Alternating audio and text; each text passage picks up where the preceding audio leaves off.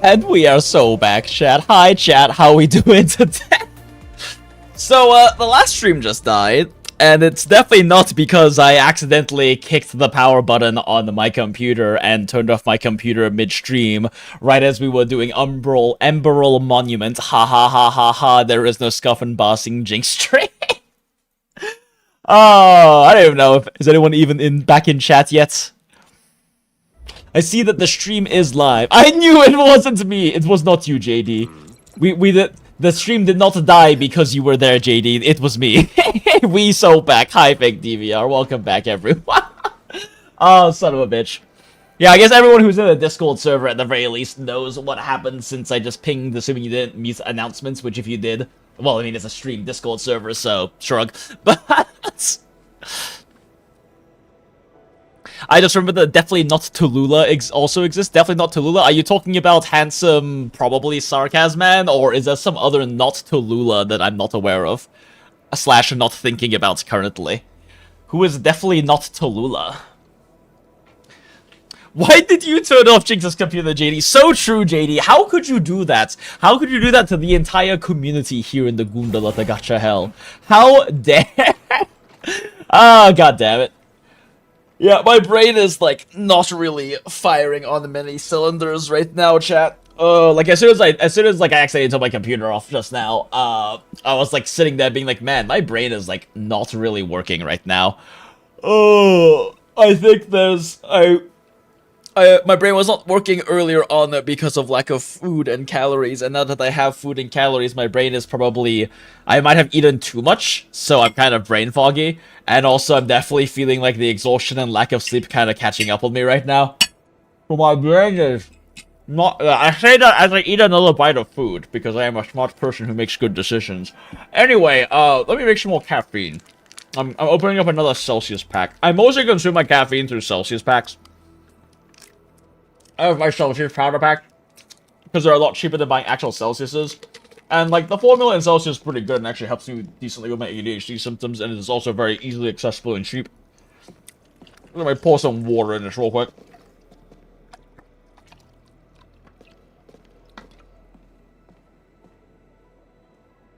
But yeah, if I am underslept, my brain isn't working, the obvious answer to this is not to stop streaming and go rest. It's to drink more caffeine, chat. Remember that.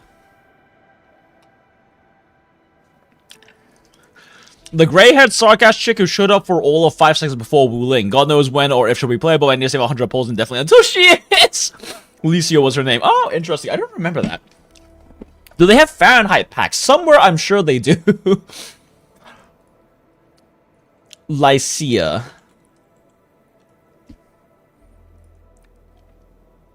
Oh, yeah, her. Yeah, Tallulah. Yeah, that's right. I remember. Yeah. Fucking, what's it? She's so pretty and cool. Tallulah, is that you? I actually didn't even really register that she looked kind of like Tallulah when we saw her in story, but now that I'm looking at her, that's definitely Tallulah, chat. That's definitely Tallulah. That's definitely going to be playable Tallulah, and now I also have to save polls. Yeah, actual Tallulah XP. It would be interesting if she's actually a reconvener, but I guess we'll see. Because they have reconveners in ENDFIELD, which means that she very well could actually just be a Tallulah reconvener. But yeah, it could just be like a service level thing, but it would be cool if she was a Tallulah reconvener. Actually, wasn't everything on fucking fire as well? How did it not register to me that that's Tallulah when we saw her in story? I must have been really tired. What am I talking about? I'm always fucking tired. But, like, if I'm remembering correctly now, like, during that part of the story, wasn't, like, fucking everything on fire because she killed everyone? They put out a prequel comic recently, and baby Perlika, daughter, and Lycia show up in it. Naruhodo. Yeah, Fire Sword. Yeah, exactly. So, very likely to actually be Tallulah, reconvener. Fire Sword Pog. She is lit by 10 power creep. I mean, if you know anything about Arknights, Tallulah was basically them the Tallulah's boss design was them trying to basically not really power creep, but like a boss creep Surtur, because she was the, if I remember correctly, from what it was how it was explained to me, Tallulah was the first story boss that they gave a shitload of resistance, so that Surtur couldn't do a lot of damage to her. And in order for, because Surtur was just like easy mode, the boss killing everything in story and events up until that point, when they released the Tallulah boss fight. And so they basically gave her a shitload of resistance, so Surtur couldn't do much damage, so you had to like do you have to do like 3 skill 3 cycles or something on Surtur to be able to actually kill Tallulah. Which requires you to stall the ever-loving shit out of her the entire time in order to actually get 3 full skill 3 cycles up on Surtur. So, would be kind of appropriate for her to be like Surtur power creep. Alright, this is gonna suck. Yeah, I guess we'll see how many people from the last stream actually end up over here, but it is okay. It is Shrug. We're just kind of fucking around anyway. There's not any, like, serious testing or anything happening right now. I just want to do Umbral Monuments and yap. And maybe play some more ENDFIELD things. Or some other random bullshit. Who knows?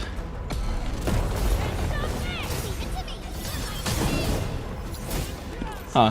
Didn't hit me. Actually, there's really no point for me to really use Ember skill anyway. Okay, why am I animation canceling? This is a horrible idea. I have no fucking stamina. Why am I animation canceling? Oh wait, that was a waste. Shit.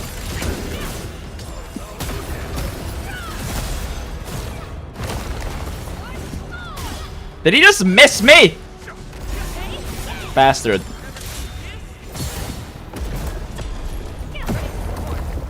Ow. Oh, I did not heal that much.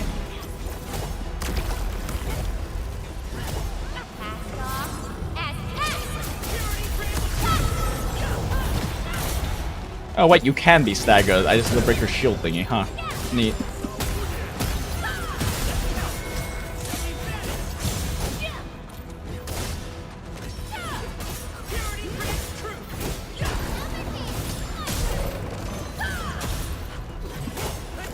I'm gonna go for a little breach nuke here. Okay, well, that was weird. That was a weird fight. So, can't actually stagger them, but Ember can still do a funny finisher. I kind of forgot that his mechanic is you break your shield and the stagger happens. Actually, is that his normal mechanic? We fought him like once before in story or something, right? So actually I don't really know this fight very well. But if I had known that, I would have made sure that Breach was up before doing Ember's finisher there. It just kind of happened because I wasn't paying attention. I went, oh wait, shit, bar's yellow now. Oh, finisher's happening. You know the infinite jump exploit? There's an infinite jump exploit? Huh? Question mark? Yeah, so mechanic, you hit that back where it's shielded? Yeah.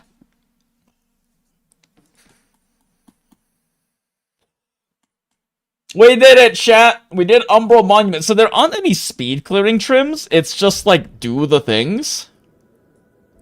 You experienced a moment that conveyed humanity's desperate struggle for survival in the Agaloy War. Once again, you etched your name upon the great monument.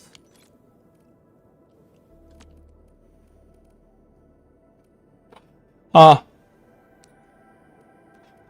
I guess you just do it, huh? Okay. Yeah, we're really, I mean, like, this is still the closest thing we have to endgame, but it's definitely kind of only sort of an endgame, I guess. Switch character mid-jump attack to get higher. Ooh, that's neat. P13 mint.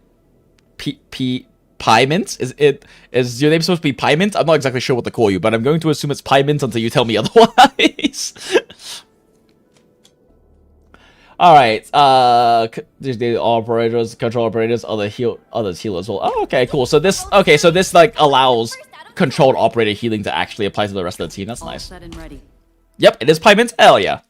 We love lead speak.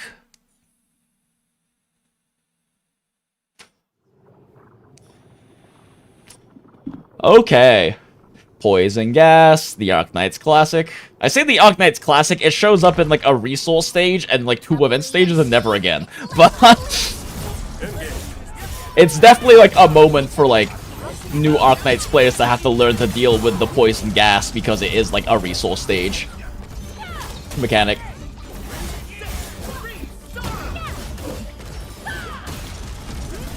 Okay, someone needs to hit me so I can heal us. Hello, someone hit me? Boys, hit me, please. Okay, they're not going to hit me. Okay, we don't get healed. Oh, god damn it, I was doing an animation cancel. Thank you.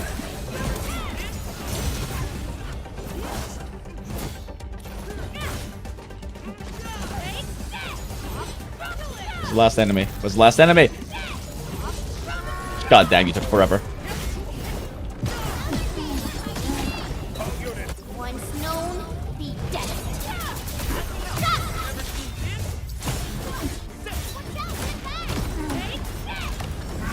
I really did not need to go for a 4-stack breach here.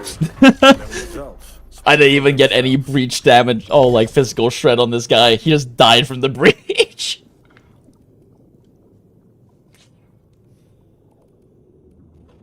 This might actually be a situation where I'm better off running Penguin than Pog. I don't really have a need to build up a high stack breach for shredding, so Penguin being able to crush nuke might just be more efficient.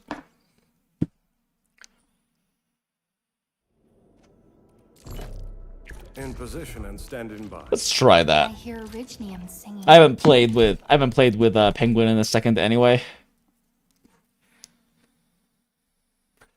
Let's see if Penguin nuking is more effective here. I mean, they're gonna have more HP now, so that might not be the case anymore, but let's just see what happens. Oh, thanks for the credits, I guess.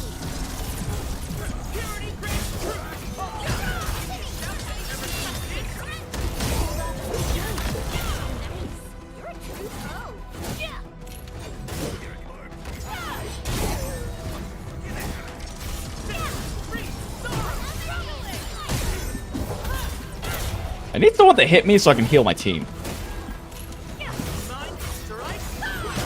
But they're hitting everyone except for me. I need someone to hit me, please. Hits me, please. Someone hits me, please. Someone hit me, please. My team is dying. Please hit Ember. Someone hit Ember! Thank you.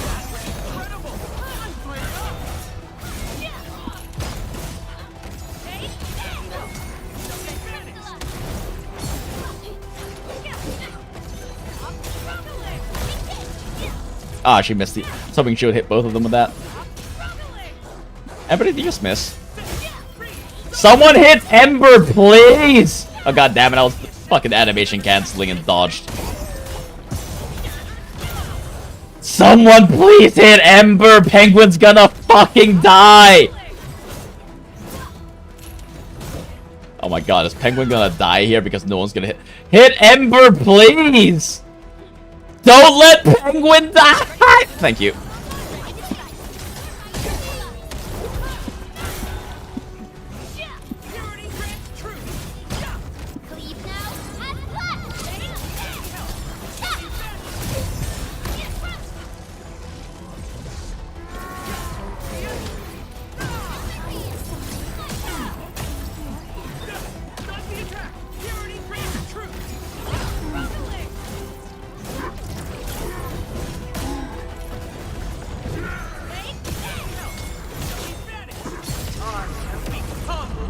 This might be cooked, chat.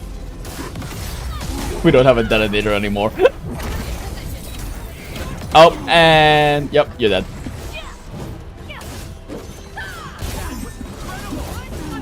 Wait, that's not the button I meant to press. Shit. Well, that is definitely happening. And I can't nuke, so Li Fang can't get Fizz susceptibility up!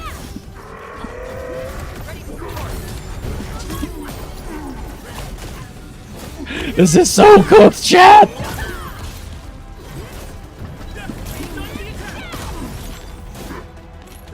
Go, Ember basic attacks, go!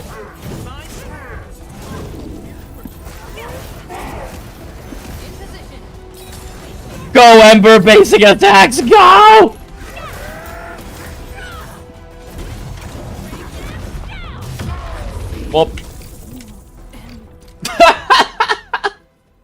I couldn't get anyone to hit Ember, chat.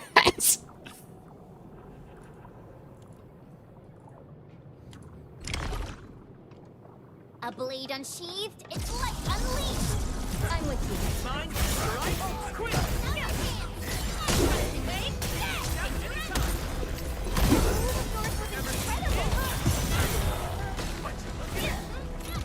Okay, well that's far more efficient to have them initially grouped up like that.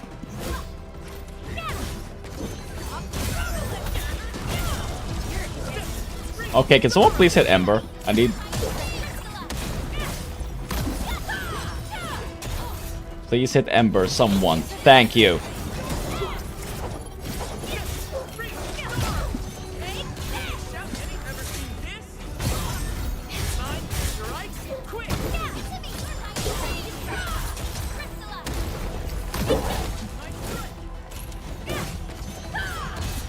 Oh my gosh, you hit the wrong target. I needed you to stagger the other guy.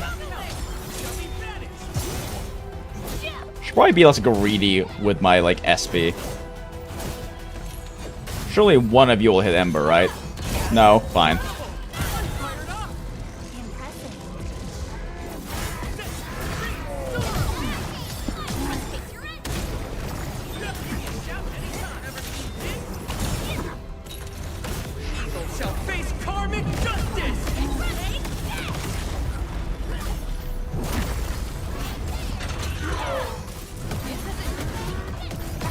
Okay, now I can actually heal.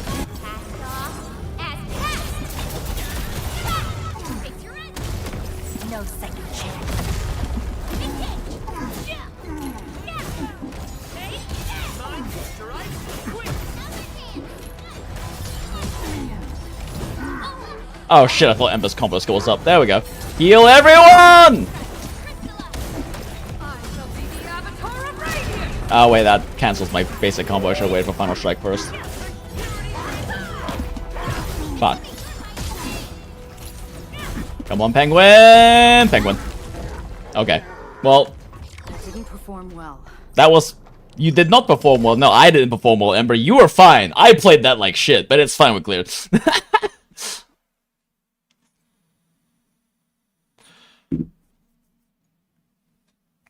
Another Stagger Team Enjoy? Yeah! We are OG Stagger Team Enjoyers here.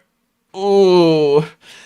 Accidentally fucked around and accidentally discovered a funny 4-set Stagger Team Ember on like week 1 of playing this. Playing Enfield. Yeah, like week 1 of Enfield. Should try not letting the team die. I was trying! They wouldn't hit Ember for healing! You sound like a guy who tested out their friendly fire in the game! Enemies cannot move, but they hold interrupt and continuously gain attack. Huh? Are always ready, as they never rest. In position and standing by. But yeah, PogChamp was definitely the correct choice to use on that last one. Penguin was not very helpful. Well, Penguin actually helped clear the early mobs a bit faster, I guess. But on that last guy especially, you definitely needed to have the Breach Shred.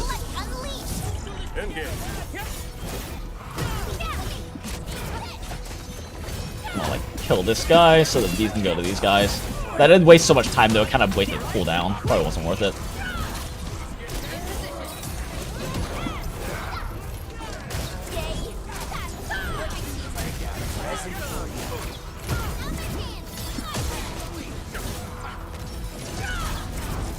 Is this literally just killing turrets? Huh. It's literally just killing turrets. So actually, this is definitely a Penguin situation. Assuming we're gonna get some big elites later, which we probably will.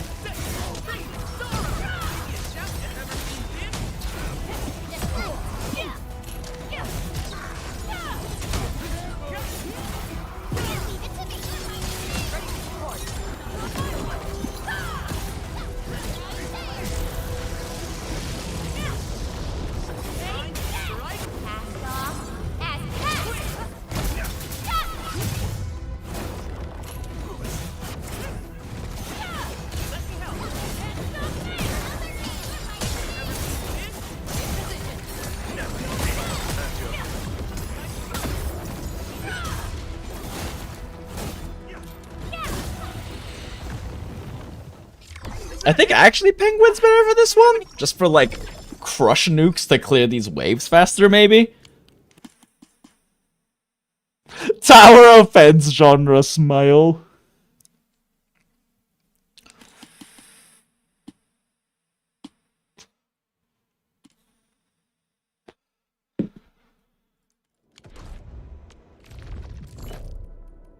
Ready to break camp on command. I don't know. Let's see how Penguinistrator does here. Enfield won't stop progressing. Also, I should probably... whatever. I was about to say, I should probably, like... actually E4 my Penguinistrator, because I started building... I got Pog from the Selector and stopped the building Penguinistrator, so every physical teammate I have except for them is built. Is E4, but whatever. It's fine.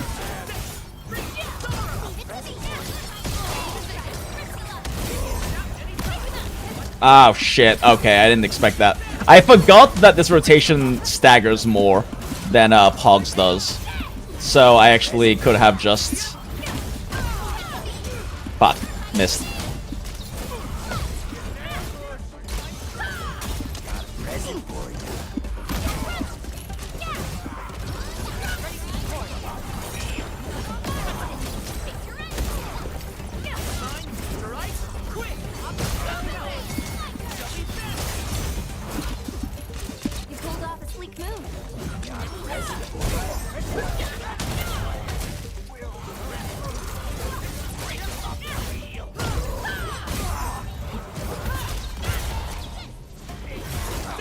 Probably just burn Chen ult here, honestly. Just kill everything faster. Oh, that does not have as much AoE as I thought it would. Shit.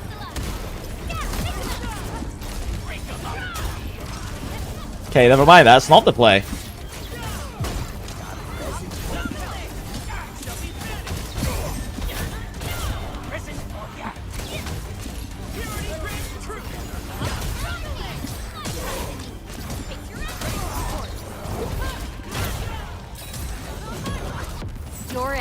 Oh wait, shit! I'm not using Pog. I thought it was Pog. I thought it was Pog ult. Man, I am throwing. This is not going the best.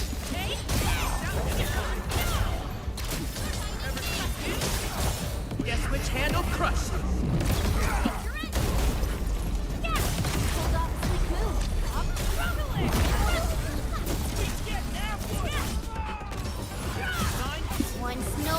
I mean, at this point, I really should just be burning ults.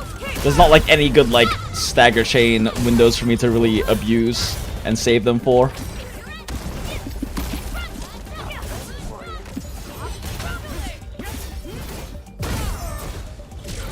Oh, interesting. I guess I had to dodge cancel that harder. Probably should have considered SP for this stage though. Oh well.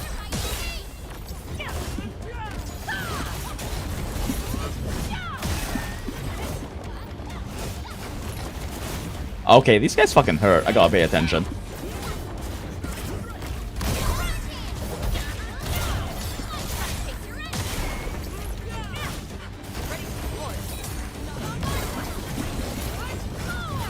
I just animation cancelled.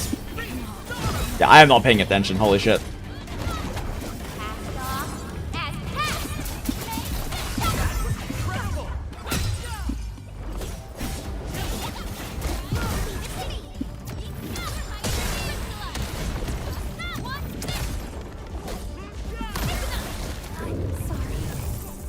Okay, we got this. Li Feng's got this. Go boy, go.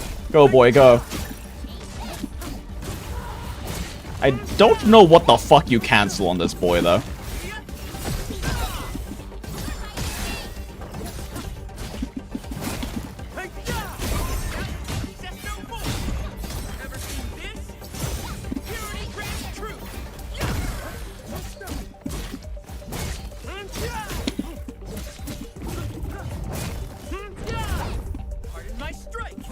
Oh, fuck, I just counted the Sino Strike. Whoops.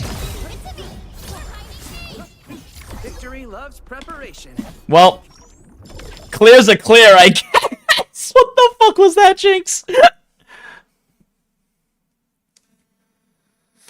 you run Swordmancer set? We run Swordmancer on Right now, I'm running Swordmancer on all of the agility main primary attributes and strength secondary attribute characters. So we have it on Li Feng, we have it on Chen, and we have it on Penguin. I'm also running on Pog, but I'm honestly not sure if it's worth it on Pog. I don't think the extra 10 stagger is actually worth it with how infrequently he's able to actually trigger it.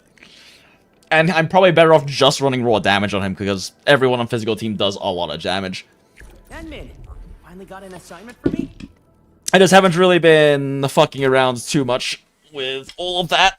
But I've actually very intentionally not invested that heavily in this team. Outside of M4ing. Like, Ember's the only one who's got any M3 skills and is the only one that's level 90. It's light unleashed. I'm with you. No link set. Link set is an option. The problem is that, like, I was mostly just kind of fucking around with... Okay, I should probably be paying attention. I was mostly just fucking around with what kind of, like, stagger rotations with stagger set, and I just haven't really taken it off of Pog yet, is kind of the big thing.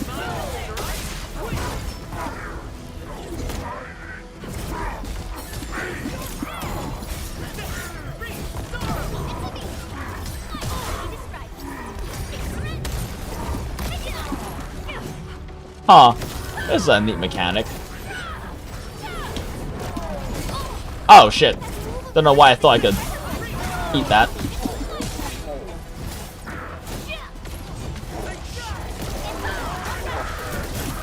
This guy's a pretty neat mechanic. Oh, wait. Chen killed him. Gank him! She ganked him. I wouldn't expect anything.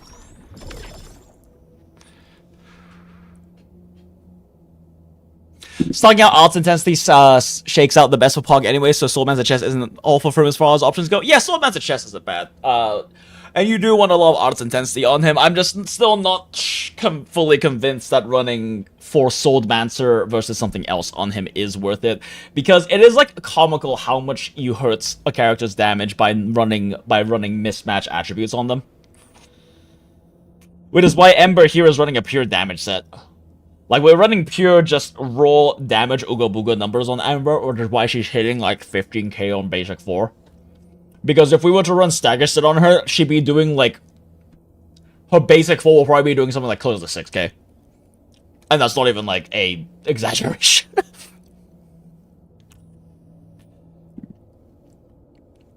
And there's Link Slab for strength. I would try 1,200 strength build Ember. Yeah, like...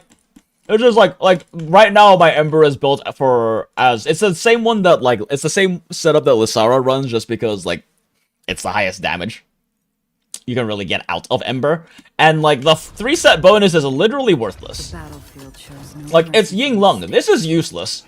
Her combo skill does comically low damage, chat, but it's just pure stats. Like it's literally just pure stats. Because running Strength and Will, Strength and Will, Strength and Will, Strength and Will with physical damage bonuses. I don't have everything fully artificed, as you can see, yet. But, like, just with what we have, she's already pushing 4,500 attack. Oh, 4.3k attack. Yeah, so... It's, like, a comical how big the difference is between running this and then basically anything else. Because we're pushing... That's weird. No, she's at 4.5k. Why is she at 4.3 right now? My crusade is far from over. Still missing something, is she? I don't know. Oh, right. She has a Final Strike active right now. Yeah, with Final Strike, she pushes 4.5k. So, like, this 3-set... The attack percent's good. This 3-set is, like, comically useless, but this just happens to work out the best in terms of raw stats for her. So that her basics, and most importantly, so her finisher hits really hard. Yes, 100% physical damage boost with a heat damage character. Thank you, Hypergriff. Yeah, Ember is... It's just strange that she does heat damage with her battle skill and her ult, but they also have really low motion value anyway, so it doesn't really matter that much. We're just beating things with big Oonga Boonga stick with her. But yeah, the 4.5k attack goes pretty hard. 200k damage finishes is funny.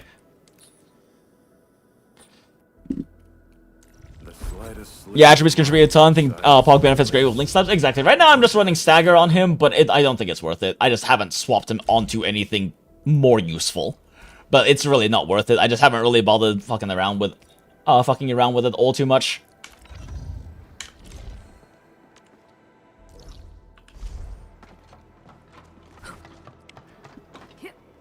New Umbral stages or IS6? I mean, the Umbral stages clear pretty fast, not gonna lie. Maybe, I mean, my team's not even, like... My team is invested, but it's definitely not, like, full invested by any degree. Even my Ember isn't full invested by any degree. Her gear is mostly Artificed, but not really that Artificed, and everyone else's is basically not Artificed. I think I Artificed their Art Intensity once to test a specific stagger breakpoint, and that was it. Like, fucking none of this shit is Artificed. But yeah, I'm not really a fan of, not really a fan of Pog on this set, so let's actually swap off to something different.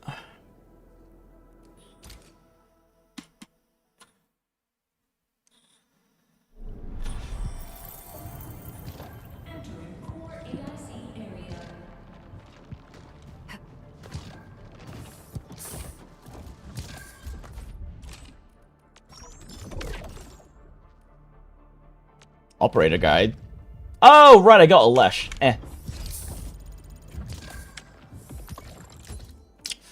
Let's see. I mean, do we just run pure fucking damage on Pog? The problem is that, like... He's an intellect strength character, right? Yeah, the problem is that he can't really get arts intensity.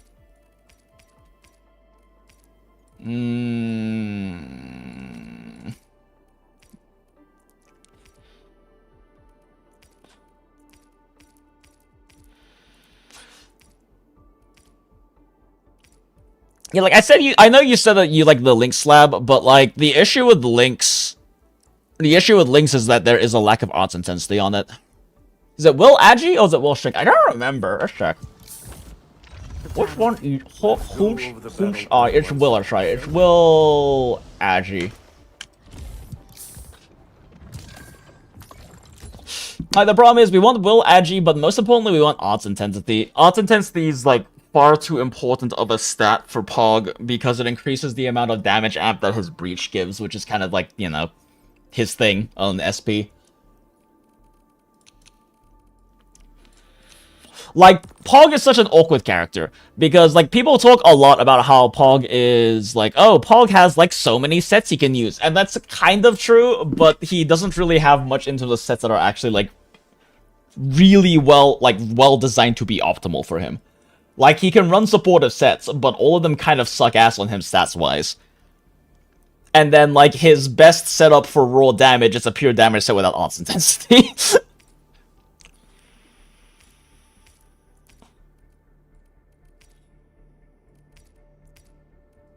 Like, there is not a single will agility piece that also has arts intensity on it. And arts intensity is, like, way too important for him.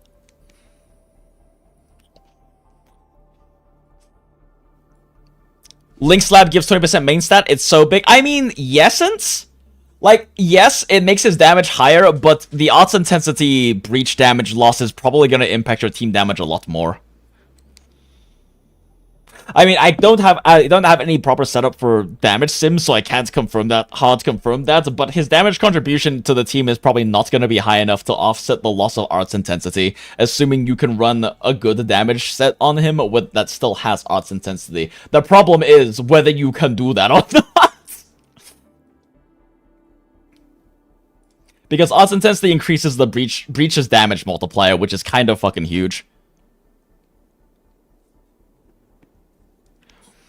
You only get 12% damage due to 160 art intensity with Pog. I tried it though; it's good if you deal like big damage from your carry. And the thing is Arknights is that the problem is that physical team everyone's the carry. That's why his breach damage amp is so significant. You can't treat physical team the same way you treat most of the other teams in this game, because most of the other teams in the game you have like a primary carry, quote unquote, right? Like you're building a heat team, you have Surtur. You're building an ice team, you have Last Right. You're building an electric team, you're talking about Aviwenna. But physical team, everyone does damage. And that's why Breach amplifying everyone's damage is so huge. Because everyone in this team does a lot of damage, they just have to be invested for it. There isn't a physical hyper carry, and we will probably never... We should never get a physical hyper carry that is comparable in power to someone like Surtur or Last Rites, because it would make physical team incredibly broken. Physical team's already incredibly competitive as, like, a top-tier team without having a single good quote-unquote physical carry, just because everyone on the team does a lot of damage. But that also makes it a very expensive team to build. What the fuck is that? How her name is pronounced? Who? Aviwenna? Aviwenna? Surtur? Who's else names did I say? I assume it's Aviwenna, isn't it? I haven't actually listened to her like voice lines to be sure. So it's gonna come out within the year. I mean, it's one of those things where like it stops being a problem if they release sufficient sub DPSs for every other team in the game, right? The problem is there isn't that. So like Chen still shits out the damage. Penguin obviously shits out damage, but they're crushed than they're supposed to. Pog shits out damage. Li Fang shits out damage. Ember with stagger build shits out damage. Like, everyone in physical team does a lot of damage, while all the other teams right now primarily have kind of sub DPSs, but mostly supports. But the team damage is balanced around their carry doing so much damage. Physical doesn't have that, and it's still competitive.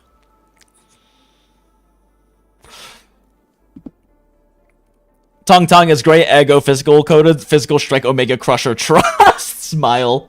You know what, Valk? I'm a go with, sure, let's go with that.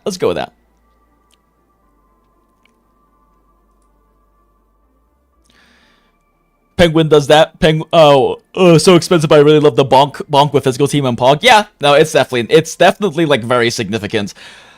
And so that does make it kind of difficult to give up arts intensity on PogChamp. It just makes it hard to give up art intensity on PogChamp because, yeah, it's only 12% more damage boost, but that's 12% for an entire team that does a shitload of damage. And it's like, losing Pog's damage, lowering his damage contribution sucks, but is it worth it compared to losing a huge amount of damage amp from breaching? I mean, I will say that Breach seems to lose a good chunk of value in some of these Umbral monuments that we've played so far, because by the time you get a 4-stack Breach up, the thing's fucking dead already. Boss fight-wise and elite killing, Pog is very valuable. He seems to be kind of noticeably losing value, though, against like the more mob-heavy ones, because like they're fucking dying before I can get 4 stacks up anyway.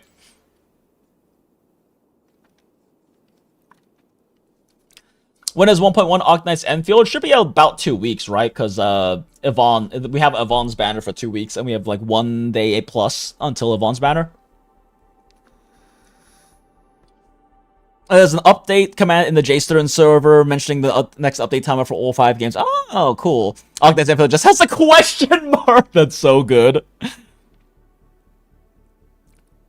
Tongue is pirate with 9 mil Lamau.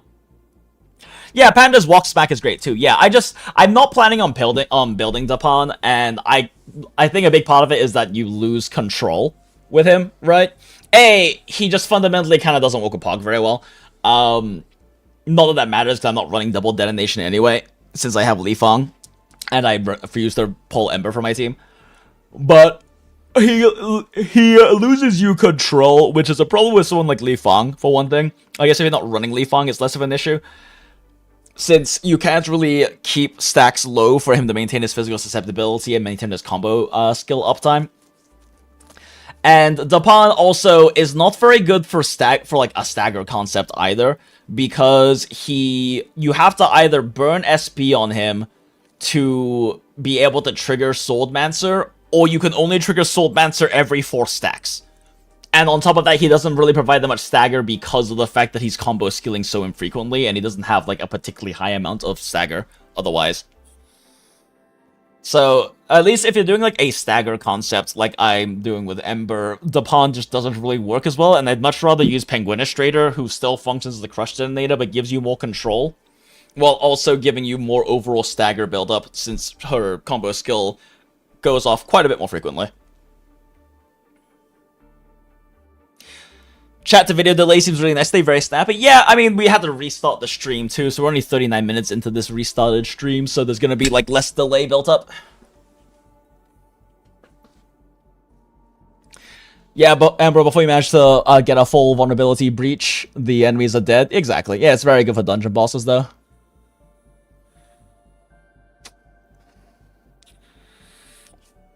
Yeah, so I don't know.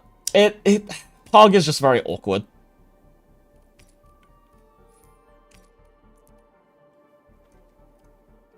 Like, we could just go full in breach supports and run 3-piece hot walk, but that just, like, fucking decimates his damage.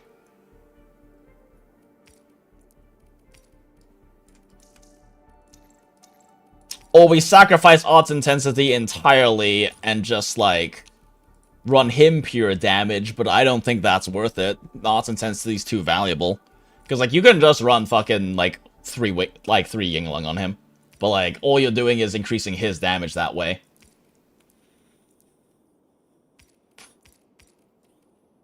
Yeah, he's just a very awkward character.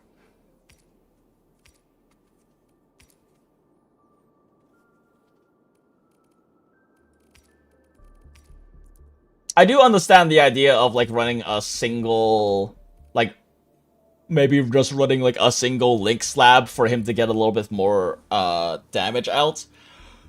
Oh, but I still would probably rather just run the odds intensity at that point for more damage, for team damage gain. So yeah, I don't know. Pog gearing is very awkward. It's not nearly as cut and dry as other characters, which is, like, both a good and a bad thing, I guess.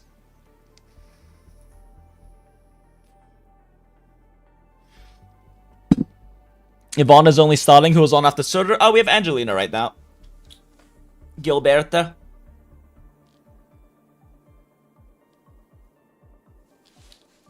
You love how there are a lot of builds you can do with one character and experiment? Yeah, it's just that... Yesence? Like, Yesence? It is nice that you have a lot to experiment with, but the reality is that the experimentation isn't really experimentation, right? It's just... it's more so that there's a lot of options, and it's not very clear which one is the quote-unquote correct answer, right? And the only way to know that is through proper calculations and damage simulations. Because, like, fundamentally, right? Okay, if you're using Stagger Set, then Stagger Set potentially opens up other Stagger rotations, and that's valuable. But if we're talking about, okay, do we run Arts Intensity? Or do we run Main Attributes? Or do we run... SP set for damage boosting? At the end of the day, all this is which one leads to the team's rotation doing more damage. It's not that you get to experiment. There is a correct answer, and the rest are incorrect is the problem. So, like, that, because there's, like, a fundamental difference between being able to experiment with, like, different options that change up the gameplay, or change up the gameplay in some meaningful way. That's why Stagger Set is nice, right? Stagger Set gives you a very clear 2 playstyles to implement for the characters that use it well. Your options are basically, do I run Stagger Set for faster staggers and faster finishers on, like, Chen and Li Fang and Penguinistrator, or do I run a Yinglung on them or Bone Crusher for pure damage, right? Just increase their damage versus faster staggers. That's, like, a clear experimentation which one you prefer, whether you want the faster stagger rotations or the cleaner stagger rotations versus them just doing higher personal damage. But the thing about Pog is that the other options he has are false options. Going, okay, is the damage percentage from this better than him running damage on himself versus him running Arts Intensity and losing damage on himself but getting breach for the team? That isn't real. That is the illusion of choice. Because fundamentally, all of those things boil down to which makes the team do more damage. And just one of those answers is correct. Does that make sense, chat? Am I explaining this well? I know I'm kind of tired and, like, very brain foggy, so I don't know if I'm explaining this particularly well, but fundamentally, it's not really that you get multiple playstyles or anything to experiment around with. It's just that either the damage boost from SP, or the odds intensity, or personal damage is going to make your team do more damage, and one's correct and the rest is wrong. Like, that's what it fundamentally comes down to. I mean, like, depending on rotations you do, it can vary, right? Like, there's a correct answer for specific, like, rotations or ways you do your team's rotational teams and whatnot. But at the end of the day, it's the illusion of choice and experimentation. Does that make sense? Am I explaining this well? I don't know if I'm explaining this well.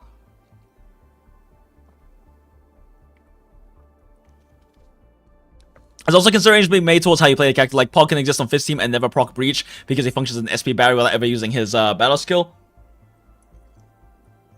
Well, the thing is, Valk, is that Pog can't work that way. Pog has to use his... Pog can't SP battery without using his battle skill. That's... Right? Am I crazy? Doesn't his combo skill require him to use his battle skill? Let's go over the battle plan once. Oh, wait, no, that's right. It just requires you to have consumption. So I guess you can use him as... Yeah, you're right, actually, yes. You can just use him to bat with his combo skill and never his battle skill. By crushing on, like, Penguin or someone else like that. Yeah, you're right. Never mind. It's a lot less efficient, for sure, because you're not getting any SP gen, the 35 SP gen, from his battle skill, which, I mean, yeah, you can do, like, Penguinistrator crushes instead, I guess, which give you a 50 regen or refund, or if you do Dapon, then yeah, I guess Dapon does crush with SP free, so that is actually a benefit. So yeah, you can definitely play him that way, you're right. So it does depend on team, right? And I guess that's what I guess that's what I was trying to get at when talking about his different set options, is that which one is better may depend on team and rotation, but fundamentally at the end of the day, one is the correct answer and the rest are incorrect. And that's not really... That is not multiple playstyles or like quote-unquote builds to like experiment with. That is, there is a correct answer or a wrong one, and you don't know which is correct unless you test it or calculate it. Because all you're doing is fundamentally changing numbers, like changing the damage numbers that happen on screen, right? That's why I like Stagger Set so much. Stagger Set is a genuine, like, playstyle choice. Stagger Set is a direct playstyle choice of you are trading off what is just objectively more damage coming out of your team before staggers happen for faster staggers.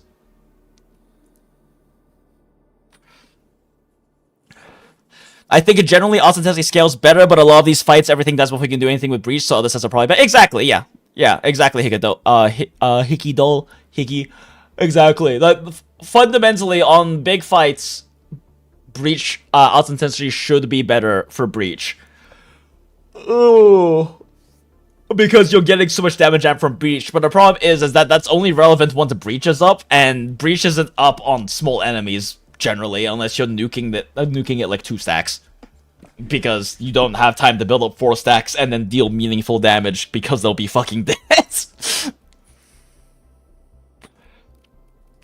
At which point, you know, then that becomes a better argument, I guess, for the Frontier's armor. But no, that's not even true, because he has to still regen SP, which means that you still have to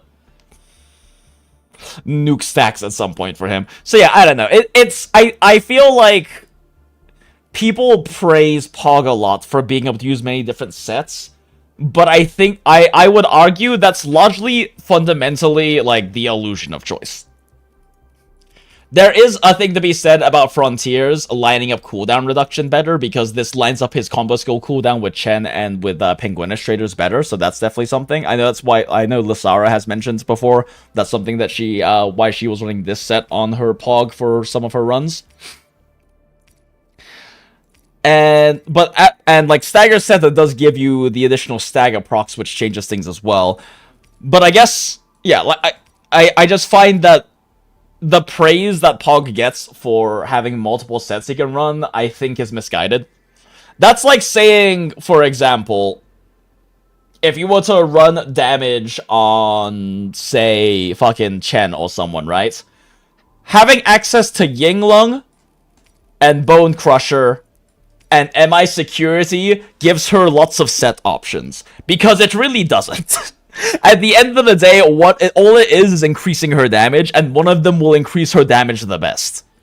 But that's the illusion of choice. That's not really her having multiple like good sets she can run that like change things up meaningfully. It just means that you have 3 choices that you have 3 choices and one's correct, and you might invest in the wrong one. I mean, there is something to be said about, you know, okay, it's like with Bone Crusher and with, like, Yinglong, okay, yeah, so, like, one of them is based on combo skill, one's based on battle skill, so one could theoretically be a slightly different playstyle if you more actively use a battle skill or something. But I guess my point is that having multiple different damage increase sets isn't really a real choice. And that's why I prefer ones that are a bit more cut and dry, because when it's a bit more clear, at the end of the day, you're still just increasing your character's damage up more, but at least it's clear which one you should be investing in versus potentially the wrong one because you don't have damage calculations.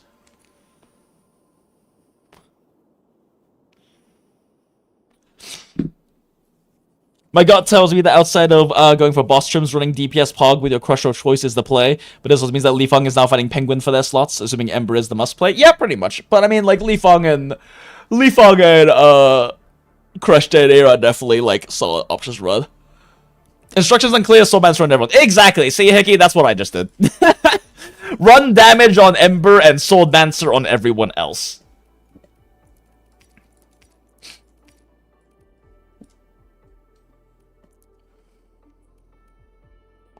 I've seen some use Tide Set on Surtur. I don't know, perform worse me than Hot Walk. Trust Tide Set again? Huh. Interesting.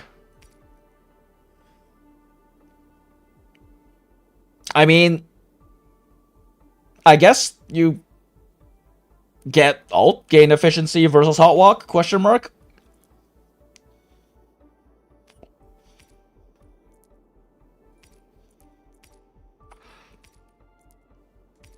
Yeah, I couldn't say. I mean, at least with this one, there's maybe a playstyle difference, right? Because this is more so about you properly timing Surtur's combustion inflictions, question mark, versus just simply getting 2 stacks up. I don't know. Maybe there is a meaningful playstyle difference between these two that optimizes one versus the other, but... Arknights Li Feng. Arknights Li Feng is viable, right? I mean, I guess? Question. The problem is how frequently he can apply this, and also Li Feng does the most damage out of anyone in physical team. So, like, there's definitely an issue with this where his damage is gonna be this 60% damage dealt compared to the amount of damage he personally loses, I don't think is gonna be worth it unless you're not building Li Feng. If you're not investing in Li Feng, then yeah, I can understand that. But, like, he's losing so much damage from running incorrect attributes. And then also, he can't apply susceptibility that often. Like, on someone like Aya, this makes sense, but Li Feng does the most damage out of anyone in physical team. He just has the best multipliers. If everyone's, like, equally invested, theoretically, he should probably be doing the most damage. Maybe Crushed It and they just go over. I don't know. Again, I can't do damage sims. But, like, Li Feng is just big damage boy. So, like, nerf the amount of damage, the amount you nerf his damage by running this on him for, like, 16% damage dealt that you can't even maintain well because he only applies susceptibility when they have 0 stacks unless you have P1. So, like, you'd have to, within this 15 seconds, build up your full damage rotation, which is probably building 4 stacks and nuking it at the very least, right? Plus some ults in the 15 seconds after he uses his battle skill for it to be good. And that's also with him losing a shitload of damage from him. I mean, the ult get efficiency is kind of cool, I guess, but, like, is it worth getting a second ult if your ult hits half as much as it would with actual damage gear? And Stagger Setter does count as damage gear for him because it has a lot of good matching attributes and also good stats and also good substats for him.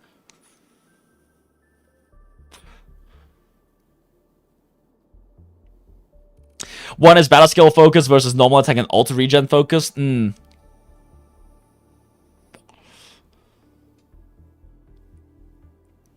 Yeah, for bosses, you can lock them down so they literally don't do any mechanics. So, yep, that's pretty much, like, the big thing about this whole team concept is the amount of raw stagger you can do. The thing is, though, it's still questionable whether Pog's worth running Swordmancer on. If he had another clear set to run that was good, then it'd be a bit more questionable whether it's worth running Swordmancer on him. Because it doesn't really help. He doesn't apply that much stagger. He can't apply this very frequently. It requires his battle skill to... The only way he can apply this is with his battle skill. So, he doesn't really apply the 3-set bonus very frequently. And it also hurts his damage a lot because there just aren't good pieces for his attributes on here. I mean, you can run Arts Intensity, and, like, you can't even, like, run Arts Intensity on him very well with this either, so that kind of hurts. Like, on Chen and Li Feng, this is very worth, because they apply physical statuses plenty frequently enough to maximize this bonus on top of having high stagger built into their kits. But Pog's stagger is okay for a physical unit, and he just can't apply this 3-set bonus very often.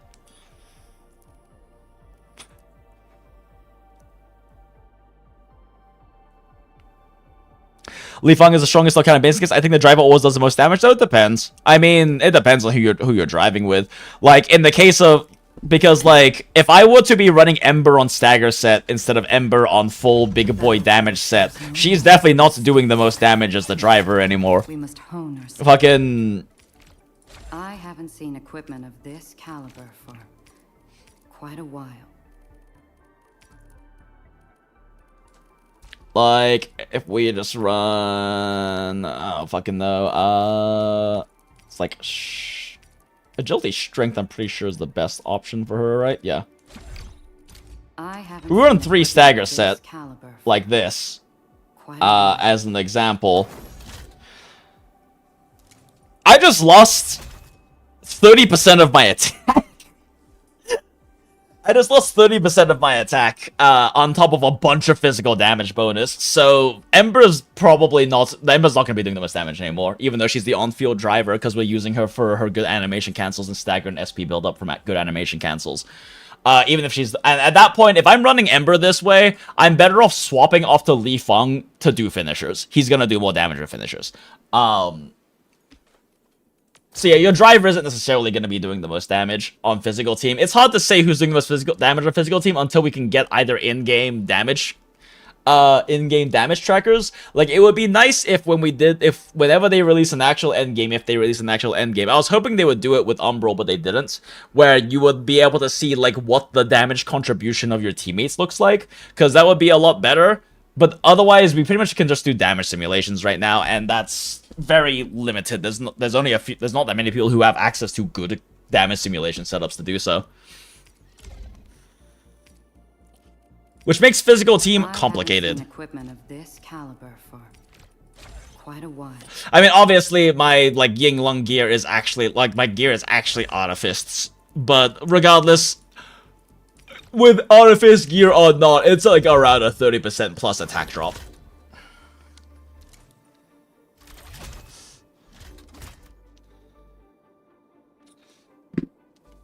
Thought Chen does similar damage without 6-star weapon. I mean, Chen does similar damage.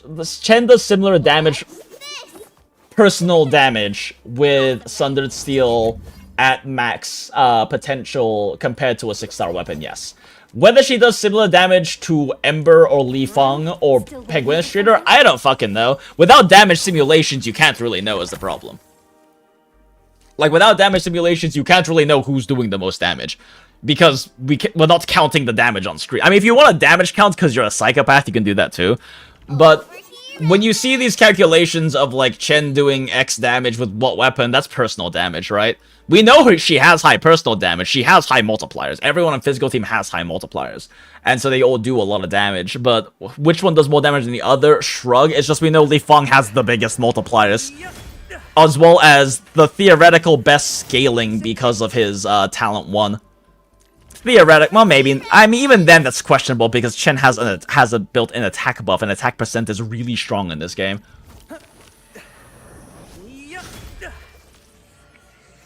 It's just we know that Li Feng has very big multipliers, so he does a lot of damage. But Chen also does a lot of damage. Does she do more damage than him? I don't fucking know. Does Penguin Illustrator, because of the amount of damage that high odds intensity 4-stack nukes do, deal more damage? I don't know. We won't know unless you can do damage simulations or the game tells us. And the ideal would be for the game to tell us. For us to have like some kind of endgame mode or something where it just tells you what the damage contribution of each teammate was. Yeah, I mean, it wouldn't even be like an in-game damage sim, because I'm not necessarily talking about in-game damage sim. I'm just talking about you clear a stage. If you've ever... There's a lot of different other gacha games, like R1999 is one of them, where you clear things, and then you get to pull up a stat screen. And the stat screen tells you what percentage of damage and healing and yada yada yada that each teammate did. And that would be, like, the ideal. Because obviously for a team like Surtur, it's pretty obvious Surtur's doing the most damage, right? And Wolfguard's probably doing the second most damage, but also we know Wolfguard's multipliers aren't super great, so he's not doing that much damage. Yeah, exactly. ZZ recently did this too. ZZ shows you the combat data so you can see the damage contributions, right? And that would be ideal, because otherwise, who does the most damage in physical team? I don't know. It's probably Li Fang, but I don't know. Until you do impromptu in R99.9. True. True.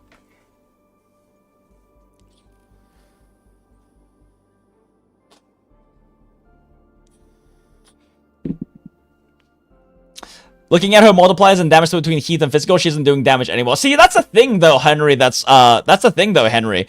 Is that's like, that's the misleading part, right? You can't, like, because you can't just look at, oh, point for point, her, oh, sorry. Just, like, looking purely at her multipliers, like, her motion values, that, like, she does the least damage. Because the reality is when you're using her as a driver, A, she's the one doing the finishers. So that's a huge factor. And then also, she's the one doing the most frequent basic attack strings. Because, like, that, and I definitely understand why earlier, who was it? Hickey mentions, like, you know, the driver always does the most damage, because the driver is the one doing the most basic attack rotations. When you're not on, controlling the operator, they're not the controlled operator, they don't do basic sequences constantly. And these basic sequences aren't a low amount of damage, right? Like, this is... I mean, mind you, this is M3, so it's higher, but just to illustrate the point, like, this is 539, like, motion value, just for her basic 4 combo, right? That's more than her ult. She does more damage. I mean, okay, it's M3. Point is, she does close to as much damage as her ult with that basic string. If you look at, like, Li Fang's, too, like... Li Fang's isn't as impressive, but it's faster, right? Well, actually, it's not even necessarily faster, because Ember has animation cancels, that's why we pilot her, but... But still, full basic string is 281. That is, what, 30% lower than his combo skill or his battle skill, which both do a lot of damage. They also, you know, he also applies knockdown, so knockdown's an extra 120% nuke that scales with arts intensity and not crit and stuff, but...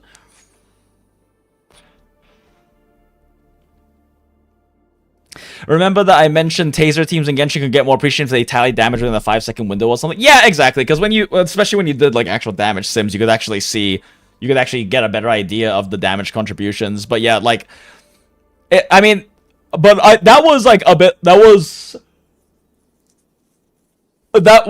I guess, that was a bit of a different thing, but definitely related, because what I was more so talking about is that taser teams in, like, the old school taser teams in Genshin, yeah, they got less appreciation because they didn't get a single big number. You get so many little tiny damage ticks that add up to a big number, like Beidou being a good example, right? Like, Beidou might have been doing as much or more damage every like, 5-second period than a character that gets single big number, like Diluc did in 1.0.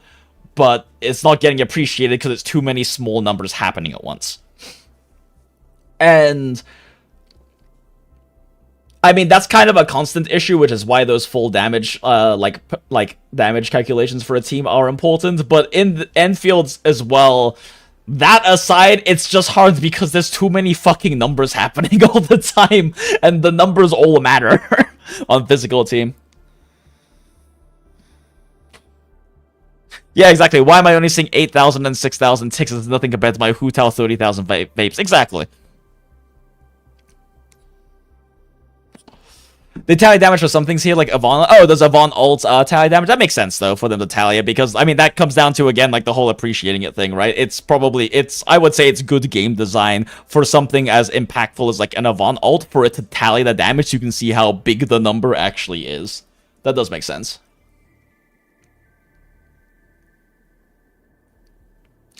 Back in the day, everyone was too busy testing the cryo Regisvine instead of actually playing Abyss. Smile.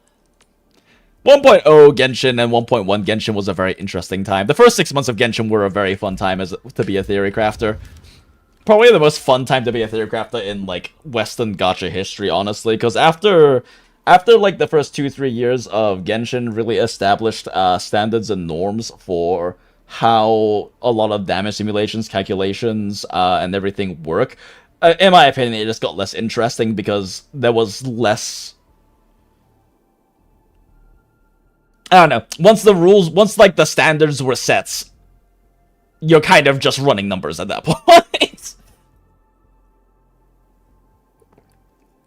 But I'm probably very biased as one of the, like, very, very early first, like, Genshin Western gacha theory, action gacha theory crafters who got to be a part of things like testing and helping develop like elemental gauge theory back in the day, and trying to figure out what are the best ways to calculate the damage as well as how to run not just how to run damage sims, because that's still the interesting part of like modern day theory crafting, is figuring out what assumptions to make for damage simulations. But even like how the fuck you even do a damage sim in the first place? That was very much not an established thing before, like, the first few years of Genshin kind of had a lot more, like, TC community time really figuring that shit out. It was the dawn of Western gacha history, too, the era crisis. I mean, not necessarily the dawn of it, but definitely the dawn of it as a large mainstream thing. I mean, there's been, like, Western gacha scenes, before Genshin. It's just that, like... I mean, even now, like, the fucking, like, Grand Blue theory crafting scene exists, but it's not exactly very big because it's not a particularly mainstream game, right?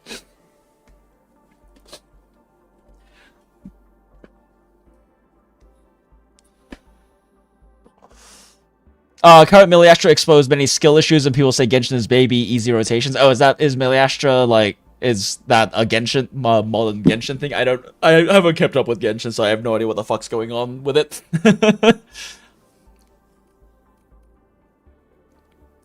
Were there any proper combat stuff that counts frames, though? Yeah, Honkai Impact 3rd. It's the Genshin version of Roblox. Oh, yeah. The Genshin, like, creation tool thing. Yeah. Okay, that's Miliastra. Gotcha.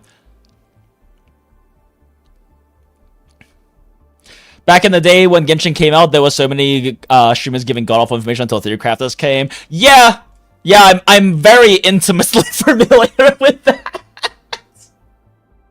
I am incredibly intimately familiar with that. Smiles. I don't know how many people in chat actually know my background in terms of like the Genshin theory crafting scene, but I'm very, very familiar with that.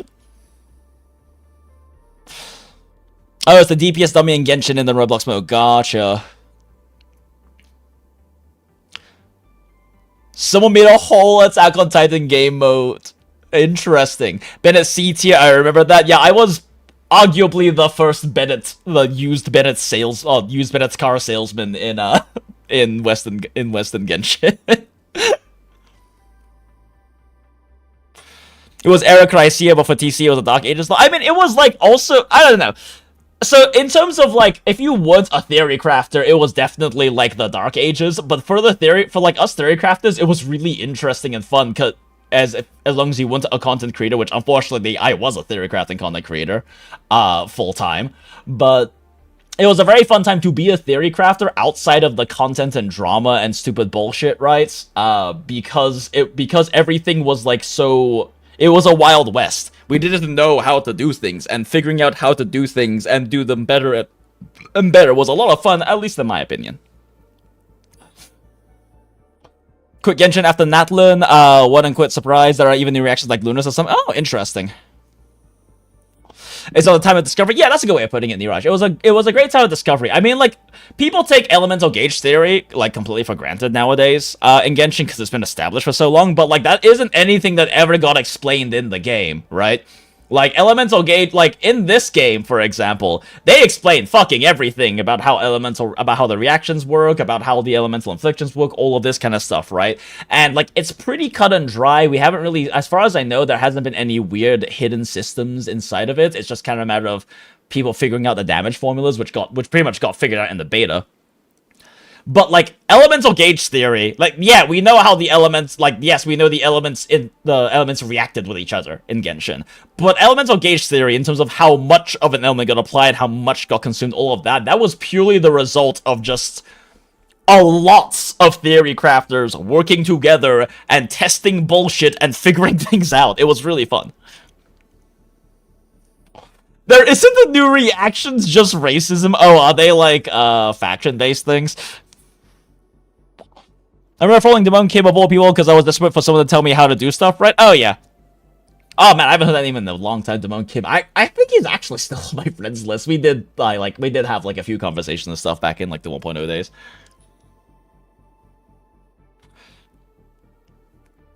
You came in as a famous monster at TC, quite credible when Ian just mostly yoink CN meta. Oh, yeah, fair.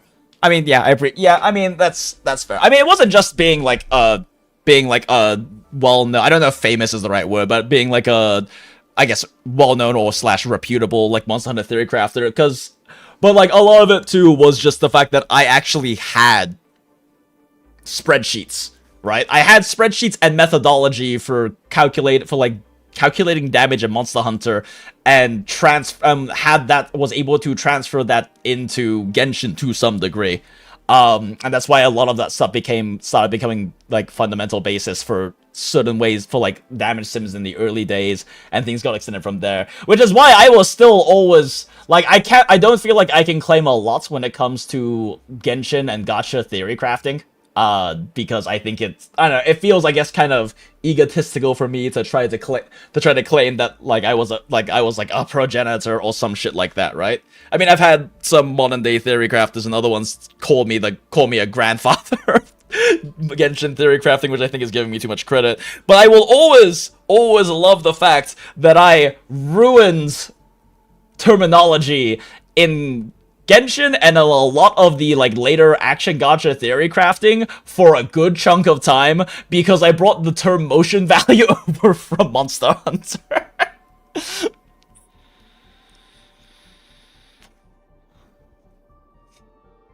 Okay, so it is like same reactions through the power of racism. New Genshin mechanics that you run two people in the same regional group and it okay, it's like old unit does electro charge, that's normal electro charge, but when a new unit does electro charge, it becomes lunar electro charge, which can scale with crit and interact with special enemy mechanics. Okay, so it is actually just racism elemental reaction. That's so funny. I mean, I wouldn't say I was the OG theory crafter, but I was definitely one of the first, and I was, at the very least, I know a lot of people's first exposure to Genshin theory crafting content, because there were a lot of theory crafters for Genshin. It's just very few of them made content. I was one of the ones who did, and I worked with a lot of these theory crafters. That's part of why I was saying, like, it was such an interesting time the first 6 months of Genshin theory crafting, because there were so many theory crafters working on different, like, ways to calculate damage, different calculations, testing out different things. That's how elemental gauge theory became a thing, was just that there were, like, tens and tens of theory crafters testing out the different things and collaborating and trying to work out how that shit worked together. But I was definitely one of the only ones, at least in the early days, who was actually making content, so it got people exposed to theory crafting. You mean fixed terminology? I call it motion fast. Even in Elden Ring, in Elden Ring, it's a more appropriate term. It is a fighting game term and does make sense in a lot of different action games. I am glad that the more modern gachas have changed it to, like, multiplier, because now, like, MV makes sense because it's multiplier value instead of motion value. But it's still just very funny to me that there's a lot of very early. There are still a variety of gacha games that use MV, despite there not being anything in game that actually indicates that as being, like, a multiplier value or something. Multiplier value does just make more sense in general, though. It's more like if you have one of the new characters, all of your reactions of that type are converted into the new type, then some characters get bonus if you have enough new characters. Interesting. The new teams you can think of as modern members, teams with Cyrene, they are only intended for one team. Theory crafters are just shy guys? It's not that theory crafters are shy guys necessarily, Wolf. It's that it's hard to be a content creator, right? Like, there were definitely, like, KQM, part of the reason why Kaching mains became such like a big thing in the theory crafting scene is because that's where a lot of the theory crafting was happening. There were a handful of like KQM mods and whatnots, that some of which like I would still say I'm on friendly terms with and everything, who were involved, but it's just where a lot of theory crafters hung out and discussed these things, right? And like KQM tried making some of their own content, but it's hard to get traction. The fact that I already had an established theory crafting channel and like fan base from and community like from Monster Hunter meant that when I put out the videos, it actually got visibility. And that's, I think, part of why I had the good fortune of being able to expose a lot of people to like gacha theory crafting and to gaming theory crafting, because my videos were actually able to get views just because of how algorithm works. And the other, especially in the early days, the other channels that got views were all, you know, ones that were streamers spouting random bullshit that didn't have any mathematical basis behind it. Nowadays, and I'm really glad to see that nowadays we have a much bigger content creation scene for theory crafting, because we have people like Guaba and like Ziox and I Win to Lose and etc. These content creators who have very big channels, very big presence, get good numbers, but they are purely based on theory crafting. That just wasn't a thing in the early days of Genshin. I had the good fortune of having a channel that was able to get views because of how algorithm works. It's not that I was like the OG theory crafter or an OG or like the grandfather of theory crafting, whatever other stupid shit people have called me in the past that I don't necessarily agree with. It's because of the fact that I was one of the only ones who could get views back then.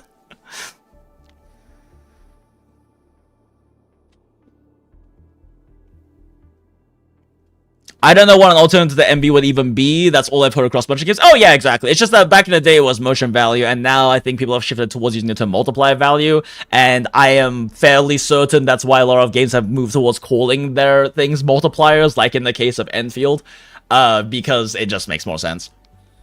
And at this point, it's kind of hard to remove the MV entrenchments in theory crafting. There's enemies that have a mechanic where they don't die when you kill them. They get on for 50 seconds, during which you can directly damage their max HP. After that, they revive to cover max HP.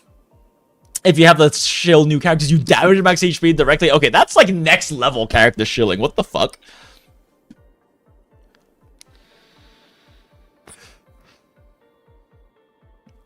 Soma Vika doing 3 times the damage of Hu Tao isn't the power creep. Smile. Zion's hiding behind a convenient Zajef-shaped mask. I mean, Zajef is, like, the theory crafting side of it, sure. But, like, I am glad that Zajef's, like... Because, like, I worked with Zajef, like... I knew Zajef and worked with him before, like, Ziox got too big as well.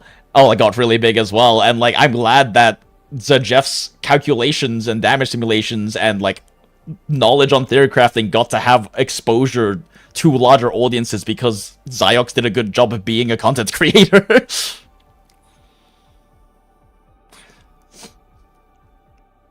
I doomscroll instead of getting back in stream. Am I still in jail? Lord, nah, you're here, Acid. I already swapped the live chat earlier. The grandfather of MV. I mean, that might actually be accurate to say. The grandparent of motion value. Smile.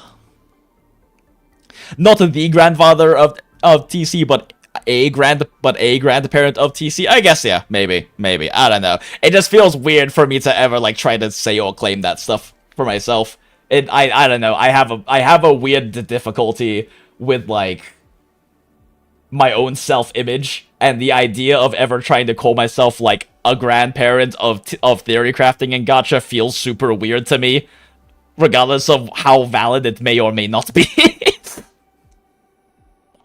I remember when MV stood for music video. The good old days of the early mid 2000s AMVs. Is that still a thing? Do people make AMVs anymore? Going to Taco Bell, want anything? Get me a Crunchwrap Supreme and all of the Diablo sauce you can. MV, we Monster Hunter in here. Yeah, Small Malones, that's like where it came from. MV is very much has been like a standard in damage sims and spreadsheets and theory crafting since like the early days of Genshin, and The reason that happened is because I dragged over motion value from my Monster Hunter Theory crafting days. Nowadays, instead of motion value, people use it to represent multiplier value, and that is good because it frankly is a bit more easy to understand, and newer gachas even specifically call them multipliers now in order to make that clear. But yeah, MV has been a thing in like the action gacha TC thing for years, since like year 0 Genshin. And it's actually interesting because back, like I said, in those like first 6 months of like Wild West, people were trying to use a whole bunch of different terms, and MV ended up being the one that stuck because a lot of theory crafters just ended up using my spreadsheets. And because that's what I would refer to them in videos. And like I said, there were a lot of theory crafters back then. I was just one of the first ones who actually had like an audience. So a lot of that terminology stuck because of that. AMVs are on TikTok now? Oh, gotcha. I think they call AMVs edits now. Really, that is lame. MV equals Metroidvania forever. You know, I don't think I've ever heard it to refer to Metroidvania, but I also don't really play those, so I'm not in any of like the fandoms for them. Hush, we are the Uber hags. We were the proponents of attack 5 jewels to make room for Wex. So true, Acid. Attack boost is a trap. The classic. Gonna play Woowa for banner changes. You missed us pulling on Woowa earlier, Acid.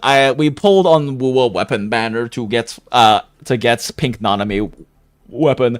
But yeah, we will play it eventually. Okay. We're still just, like, fucking yapping instead of doing it. I mean, that's what we're here. It's a Jinx stream. Of course we're gonna fucking yap, but, you know. Oh, shit. I almost didn't finish my weekly routine. I'm glad we did the, Umbral Monument. Wait, there's no Claymore? Oh, come on. Come on, Hypergriff. We've been through this before. For those who don't know, it took, like, fucking 5 years for Arknights to have a Daily's Claymore button. Like, no joke. It took fucking forever for us to have a Claymore button. Oh, I should probably just do this. All set and ready. Awaiting your command. Enfield We've been yapping instead of playing. Okay, this is definitely a situation where Pog's better. Pulling Amos without building his peak gacha content. Look, I can't build Pink Nanami right now! I haven't played my content, so I can't get the materials to level her, to ascend her.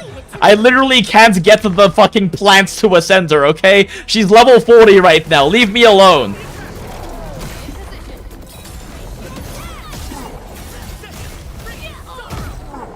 Okay, well, anyway. Fuck! P, there's a retry button. I keep forgetting.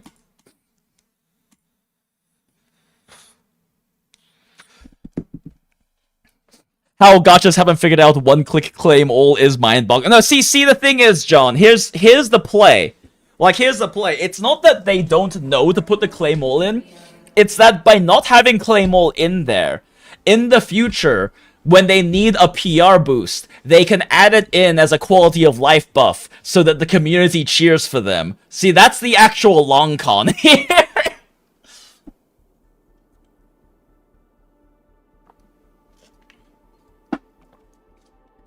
Still waiting for Arknights OG base to get out of beta. Wait, I thought base was out of beta. I thought they brought base out of beta last year. Am I like tripping? Am I gaslighting myself?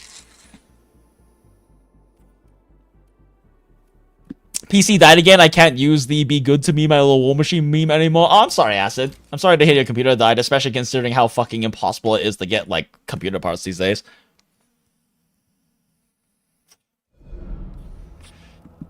Yeah, I thought Arknights OG base is out of beta. It happened like last year at some point, right? Thought so.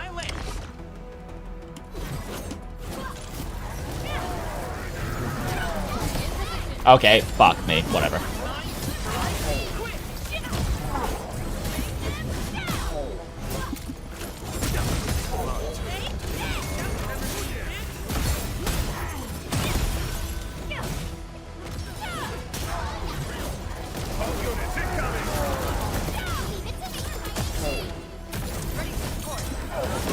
Okay, I am not healing enough to eat this much damage.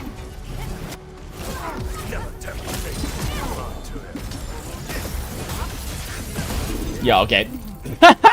I thought I could get that final strike off in time to stagger him before he hit me. AI is making it more impossible to build PC, price keep on rising every day. Yeah, no, it's so fucking terrible. Like, for those who aren't aware, if you're not really, like, into news about, like, PC gaming stuff, AI data centers are buying up all the parts and making contracts with manufacturers, which is basically making it so there is a massive shortage, which is massively spiking consumer prices. So RAM costs like $300-400 fucking dollars now. It's actually fucking terrible.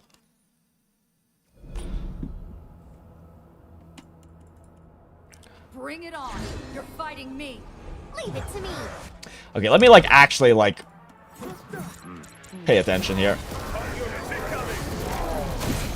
Okay, I wasn't paying attention, chat.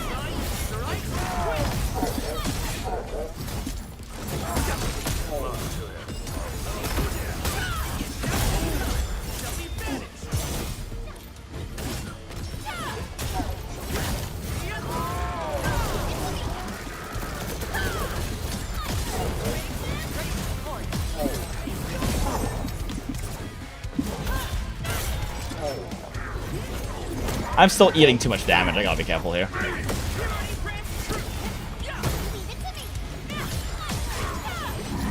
Like, I've gotta pay attention to, like, I've gotta get a better feel of Ember's combo skill timer, because I can't actually eat through these hits. Ah, shit, yeah, see, combo skill wasn't up, so that was just throwing. Once known, be dead.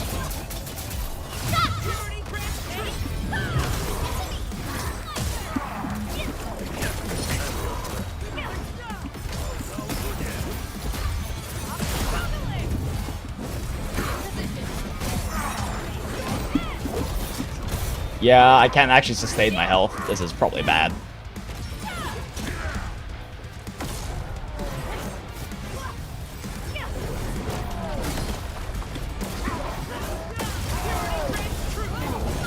Oh shit, I thought they were gonna hit me. They didn't hit me. That's bad.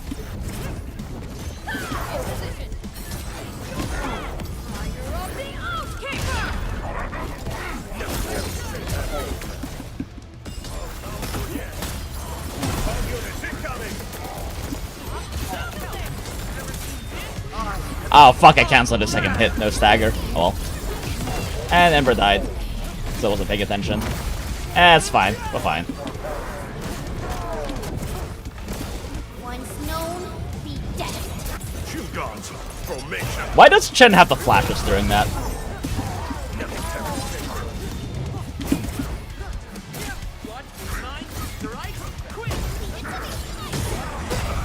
Well, clear's a clear, I guess. That was a little too close. Clear's a clear, I guess. Oh god damn, that was so bad.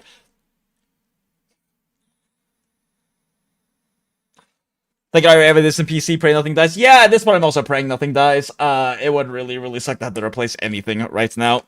At least I have some backup RAM because we have, like, some leftover parts from, like, inherited parts I used to build this PC that we haven't used yet. But if my graphics card dies, I'm just fucked financially. Which means I should probably... I've been, like, really lazy, chat, and I haven't refilled my coolants because, the inherited graphics card that I got is a 30... Is that a 3070 Super RCX or some shit like that? But it's like a specific model that only works with like custom water loop cooling, so I had to do a custom water loop setup for this. And I haven't refilled my coolant in a while, so it's still like high enough that it is still cycling properly, but it's getting really close to not having enough coolant to cycle properly. So I need to refill the coolant, but I've been like incredibly lazy about doing that. In other news, gives you more reason to play CZM PGR. Fair. Okay, well, we got trims, I guess. Smile.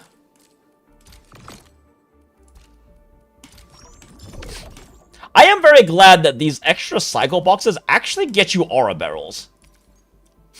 Like, it's actually kind of nice that this seems to have consistently always gets me aura barrels. Maybe it's because I have, like, the premium battle pass, but, like, it's not worthless. In a lot of gacha games, your battle passes, like, extra tiers after you get the main rewards are basically worthless, if not non-existent. Like in like HSR and whatnot, and in WUA, they get you like some minor resources, but don't really get you anything. But in this game, they actually give you aura barrels, even if it's a tiny, tiny drip feed. So that is pretty nice. Well, we did the thing, chat. We've done the thing, and we have done the UMBRAL monuments, and the runs have been like absurdly scuffed.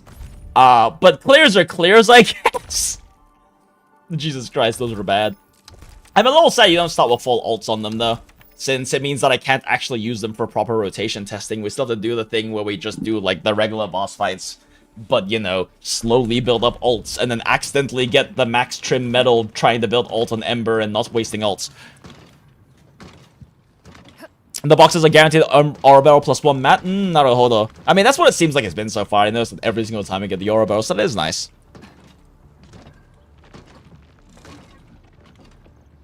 People said in beta that the arrow rain actually permanent, so you have smaller room to work with every time those guys does the move. Oh, interesting. I mean, that's kind of nice though. Like, I know there's like that whole like really stupid drama shit that happened around the whole dodge button thing, but it is nice to have undodgeable damage, and especially in a game like this because the kind of goes back to the more tactical aspect of it, right? Where if you have to eat damage, it forces you to have to build and play around being able to eat the damage, and you can't just perfectly dodge everything forever. I guess you theoretically still can, because if everyone on your team dies except for your controlled operator, you can just keep dodging. But the point is I think that in a game that wants to focus a bit more on tactical action combat, having undodgeable damage is kind of nice. It leans into that. Combat style a bit more. Was thinking buying the battle pass for ENDFIELD? Yeah, I mean, if you have the financial ability to do so without, you know, significantly impacting your real life or priorities, then it's nice. It's definitely nice to have.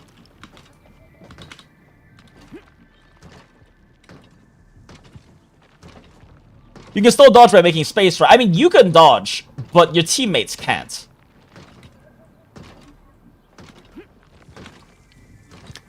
Undodgeable damage just means the stainless teams have a DPS check. True. I think it's a bit too hard for first agony content, so they removed it. I hope we get something like that in the future. Yeah, maybe. It would be neat.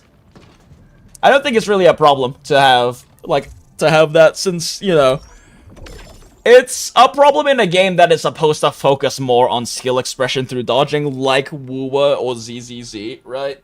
Like, those kinds of games, you're supposed to have that, and then obviously turn-based games, you just have undodgeable damage. It's how, like, HSR and anything turn-based really works. But, I don't know, I think it's a good thing, personally. I think it adds to the tactical strategic layer of team building and things like that.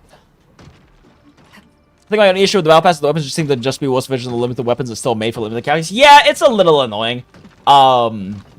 It is a little annoying that they're made kind of very specifically for the limited characters, but, like, if you're getting the paid battle pass for everything else in there anyway, shrug. And I do enjoy, at the very least, that the battle pass gives you access to a very good weapon for limited characters without having to pull on the weapon banner. Compared to a lot of other games where, like, you don't really get that option, right? Your battle pass weapons tend to kind of suck. And if you really want that noticeable power, I mean, it's one of the things about WUA is that the standard 5-star weapons tend to be pretty decent as well, so you have less pressure to pull for signature weapons. And I think that less pressure to pull for signature weapons is a good and healthy thing, if less, you know, profitable. Well, we did the thing in the stream title, chat. Now what? We should probably do this. There's 1 day left to do this event. I haven't even started this event. Okay, let's go do this real quick. And then, UWST crewmates from the Workers' Dome sent us a request. There's a girl named Carly who really wants to meet you. A girl wants to meet me. They told me she ran off into the wilderness a couple times. After finding Carly in her most recent escapade, she kept talking about how she wanted to meet the Endmen. Nobody knows why, though. If you have time, please visit the Worker Domes and see what's going on. Sketches of Innocence. A girl named Carly living in the Worker Domes wants to meet an administrator. Go to the place and find out what is going on. Go to the Worker Domes and talk to Carly. I should also probably do my daily at some point, but whatever, that's a problem for like an hour from now, Jinx.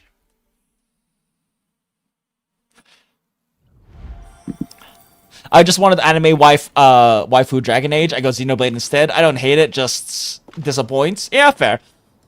And I know that that's like the whole Tobu rule thing, is like the disappointment in that. Although I don't really know much about that drama, I've just heard lots of bad things about Toburo, and I don't know how many of them are like people drama milling versus him actually just like not handling things well.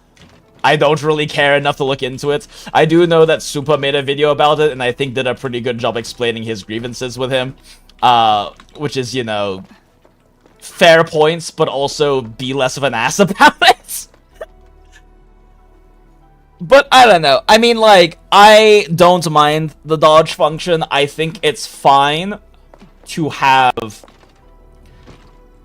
some degree of additional potential skill inputs that doesn't completely destroy the fundamental basis of, like, the tactical aspects of your game. Because, like I said, you can't dodge damage for your teammates. So that makes, like, them taking damage still impactful. But you can avoid the damage on your controlled operator, which lets you add a degree of skill expression, especially with the minor SP regen that comes from perfect dodging. That lets you kind of, like, have some extra degree of skill expression, and makes it less just, oh, you have perfect rotation, do perfect rotation, even though this game is a little bit like that. So I don't think it's necessarily a bad thing, but I can understand the grievances against it.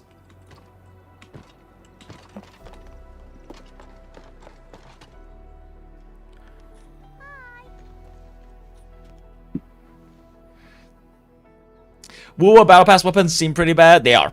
I do think the signatures are often way better than the standard, though, at least for main DPS. Yesence? Depends on the main DPS. For Lova, yeah, 100%. Good thing about Frolova, Simpson, I didn't mind pulling the weapon, but yeah, Frolova, 100%. That, I mean, you can look at the damage calculations that various different people have put out for it, right? Like I've always said, people have varying opinions on Pridwin and their assertions and their tier lists and things like that, but I do know the theory crafter Grim, who is behind Wuwa and HSR on there, and he does do good calculations. I like the way the assumptions he makes in his damage sims, because damage sims oftentimes just come down to what assumptions you're making for calculations, right? For the most part, I'm sure everyone actually does like calculations properly, especially with the availability of spreadsheets and for people to even use, so the formulas are probably accurate. And you can look up damage calc. You can look up damage calc to see how significant the damage differences really are. But Wuwa, at least with the 5-star weapons, has some decent choices, while there are some games like HSR where the gap between signature light cone and anything accessible, unless you got lucky and have like the fucking R5 or whatever version of, is it S5? I forget. In HSR, version of a gacha light cone that literally relies on pure luck and having pulled enough times on banners to luck into having that max copy version. Having the gap be 20% or whatever between a very, very free-to-play, consistently free-to-play attainable 5-star weapon in Wuwa, just because, you know, you get standard pulls over time. And then the difference being like 20% between a signature light cone and R5 fucking who knows what 4-star light cone that isn't a battle pass light cone is definitely nicer, I think. Wuwa probably has a worse weapon system. What makes you say that? I personally kind of think I like Wuwa's weapon system just because of the fact, like I said, at the very least in Wuwa, the 5-star weapons are, like, standard 5-star weapons are very attainable and oftentimes, like, decently competitive enough. They're oftentimes still, like, second or third best option and are completely free-to-play accessible versus, like, even Battle Pass weapons in a lot of other games being kind of, like, not that great and generally second best non-5-star max rarity option being some random max copy version of some light cone that you might have lucked into if you pulled up enough times.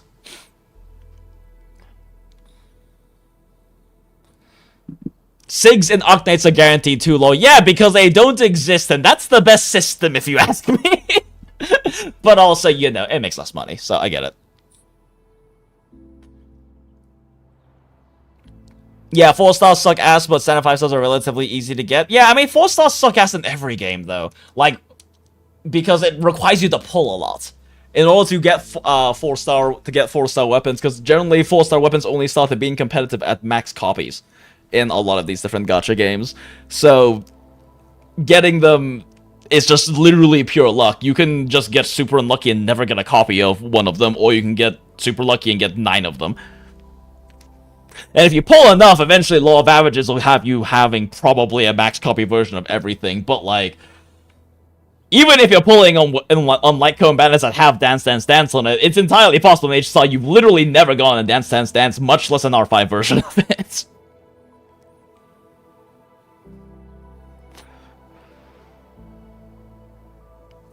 You also sometimes get big SP problems, also, like, because, yeah, exactly, like, them also having core mechanics behind them is a problem. Generally, at least in Wuwa, it's a damage difference, not like a kit issue difference. But also, any kind of things like that in HSR are going to be extremely exacerbated because it's turn-based. Like, if you need a little bit extra energy in Genshin or Wuwa to do a thing, you kind of just hit the thing, or maybe if you're low on Concerto, right, for a rotation, you just like dodge counter once and you failed your Concerto. So like it's because they are action games, there are gameplay ways to get around deficiencies like that. If you're short on energy in HSR for a rotation because you don't have a SIG or something, yeah, I mean, you can reset and hope that they get hit 1 or 2 extra times by enemies' RNG attacks, but that's literally it. That's all you can do. You just have to deal otherwise.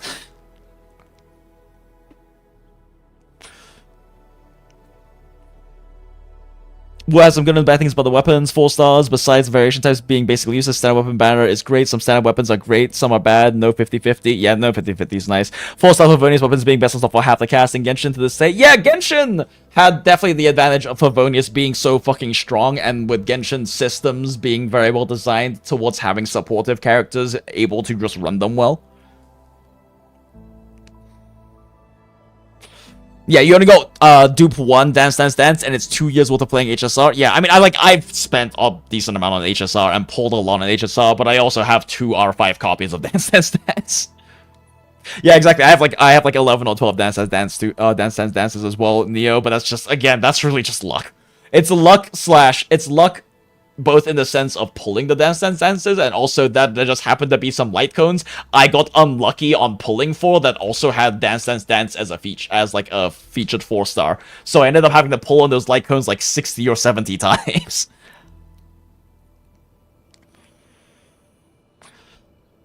In Genshin, craftables and Favonius weapons keep being meta. Really? Again, I don't really keep up with Genshin. You found an ENDFIELD calc sheet that lets you make your own copy. Ooh, if you don't mind sharing that in the Discord server, Smalls below, I'll definitely pin it. That's definitely very useful. Wuwa non-5-star options are garbage, and the standards are not that attainable. I don't know if the standards are not that attainable. The standard 5-star weapons are pretty attainable, unless you're pulling... the issue is that you have to choose between the weapons and the characters, but they're guaranteed, and the game naturally fills you up with a decent chunk of standard pulls.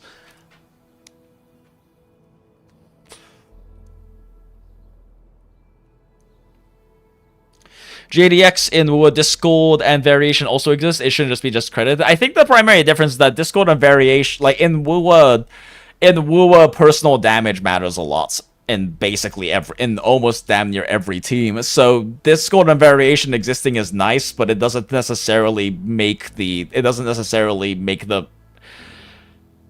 as I understand, again, I don't keep up with Genshin Theory Crafting, so I could be entirely wrong on this, but as I understand, part of the reason Favonius is still so effective is because for the characters, their personal output without Favonius isn't really as significant as Favonius enabling your rotations properly.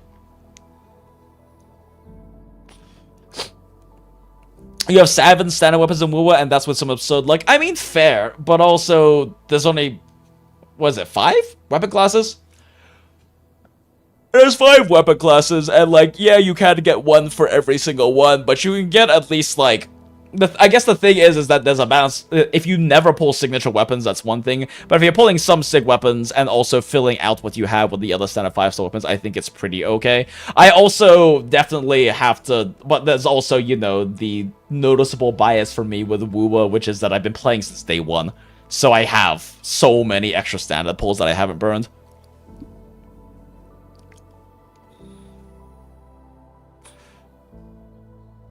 Use Maggie's spreadsheet when she's done, lol. Yeah, exactly. Just as far as I know, Maggie hasn't actually finished and made hers public yet.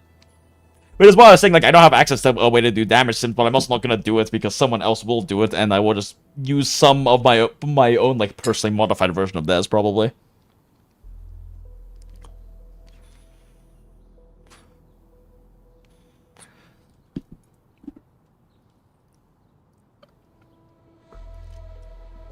Okay, my throat is hurting from talking too much. More gameplay. I'm here, Enmin. Hello there, Carly. The Enmin is really here. Is this a Make-A-Wish kid? Why do you want to see me, Carly? Because I want to draw a storybook that makes everyone happy. Anything I can do to help? Everyone said you go on adventures every single day. Not really. A lot of the days, Carly, we stand inside of one of our Walmarts, sell all of our stuff, go to our spaceship, gift one operator, go to our friends' spaceships, to do weird credit exchange things and log off.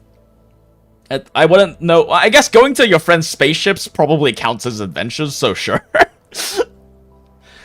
They also said you went to tons of interesting places. I want to go to those places and draw your stories so everyone can see them too. But the grown-ups said the places outside aren't safe and won't let me leave. That's probably wise, Carly. Enmin, can you take photos of your adventure? I'll then draw them out and complete my storybook. What are the places you want to photograph, small child? Take this. I made a list of all the places I want to draw. Aw, cute. I mean, we've been over this before, chat, but I have a notable weakness for daughter characters, so this is a very cute event for me. Princesses escape to the concrete jungle. Refer to Kali's story, then take a photo at the hub. Worker dorms. 'Twas in the concrete jungle where the escaping princess ran into the knights from the castle in the sky. An evil caster from a foreign land has arrived with her minions. They are destroying our valley, so saith the knights of the sky. The warriors of the valley need our help. 3 operators. Group pose. Formation row.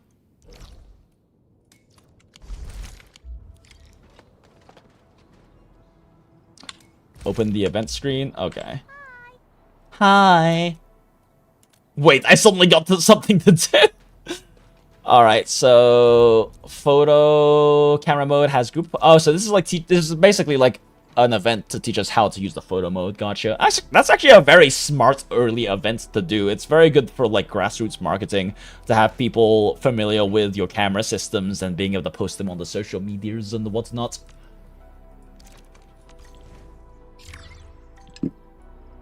Wait. If we're doing this... If we're doing this... Oh my god, what is the button for teams in this game? Not that one.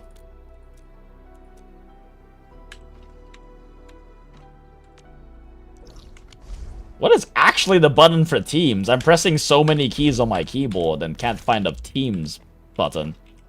It's like, is it like a weird like function key for some reason? A new mission. Shit! I forgot, chat.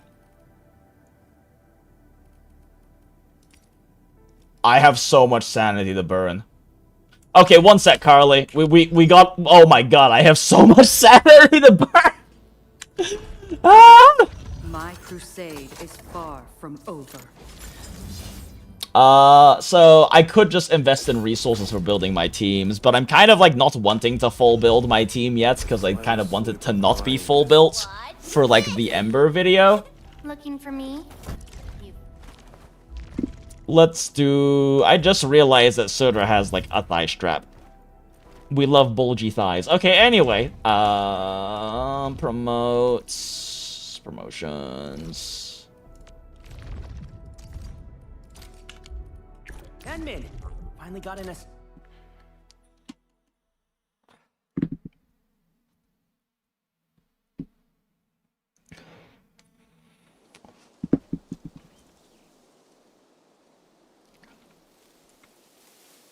All I'm saying is, let's take every issue with oops, sorry, accidentally. No, I'm sorry, John. I did the thing where I accidentally hid you on. I think I accidentally timed you out, John, and it just hid all of your messages. I'm sorry. I don't know how to undo this. How do I unhide the messages? I can't unhide the messages. All right, chat. If you see a bunch of hidden messages from John, it's not because he did anything wrong. It's because I'm an idiot and I hit the wrong button. God damn it. Why is it so easy to accidentally hide or time out someone on my fucking chat in YouTube? I did the thing again, chat. I accidentally hit the button that hid a random person in chat. I'm sorry. Another one to top chat. You're the baddest boy, John, but I am the worst streamer. Did you already dump it into the 120 sanity holders? Oh, yeah, I forgot it's a thing. I should do that. Okay, let's do that. Yeah, I forgot that sanity injectors are a thing. Spend sanity on T-creds because yes, it will happen, you'll run out. I have 250k T-creds right now because I have been doing exactly that. Like this past week, I've just been like, I don't know what to burn sanity on. I guess T-creds because I'll need them.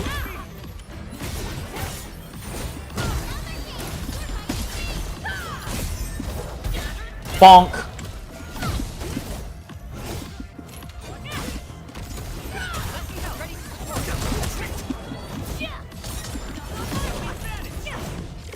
I'm like not really paying attention, chat. That was not a good fight.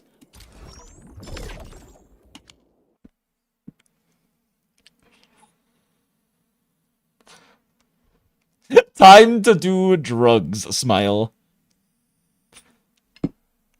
Every chat is like a gacha pull with a timeout as a red drop.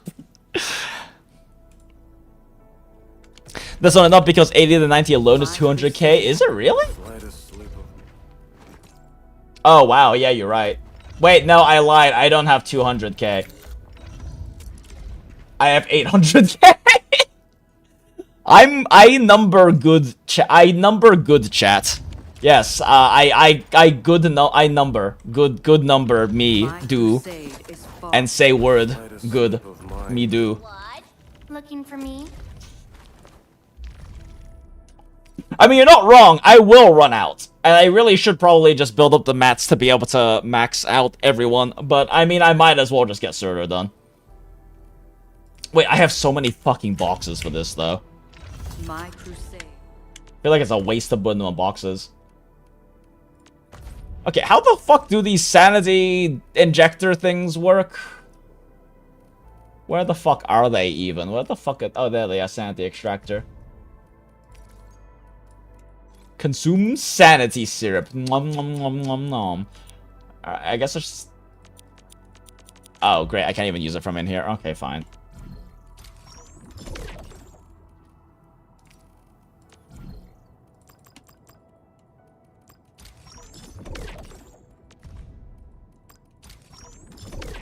I guess I can just do this, huh? I probably can just do this. And not worry about it.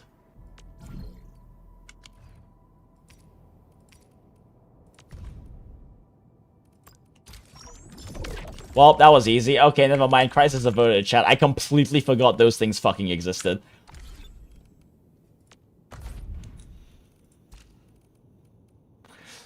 Yeah, I forgot these existed, chat. I could have just been using this instead of, like, actually burning my sanity, because I don't know what to burn it on right now.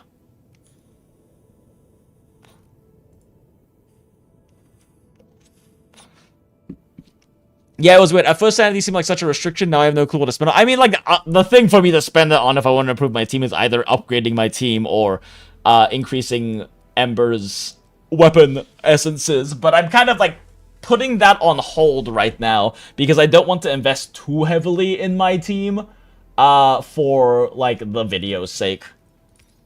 Oh, right. I forgot I have these. Gamba. I have no idea how lucky I got there, chat. Was that lucky? I should probably also use these. Well, we got another temple out of that, so that's nice. just store them and hope sanity discount days don't have a cap. I feel like they have to, right? I feel like they have to have a cap. There's no way they don't have a cap, because if they do, that's gonna be fucking insane. You can use them at the end when you claim rewards too. Oh, nice. Yeah, I didn't know this was an optional. Yeah, I forgot these existed. I know someone mentioned them in chat at one point when we were like in some fucking stream, but I completely forgot. Oh my god, I have a lot of these. I should turn them in.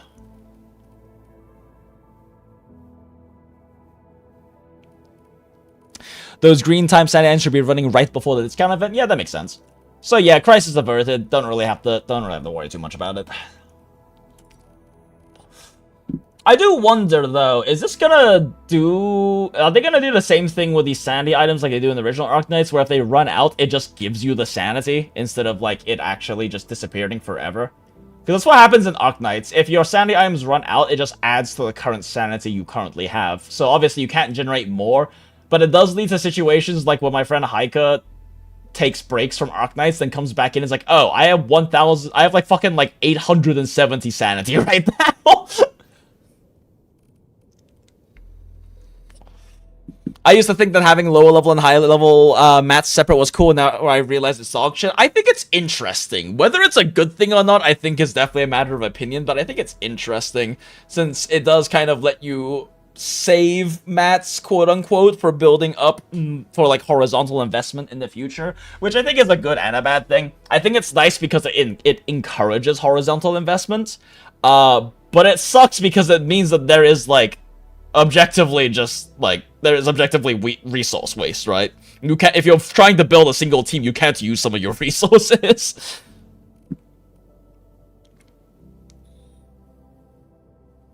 If you don't know what to expect sanity, you'll turn a brain and run T-creds, because mats feel more rewarding to do when building units than having to run T-creds in the middle. Yeah, that's fair. And I mean, like, that's what I've been doing, is running T-creds. But I probably should have just been using this. It's a bad thing, because if you don't know what to farm, you can't just pick EXP. You have to choose higher level, lower level EXP. I mean, that is a fair point. And you could also just be like, I don't really know what's to farm. I'm gonna farm... But, I mean, like, at the end of the day, like, as it said, you can just run T-creds. If you want something universal, you can just run T-creds. But then it's also kind of assuming that we don't have T-cred saturation in the future, because we very well could. It's very possible that with future patch events, they give us so much, like what Wuwa did for, like, most of version 1 after, like, the first 2 patches, because a lot of it was, like, them trying to regain good PR. But, like, version 1 of Wuwa, if you played through from, like, 1.2 to the end, they gave you so many millions of fucking shell credits, it was comical. Like, I built damn near every single character in Wuwa, because I own every character in Wuwa, and I still barely run out of shell credits these days building new characters. And I haven't done most of, like, the side quest and overworld content. I feel like they could have a conversion of lower level mats to higher level mats. Yeah, like I said, I think it's interesting enough. I don't mind it, but I definitely understand the arguments as to why it's bad. But I do like it from a pure design standpoint, because it encourages horizontal investment, and I think that's a cool thing in a game where like these systems allow for there to be interesting, like, team comp variations. The way the systems in this game work set it up nicely for there to be interesting team comp variations, and so far with, like, the quote-unquote endgame we have available, that's heavily encouraged. And like was mentioned earlier, I forget who mentioned it in chat earlier, but someone in chat earlier mentioned how the design of Umbral Monument is very reminiscent of original Arknights, because it encourages you to kind of build certain teams to play around mechanics. I mean, obviously, strong team Unga Bunga just fucking, like, brute force it. But it does kind of... the way that they've kind of designed Umbral Monument is designed around having specific, like, building teams to counter mechanics, which with them encouraging horizontal investment through having separated tiers of materials, I think is interesting from a design perspective. Whether it's good or not, there are pros and cons. Probably more cons than pros, frankly. But from a design perspective, I find it very interesting, and potentially a good thing, because I think that more of these kinds of team building gachas need to encourage horizontal investment. There is far too much, and a lot of that becomes down to endgame chasing, right? Like endgame and meta chasing. But too many of these, basically all of these gachas, kind of just encourage you to push for most optimal. And that's one of the things I love so much about Arknights, the original one, is that it pretty actively pushes you almost against playing optimal. Like, I've talked about this before on stream, but it would just be, like, the funniest thing to me, and so good to me, if they never really make the actual clear floor for endgame in ENDFIELD very high, and so you're encouraged to do, like, either, like, fun team comps, or team comps designed to play around mechanics. And we reach a similar point to what the community is like in the original Arknights, whereby a good chunk of the community playing meta is looked down upon.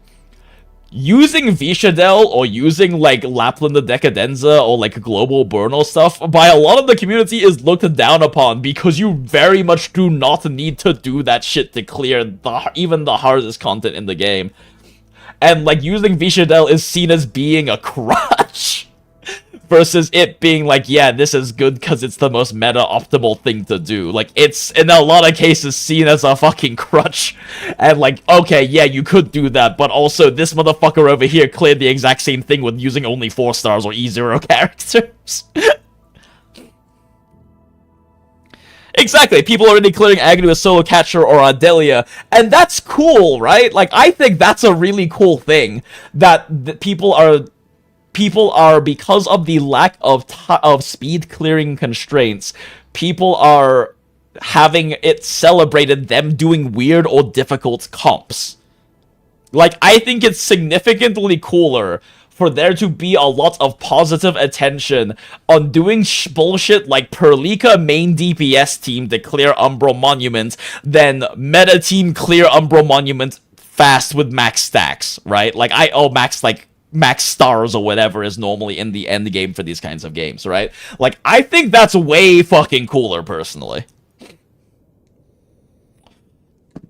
You're telling me my bullshit runs as welcome in Arknights community? Yeah, Acid. Yes, which is why you should play it and get over your fucking tower defense hatred. Also, you know, you could literally just play female knights, that's a thing. Like, it is very much a thing in Arknights, and a very celebrated thing in the original Arknights to play niche knights, is what it's called. To play something like, to play only casters. No healers, no ground ops, anything, but to play caster knights, where you only play teams of casters. Or you only play 4 stars or 5 stars. Or you only play, like, guard knights, where you only play guards. Speaking of which, good luck fucking dealing with aerial enemies with guard knights. Oh, not Guard Knights. Guard Knights is actually pretty easy off Lord characters, but things like Defender Knights, or any of these niche knights is very much a thing, and a celebrated thing in the community in Arknights. And I think that's really fucking cool. Versus people getting looked down upon for not playing meta, right? For playing off meta or not being maximally optimal, and in fact being hard discouraged against doing that because you have like, speedrun time constraints to getting max rewards.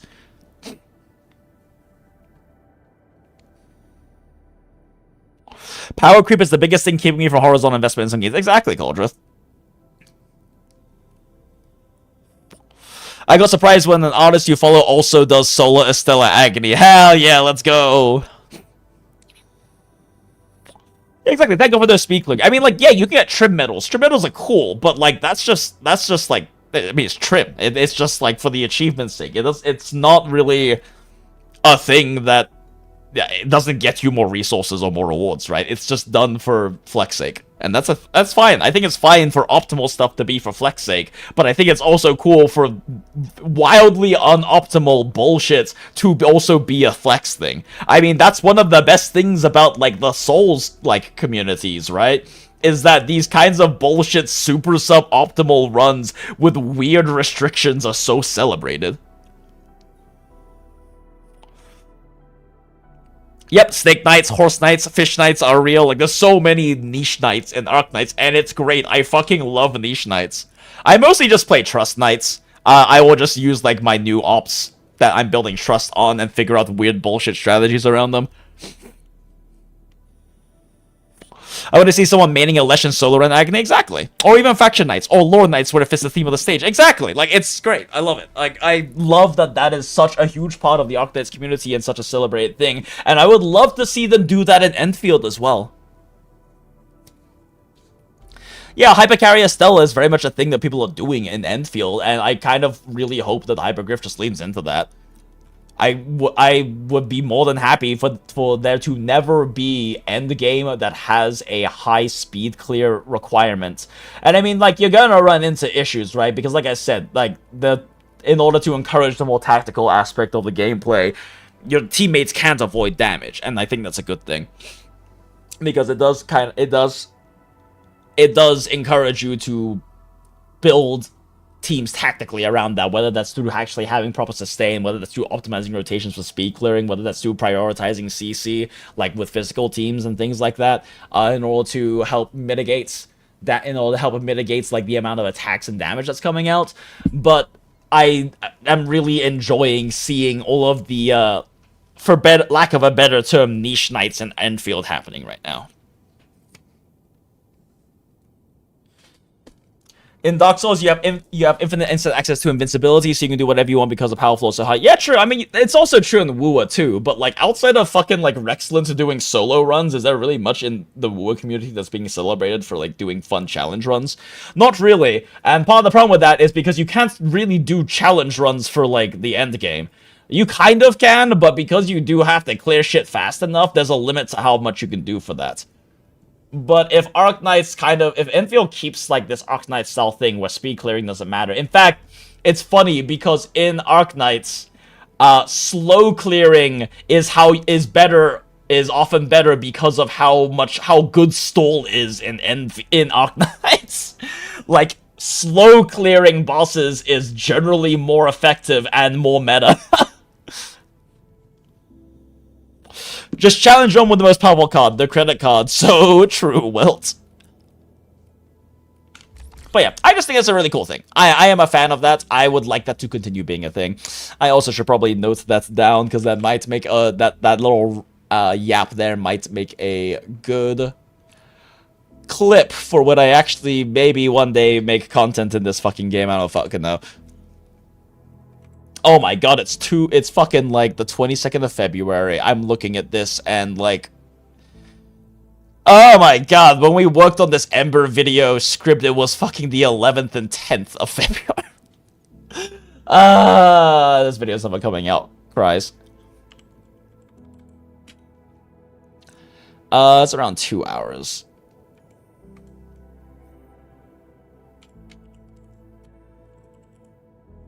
Niche Knights Yap.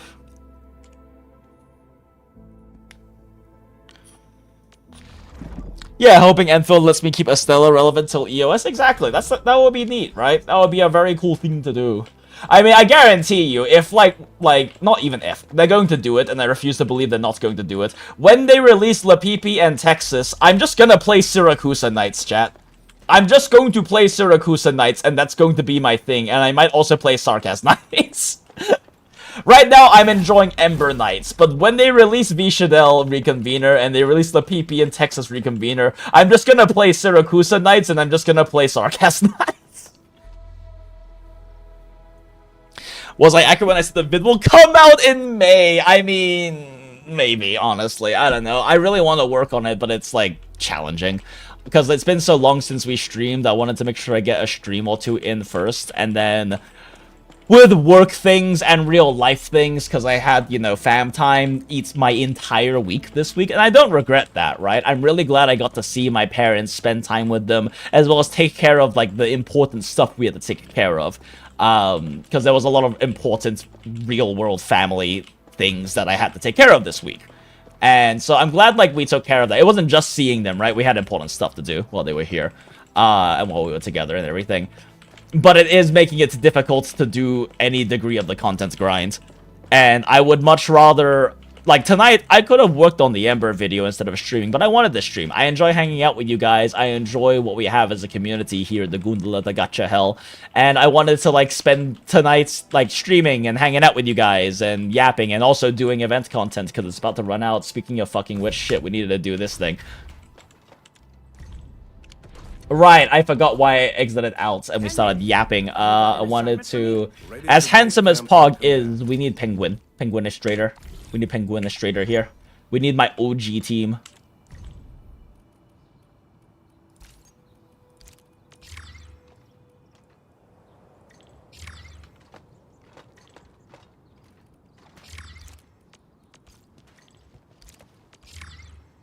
We have to use Ro, huh? We must stand behind the child. Everyone, stand behind new daughter. We can't even see new daughter. Why is new daughter faded out? Wait, this is like actually. Oh my god, she's a ghost. Chat, we have a daughter ghost. Granddaughter ghost is real. And it's not Tata. Edmund's the bestest and nicest person in Talos too. Hi. Okay, so did that one count? Battlefield chosen. Did the ghost child count? Apparently not. Okay. Oh, we have to do it from this position. Oh wait, no, we can just do this. Okay, cool.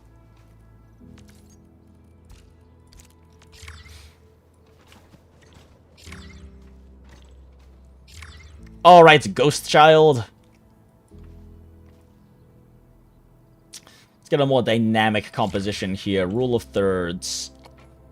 Wait, can I not, like, toggle operator and camera control mode? There we go, okay. More dynamic composition with Ghost Child. There we go. Decent lines. Kind of sucks that Administrator is out of line, but whatever.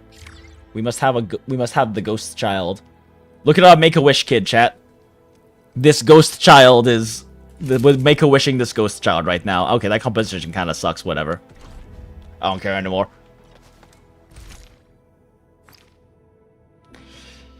The princess has gone missing. Is evil caster back for revenge? With that, good caster and the fellow warriors arrived at the tallest tower. This is the tallest tower of the valley. It will show us where evil caster is. And thus the warriors began their search for Prince Carly.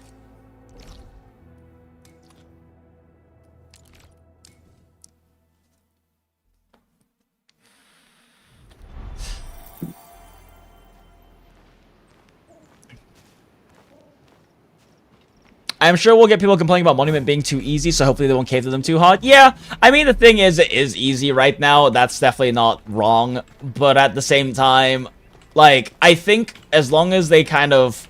So as long as they amp up the difficulty, but make the difficulty kind of more relevant to mechanics playing than just, like, raw numbers things, right? I think it's gonna be fine. Because right now, they very clearly have it designed where you're supposed to play around mechanics to make it a lot easier, right?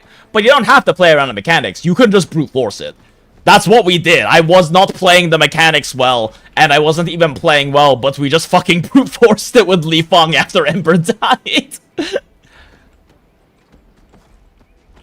And again, my team isn't even super invested. They are, like, I would say what is minimally invested for a physical team, which is everyone being, like, at least, you know, decently built into, like, E4, like, they're all E4, they all have E4 weapons and everything, they have level 9 skills, but they definitely don't have any, like hard late investment. I never did this energy alluvium, are you fucking kidding me? Clank, clank. Ugh.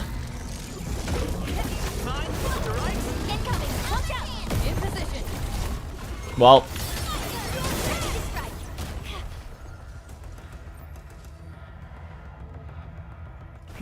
Hello? Did they fall off the cliff? What's going on here? These are level 35. I'm just gonna jump attack everything.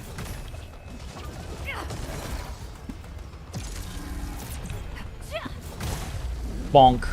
Well, okay. You were probably supposed to do that before you have endgame characters.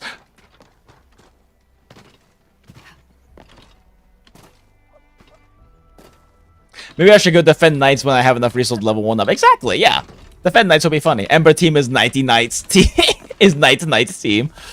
Let's be honest, Jinx. Your streaming seeking count that says content in this chat reminds you to do your daily. Shush, Will. Don't call me out like that. Or call me out like that. We've actually been over this in like the. I think we yapped about this a little bit in general like a day or two ago. But I encourage people to call me out and tell me I'm wrong and stupid when I'm being wrong and stupid. That is how people grow or something. And growth equals profit, and profit equals waifu pulls. I am very much a person who does not like sycophancy that much at all, right? Like, if I do believe that not only do people grow a lot as individuals from not only making mistakes but realizing them and adjusting based off of that, but that's also the fundamental basis of like human progress as us as a species and as civilizations and whatnot, is through learning new evidence and adjusting based on the evidence. That is the fundamental basis of how science works. So if I am wrong on something, call me the fuck out on this. I mean, if you're being an idiot, then I won't listen to you. But I do appreciate it when people point out things that I am incorrect about, or things that I should improve on. Another loot. I haven't done any exploration things, Mad Hermit. Like literally none of them.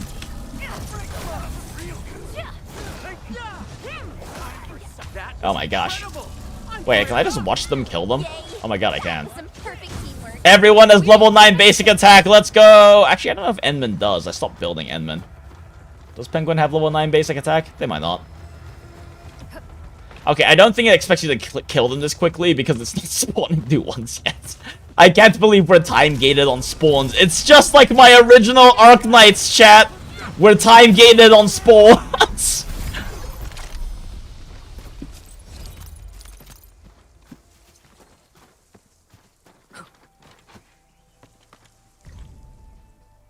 One operator who is a cast. I don't have any casters in my team. Shit. Okay, fine.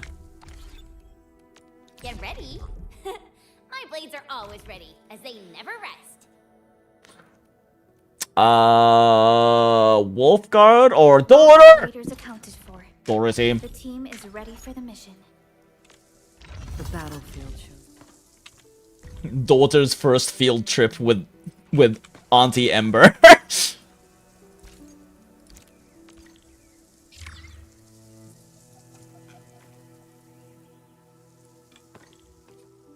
Alright, class. Here we have this needs a giant tower. We have this needs a giant tower, not the same tower that killed Tata.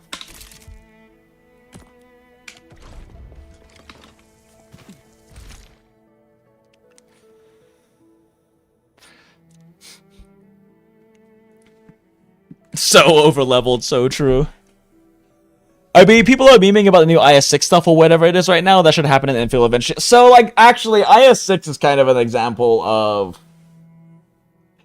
in my opinion, them not doing the best job with that in Arknights. So in Arknights, creativity and fucking around with team comps and, like, doing niche nights is very encouraged. IS-6 is really bad about that. Because IS-6 is, like, very challenging. Like, the end game in Arknights, outside of CC that happens, like, every fucking few months and took like over a year to come back when I started playing.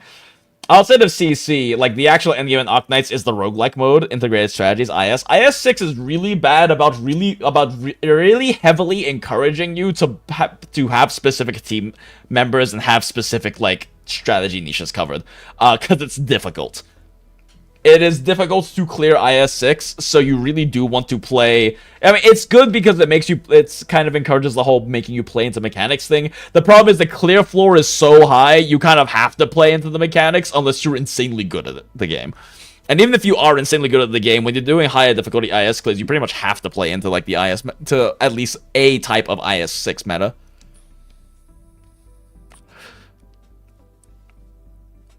SMH, not 100% in every zone. I've barely done exploration. I haven't done any side quests either. We still haven't done, like, the character side quests. Actually, we should probably do Surtur's side quest tonight. I really want to do it.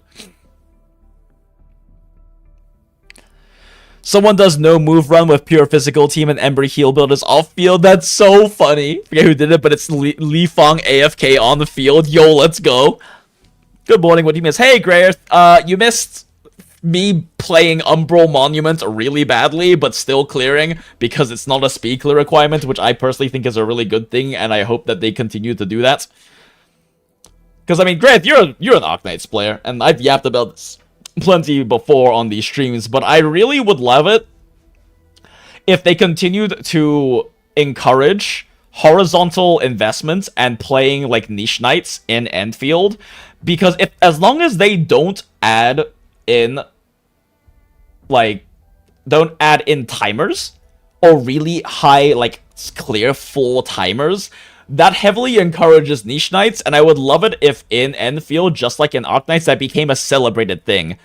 And I mean, this is less of a good thing, but I just think it would be very funny for me personally for us to have a similar community mindset as we have in Arknights, where playing metas kind of looked down upon. That would just be so fucking funny to me. That playing meta is looked down upon, and then like the Estella main carry and Perlika main carry runs are fucking celebrated in the community. That would be so good. I would fucking love that.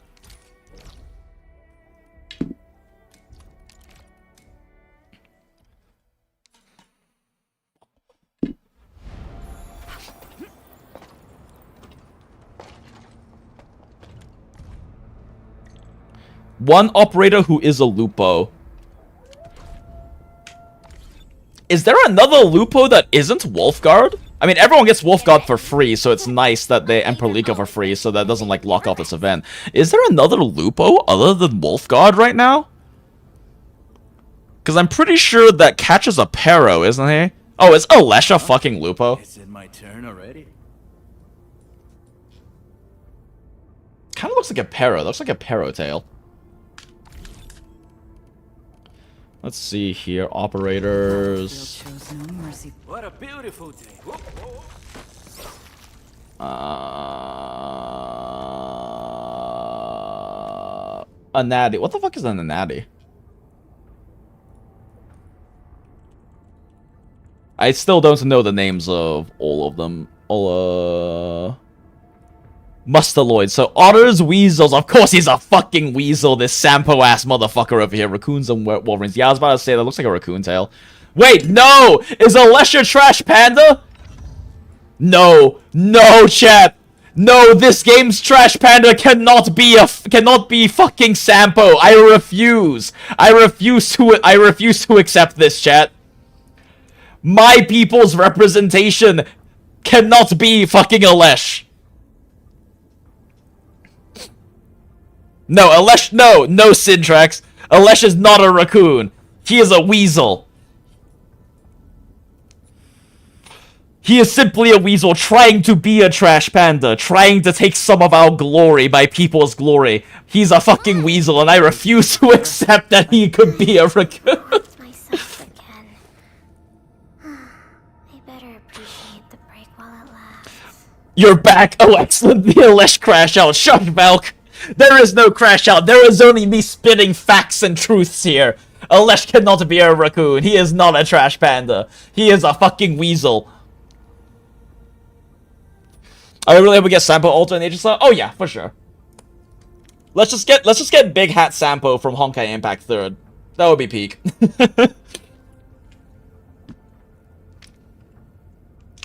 Wait, is his back still said Fishing Club? Because there's no fish in Arknights. They call it fins. True, Shiraush. I actually saw a really interesting YouTube short talking about that. Because so for those who don't know, in the original Arknights and Terra, fish aren't called fish. They're referred to as fins. However, fish is a term sometimes used for Aegir. So theoretically, Alesh being a fisherman could mean that he is constantly searching to catch Aegir women or Aegir men, and that's a very funny mental image to me. Now this is the racism I come to Jinx streams for. This is not racism, this is spitting facts and logic. God, that's the things a racist would say.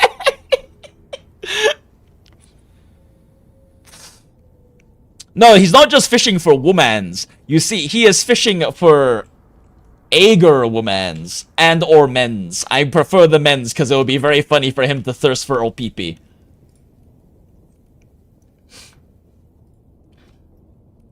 For the Aegir women's and or men's.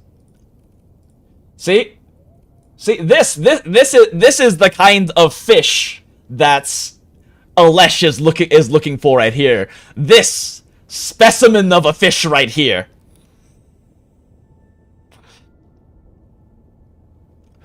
Spectre, my beloved. Oh god, I love Spectre. Spectre's great. Aegir has high standards. Good luck for Alesh. How do you think he lost his eyeball? Beautiful day. How do you think this man's lost his eyeball right here? He went fishing for an OPP and got an anchor to the face. That's how. I'm not racist, but smile. Okay, anyway. No Alesh crash out happening here. Nope, just facts and logic. Ha ha ha ha ha ha. Hashtag not racist. Alright, wait, right, we were doing a thing and I got distracted by the Alesh being a weasel who's trying to pretend to be a trash panda. We must hone our skills with true devotion. He's still fishing, so clearly a worth it moment. True. Very few can say they got an OPP anchor to the face. And by anchor, I mean his penis. I overworked myself again. Okay, Estella's a parrot, right? That looks like parrot. No, they're a feline. Duh, they're a cat, obviously. Wind speed's okay? Visibility. Snowshine is definitely an Ursus. Those are barriers. Abuena is a bunny as a Cortus. The fuck are you, Arklight? A Kuranta? What are Kuranta? I don't know what Kuranta are.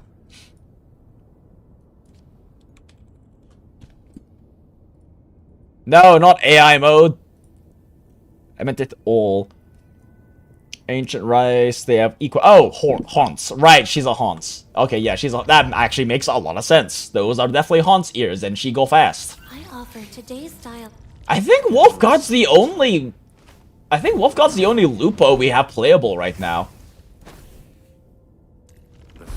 Because Pog is sexy bird. Yeah, I think he's the only Lupo we have right now, isn't he? Arklight Uma Musume, so true. Our own Cinderella Grey. Okay, well, we have sexy Surakusa man instead, that's fine. I can accept sexy Surakusa man. A new mission. All operators. I mean, one day we will have Racino Wolfpool Lupino. Prima elite of the pack, future capo, and strong arm of the dawn. Remember it well. But right now all we got is Wolfguard, and this event's ending in 2 days, so...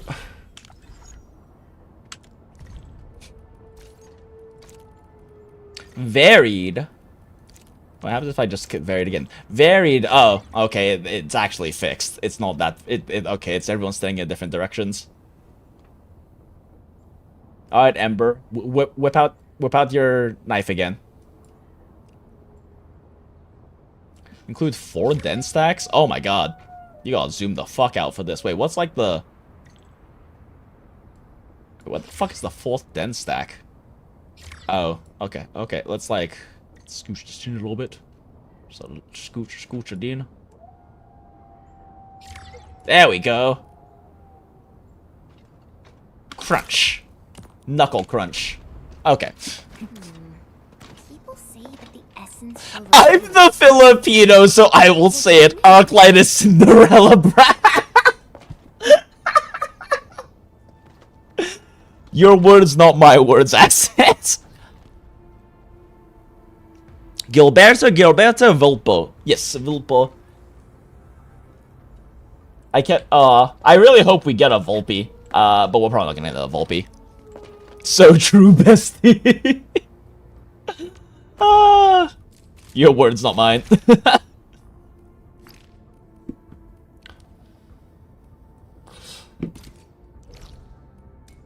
Oh wait, I didn't read the thing. Evil Caster and her minions once attacked this castle, but her most powerful minion was once defeated at this very spot by the Knight of the Sky. Oh look, it's Wolfguard. Yeah, literally the only Lupo right now. Evil Caster was so mad and angry that she blocked the bridge and ran away in a huff. Now the Lupo warrior is rushing at the monsters with burning heads. She also smashed the princess's favorite teacup. What an evil, nasty, big bad.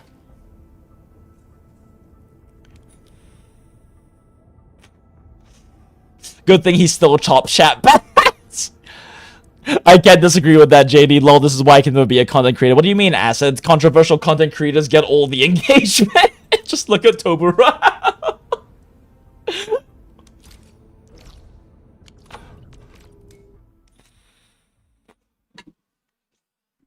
See, you just have to be the correct level of racist. I'm not saying Toburo is racist. In fact, I know basically nothing about the man. But I'm just saying, there are definitely content creators out there who are just the right level of racist that they rage and engagement baits and drama baits. And it works out great for their careers.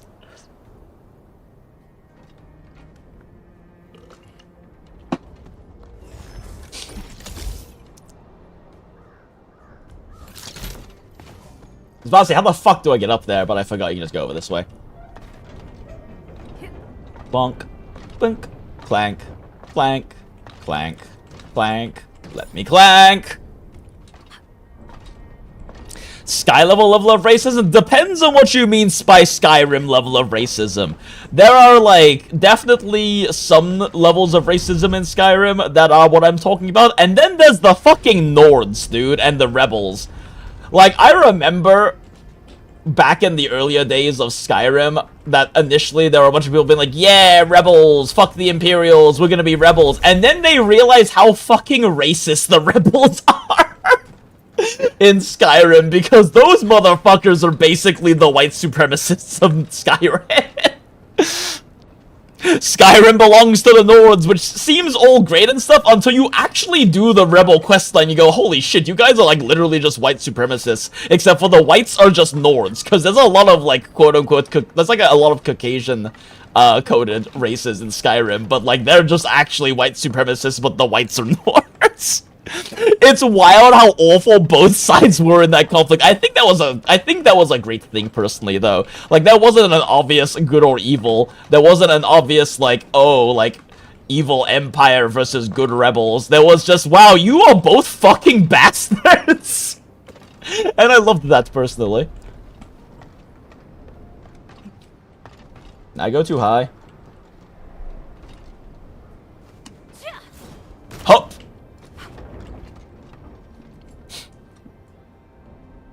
Argonians are the Filipinos because they're usually maids. Argonians are not usually maids. There's just the one Argonian maid of massive repute, okay? See, top chat band reason number 355. I feel like that number's kind of low, Acid.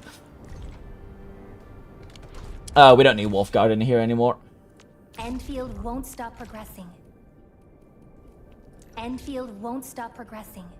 Admin, finally got an assignment for me?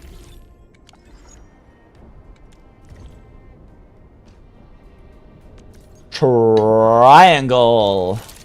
That is not the button I meant to press. Li Fong, no! Chat, we killed Li Fong!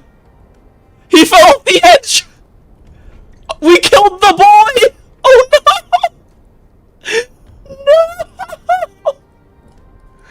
This poor boy just wanted to learn from us. He wanted to go in the shonen protagonist arc and become more powerful so he could protect people, and we just fucking killed him.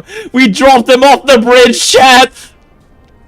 Send him back to Bangkok. Acid, you're just trying to farm the top chat jail now. Oh my god, no, Li Fong, no. R.I.P. R.I.P. This this little painting of a castle over here is a monument to Li Fong. These 3 balloons here are his legacy. Oh god damn, I can't believe that just happened. No full damage, just like Monster Hunter, true.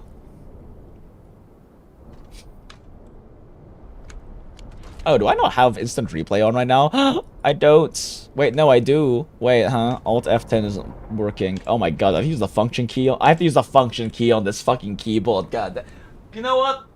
My main keyboard should be dry from spilling fucking caffeine on it earlier. Let's swap back to my Yayi keyboard real quick.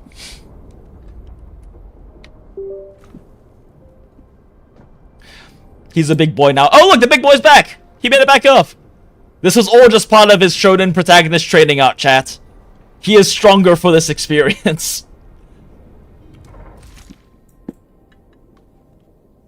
Full damage isn't that big a deal in OG Arknights either. Tell that to Greg. Wait, what is it? Is Greg his name? I actually forget. What is his name? There's like that one, there's that one jetpack guy who dies in that one main story chapter. Like, falls off the cliff that people, or falls into the hole that people named in the community. I just forgot what it was. Oh, apparently that one didn't count. Leon, no! You opened the game! Leon, no! We keep killing the boy, chat! Kevin, that's it! I can't believe Lee Fong's fucking Kevin now! I mean, if Lee Fong wants to fuck Kevin, love is love, so good for you guys, I guess. What's that definition of insanity again? Oh, Jesus Christ. Kevin. Lee Fong, no. I should probably save that one too. That might make a funny short or something. I don't know. How does one make content?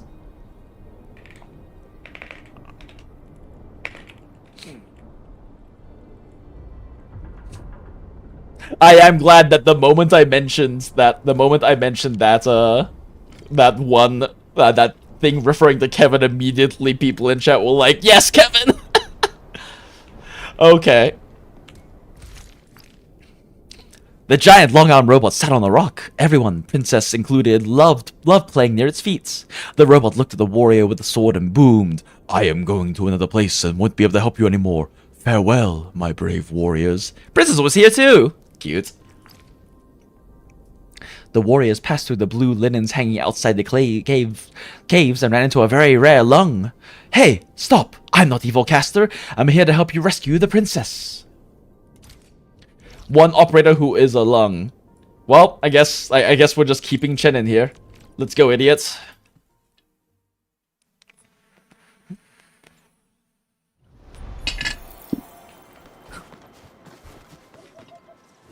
Enemy sighted. Let me handle this. A blade unsheathed. It's like Okay, this might take too long. I'm with you.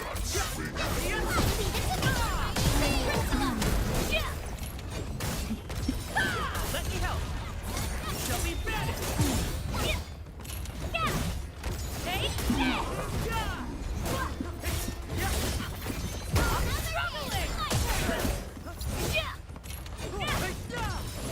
A well-deserved victory.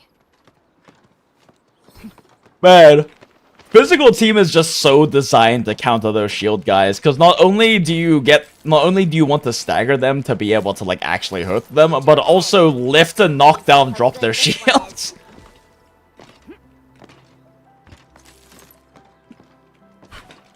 Is it this way? I think it's this way, right? I've never actually been back to this area since we went through it for story.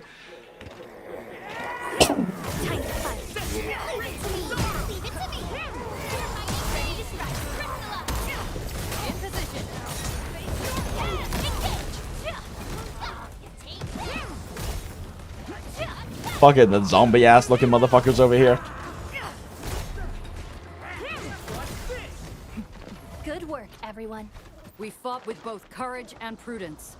Excellent Down work, here? everyone. Oh, it is down here. Now that's what I call a real.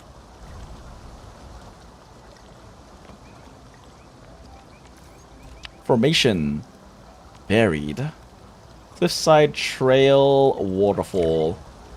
The blue linens, cute. Photo shows at least 3 operators. Does like okay, administrator does count as an operator. I was like, because it wasn't highlighting her head. I was wondering if she doesn't count as an operator, because she is admin.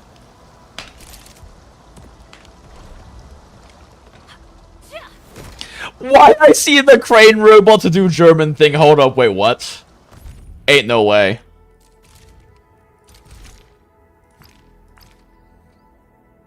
Yeah, we're just gonna move past that. All right. Speaking of the Nords,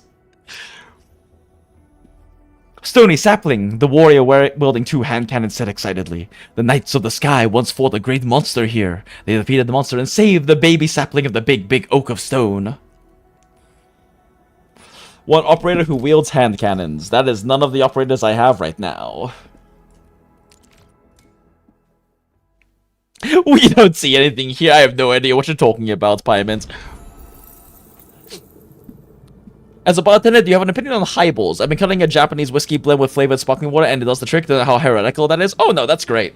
No, I think that highballs are great, and that the Japanese's obsession with highballs is actually a perfectly reasonable thing, because I think that the Western world, especially when it comes to like whiskey, is way too obsessed with the idea of like having a whiskey undiluted and completely undiluted and fucking warm when you drink it neat, right? Because chemically speaking, when you introduce water and air, but it's harder to do with liquor, that's why you like use, but it's the same principle as why you aerate wine. What you're doing is you're separating the volatiles, so all of your other compounds that make up the flavor and the smell and smells and all of that shit, right? You're separating them from the ethanol particles when you are adding dilution, which allows you to physically taste more of it. You can physically taste more of the flavors and get more of the smells, the aroma, the nose, whatever fucking term you want to use for it, when you dilute alcohol. Now, there is a point you reach where you can, like, over-dilute for sure, right? And now you can't really... And now it's, like, the tastes become a lot more faded because of the dilution.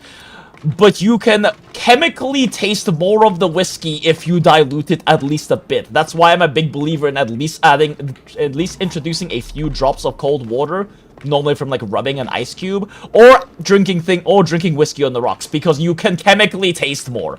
So yes, highballs are perfectly okay, because club soda and whiskey is a good way to drink whiskey.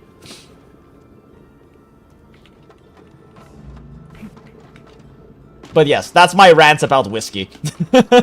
And yes, so highballs, totally great. Flavored flavored seltzer, hell yeah, go for it. If you're when it comes to stuff like that, like as a bartender, if you enjoy it, right? And like there is like a thing to be said about like properly balanced cocktails and like good flavor profiles, because like a good drink that is well balanced will taste better than a drink that isn't well balanced, even if it still tastes fine, right?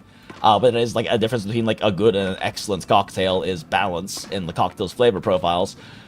But at the end of the day, if you enjoy it, right? And there is really nothing wrong with like a lightly flavored highball whiskey or whiskey highball. Like I think that's fine.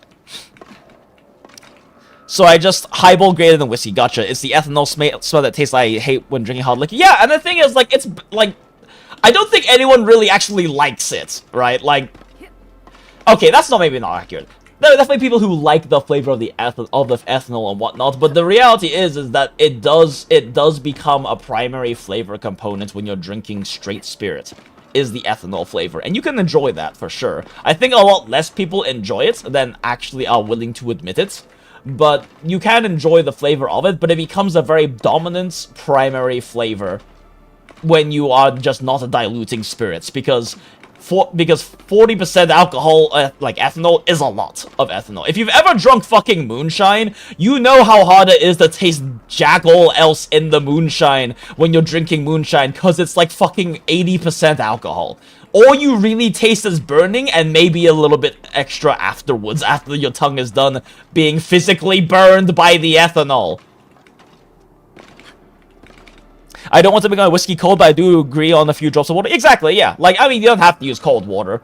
Like, you can enjoy drinking your whiskey at room temperature. That's understandable, too. But, like, the little bit of water, even if it's just, like, 2 ounces of like, whiskey, right? Which is, like, a standard neat pour. 2 drops of water, if you drink it, like, back-to-back, drink it without any water in it, and drink it add 2 drops of water, it is actually, at least in my opinion, a pretty noticeable difference in the flavor profile. It opens it up a lot. It's literally the exact same reason why people aerate wine. Like, why people swirl their wine or, like, pour it through, like, an aerator or whatever, is because it opens up the wine, as they say, and that's literally because you're separating volatiles from ethanol. And the exact same principle applies to diluting spirits. I used to drink Lambanog when I was 12. I get that moonshine reference.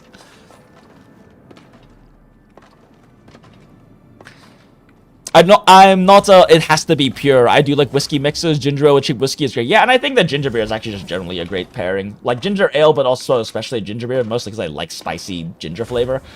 Is a great pairing with whiskey. Like Kentucky, it's called a Kentucky Mule when you have a little bit of lime juice in there as well. And I think it's actually a great way to drink whiskey personally. I think it complements nicely. The whiskey's like maltier, sometimes oaked, sometimes woody profile, and oftentimes smokiness works really well with ginger. I mean, we know that ginger and smoke is a good flavor profile together. That's why you have like fucking ginger, you have fucking Asian dishes with ginger and smoky flavors in them, like certain curries and whatnot, and certain stir fries. I think when you start approaching things like alcohol and especially like cocktails and stuff from kind of a culinary perspective instead of just like a strictly alcohol perspective, it really opens things up a lot. It's kind of a big part of my like cocktail philosophy, and I'm very big on like craft cocktails and cocktail theory. It's kind of my main, that's kind of my main obsession in food and beverage, and definitely a thing I want to do more career-wise in the future, because before I moved from Atlanta, I was like managing a craft cocktail bar, and it's by far the most fun I've ever had with work. Even more so than doing content creation. Now, it might be a different story with content creation if I was, like, actually, like, a full-time streamer instead, because there were a lot of aspects of, like, the full-time, like, guide-making, theory crafting YouTube work I was not that big of a fan of. But I think once you start really looking at it from a culinary perspective, thinking about things like flavor profiles, pairings, constructing balanced drinks as opposed to dishes, right? It really opens up a lot. And there's a lot you can learn from culinary theory and from like cultural regional cuisines and things like that when it comes to cocktails, in my opinion.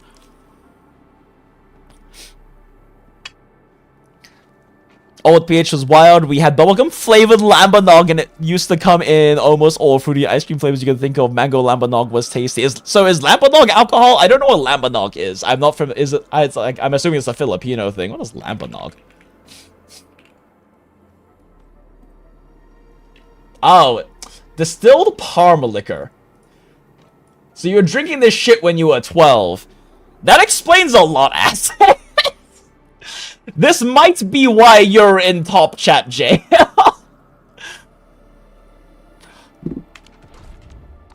This very well might be why you're in top chat, jail acid, because you've been drinking lambanog since you were 12 years old. My laces are untied.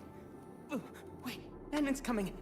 Hand cannons. So we could use Wolf Guard, or we could use fluorite. We're using fluorite. We ready to play? We're using why are the water physics so good in this game? Oh.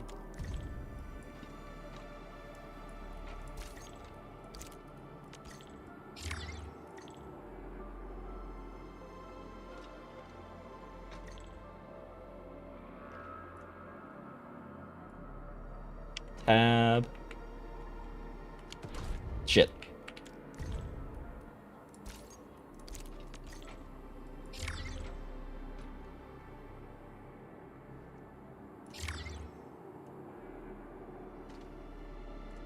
It's so big, chat. Look how big the sapling is. Wait, Ember's not paying attention. God damn it!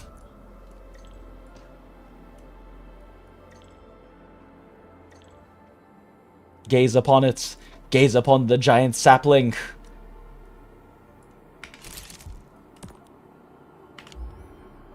We are but tiny, insignificant creatures on this vast, beautiful planet.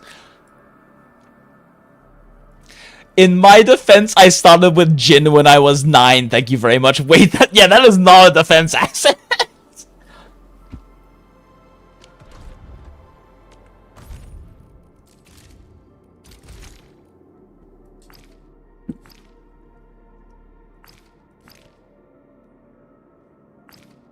Look, that's where the Knights of the Sky defeated Evil Caster, the warrior whose hands give off electrical sparks, said while pointing at the flaming castle gates. There were no looming dark clouds, and no Evil Caster or her minions, but the warriors believed the princess was right inside.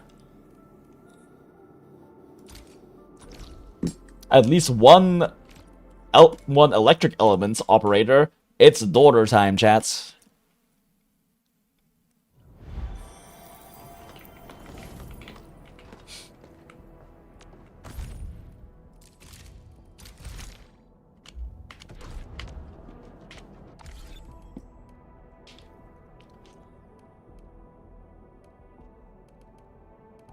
All set and ready.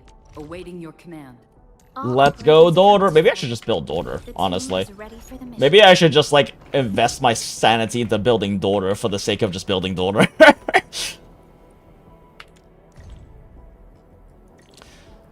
Group formation. Row. Why is daughter staring at Endman? Actually, that's kind of appropriate. Everyone is like staring at this gigantic thing in front of us, and Perlika's just like, Mom. Alright, back to Carly. Alright, we did it, chats. The ghost Make-A-Wish child's dream has been fulfilled. She can now pass on to the next life.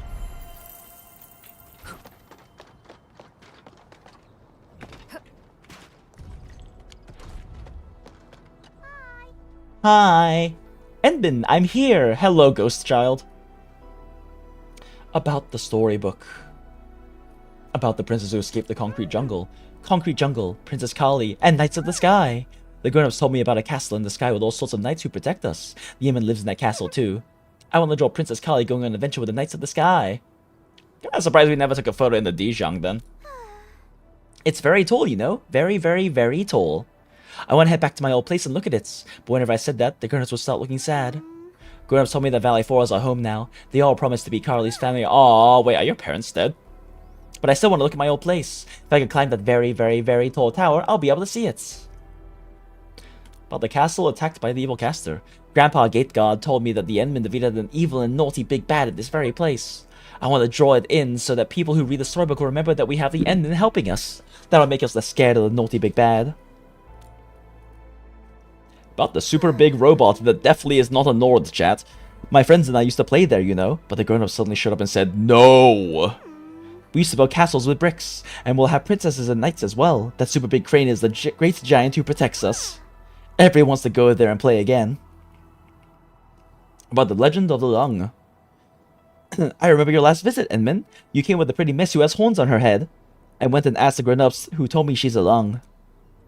I bet all of your companions are super amazing, Endman. They truly are, except Alesh. So I am also betting Miss Lung is an awesome hero who can protect everyone too. About the sapling of the big, big oak of stone. So, the stony sapling actually exists, you know. The grown-ups told me that the big, big oak of stone is a hope for the entire Valley 4. If I could draw the sapling of the big, big oak stone, that would definitely make people happy. About the castle of Evil Caster. My friends told me about a place that seems to be Evil Caster's castle. Everyone said that that was where the Yemen saved all of our lives. So I thought about drawing the Knights of the Sky and the Young from my storybook, and how they defeated the glowing Evil Caster.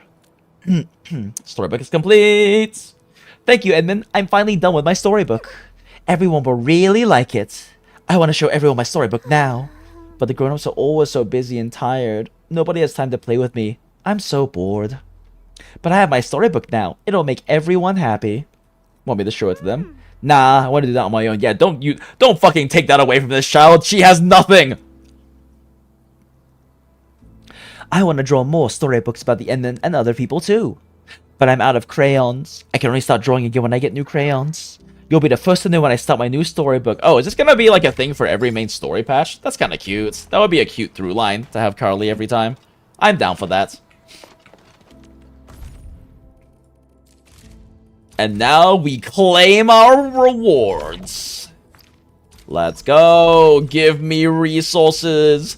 Give me pulls. So that's a total 1,400 aura barrels? That's not terrible. Okay, that's kind of cute. What portrait frame am I using right now anyway? Oh, I'm using like the pre-reg one.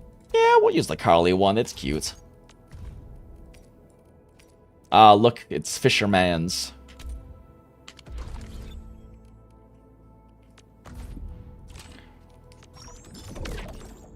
I should probably finish my dailies.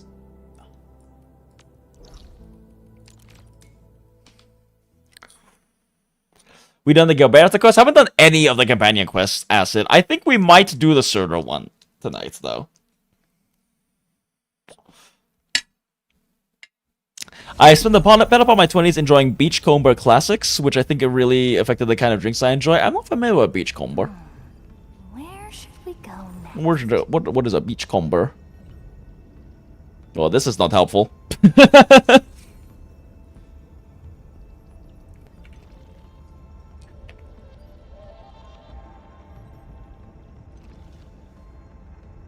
Beachcomber.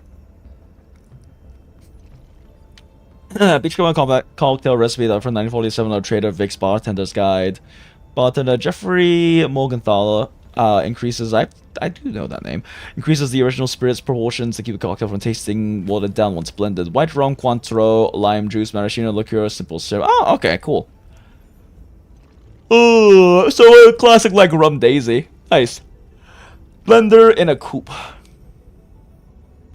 Oh, it's an okay, it's a frozen drink. Gotcha. Okay, yeah. Nice.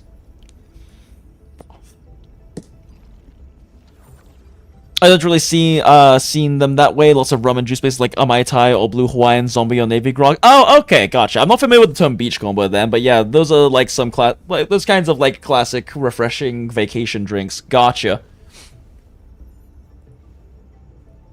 Give me 3 fingers of 5 different rums and liqueurs and twice that much syrup and juice. Syrup and juice never blended. Gotcha. Yeah. So some of your more like classic vacation style tiki drinks. Tiki cocktails is one of like the styles of cocktail I haven't really gone that into, but I really want to because like a lot of tiki cocktails are really fascinating with really fascinating histories. From one of the stories I've heard, and mind you, like there's so many like fucking like old wives' tales and bartenders' tales in bartending, and whether they're true or not, shrug. But one of the ones I heard is that there are a lot of tiki cocktails with like anywhere from 9 to 16 different ingredients in them, and part of the reason for that is because the original cocktail was based off of a rum that is no longer in production, so they try to replicate the flavor profile by working in a whole bunch of ingredients. That is one story I've heard of that. But also, the beverage director at my hotel ran a tiki bar when she made all of the builds herself for like 10 years and has never heard that story before. So who fucking knows if it's true, but it's a neat story.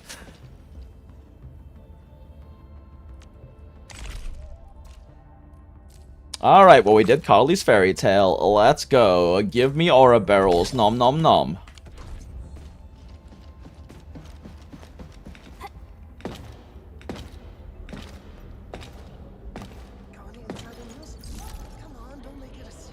Grab Ember and a very 100. Everyone really cares about 100.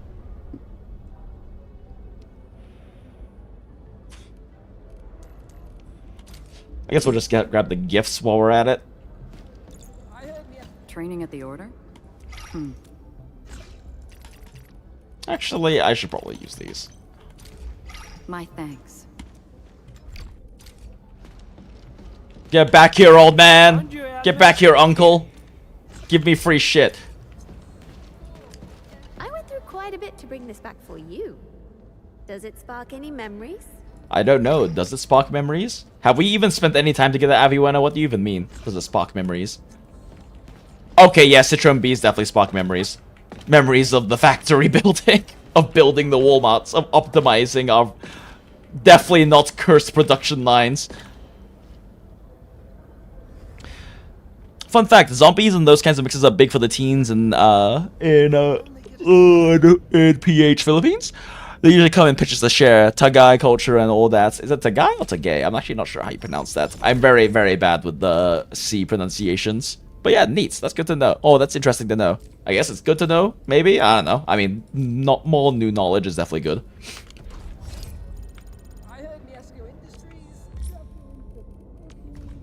More production assists. Wow, we love production assists. Sure. Oh, clue exchange has ended.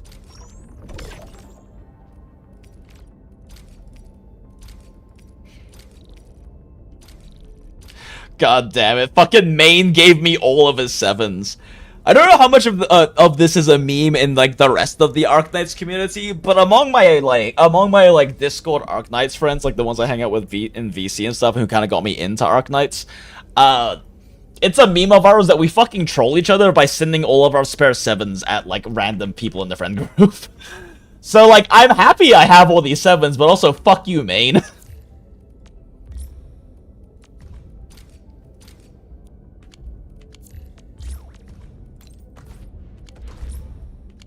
Oh, I guess this is why there's a dot, not because we have more production ceased. Okay, I should probably do, like, the friends credit things real quick. Oh, hey, it's Stoper. That is one of my, Discord Arknights friends. Idre. You have 8 Clue 7s thanks to your friends. Hell yeah, Yori, let's go. Elegant production lines, true Cauldrith.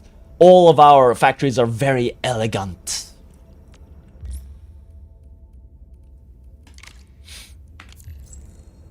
Tagai. Basically, it's like passing a joint, except shots in a circle. Yo, let's go. So as a rule, in order to be fair and impartial, because there's a lot of, like, community members of the Goondola and my, like, also IRL friends who are on my friends list, I just go down the list until I see a name that I know is, like, a friend or a community member, and I just pick them first, so. That way there is no favoritism in bossing Jinx stream.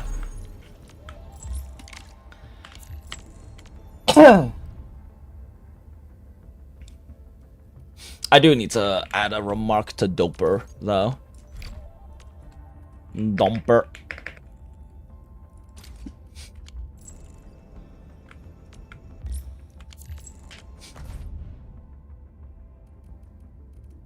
Alright, this speed ray. Okay, well, main popped up. Okay, I wasn't losing it when I played Clue 7 showed up so much. Yeah, I guess that's a, I guess that is a meme. I guess that is like a consistent meme in the community then. Just send your fucking 7s at people.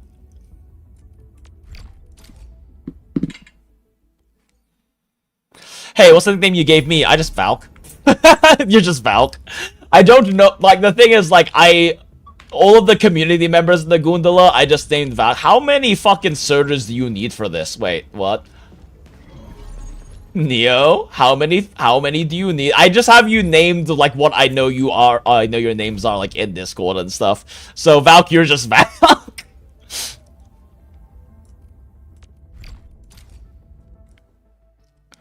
That works, yep.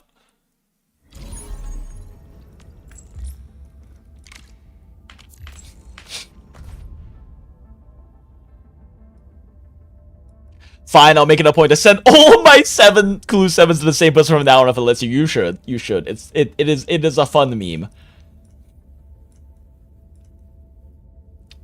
Well, unfortunately, I'm out of regular assists, Valk, so I can't give you a production assist. But if you get your clue exchange up, I can do the clue exchange. I saw Femboy and had to ask. Yeah, no, main is like our resident Femboy.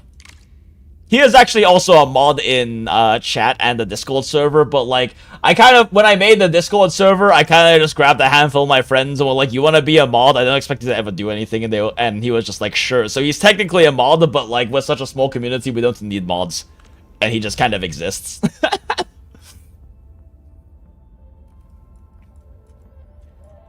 But he is our resident subby femboy.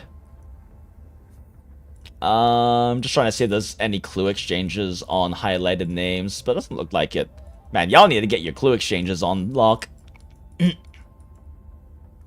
I don't see any other clue exchanges. Okay, here's the top clue exchange. Random Russian name, sure. Hell yeah, lore drop, let's go.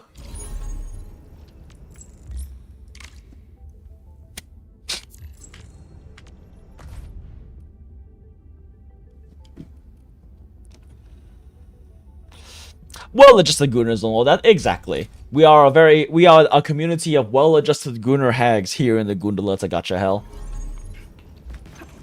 So the thing I was talking about earlier too, with the whole, with the whole me valuing authenticity thing so much, is actually I was realizing the other day is part of why I find like the wholesomeness of, and just generally speaking, like the gooning and gacha community is kind of like wholesome, sweet, and beautiful, because I mean, outside of like the really degenerate, like disrespectful shit, right? Which is kind of funny to see sometimes. There are like those like Japanese, if you've ever seen those like Japanese and translated like gooning crash out posts before of people just like, of these people just like going in so hard about like how obsessed they are with the character, with the waifu. But outside of that shit, I find like gooning really beautiful because it is like such a unadulterated, authentic display of affection for a character you like. And I think that's a cool thing. I think that's a very cool and beautiful thing. And that's kind of one of the beauties of something like the internet, right? Where a lot of people can feel a lot more comfortable to be their authentic self, for good and bad. That's a good and a bad thing.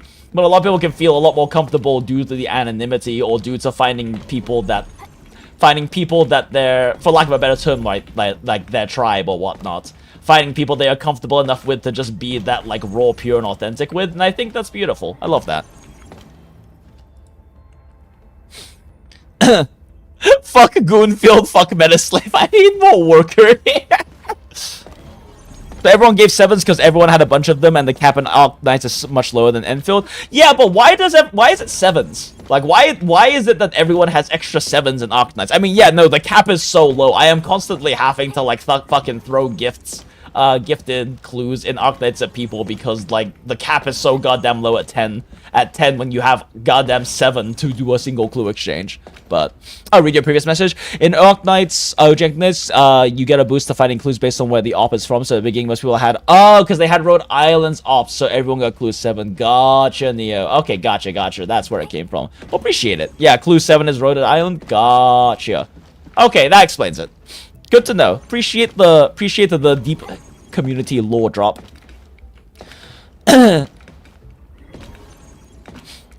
AI lets us see Endman licking Perlika Pit's videos. Hey, no looting daughter. They are daughter.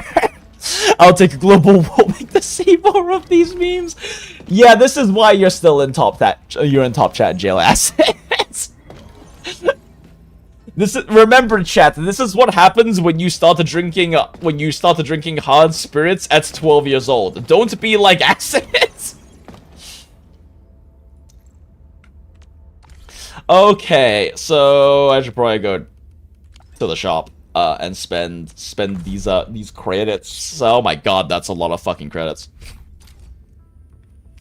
Ooh, Arsenal tickets and Aura barrels in the same day. You shouldn't have.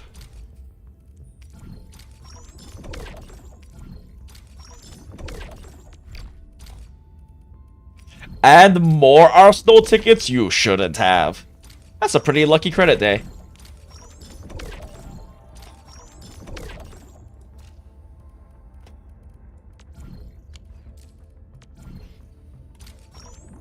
Oh, that's a good chunk of AIC quotas. Then again, I did do 20 more polls, which is like 30% of my total fucking limited polls I've ever done. So, I guess it makes sense.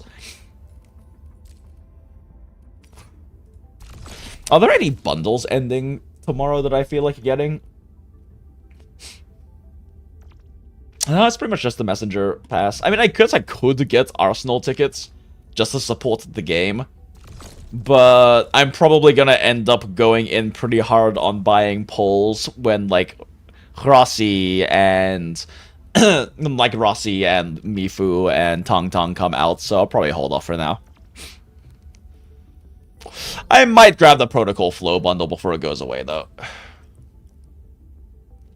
Because this shit is just so much more cost efficient than buying the goddamn direct Aura barrels or Aura Geometry, the OP in the game.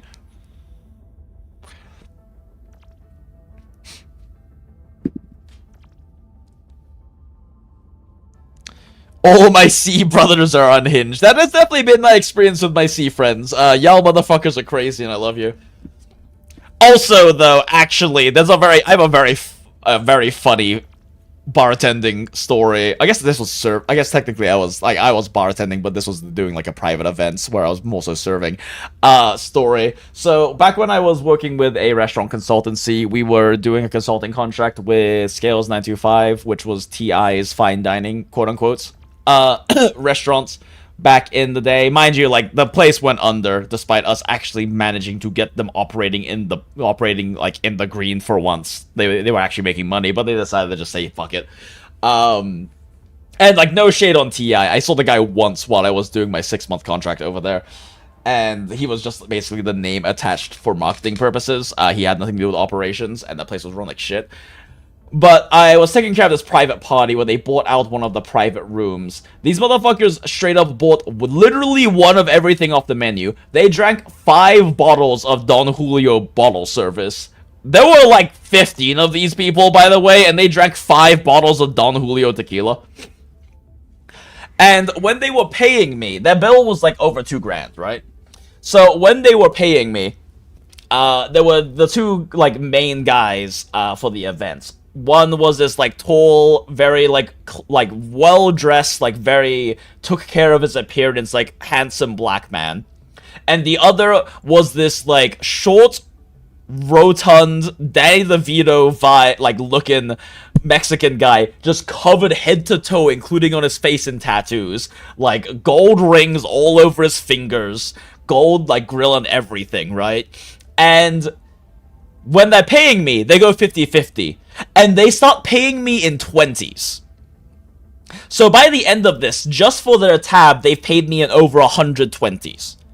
And they're counting out these 20s while talking with me. So they're very, very familiar with counting out 20s without having to think about it. And they know that there's, like, automatic gratuity on there because it's, like, a large group, but also it's a private event, right? So they know there's automatic gratuity on there. So I'm already making, like, $400 off of this. And then they keep counting until they hit $3,000. And they go, "We good?" And I'm like, "Yeah, we good. Thank you for $1,400.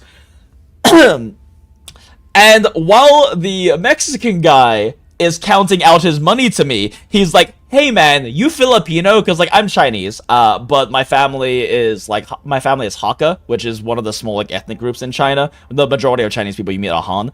And we do definitely look a little bit more, not necessarily but not, like, we look a little bit less, like, typically quote-unquote Chinese, right? We're, like, a little bit more tan, for one thing. I mean, you've seen, like, images, you've seen, like, what I look like in real life before. I don't exactly hide it.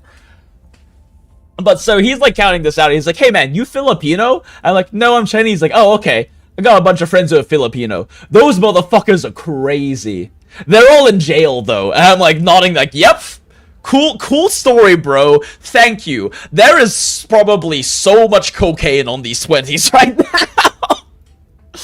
So yeah, that was a thing that happened when I was 24.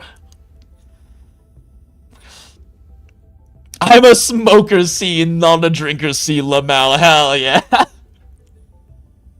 Your long chat didn't get sent? Nah, I didn't see any long messages from you in chat, Shiraush. And it didn't show up on, like, Automod or something, so I think it just didn't send on your end for some reason.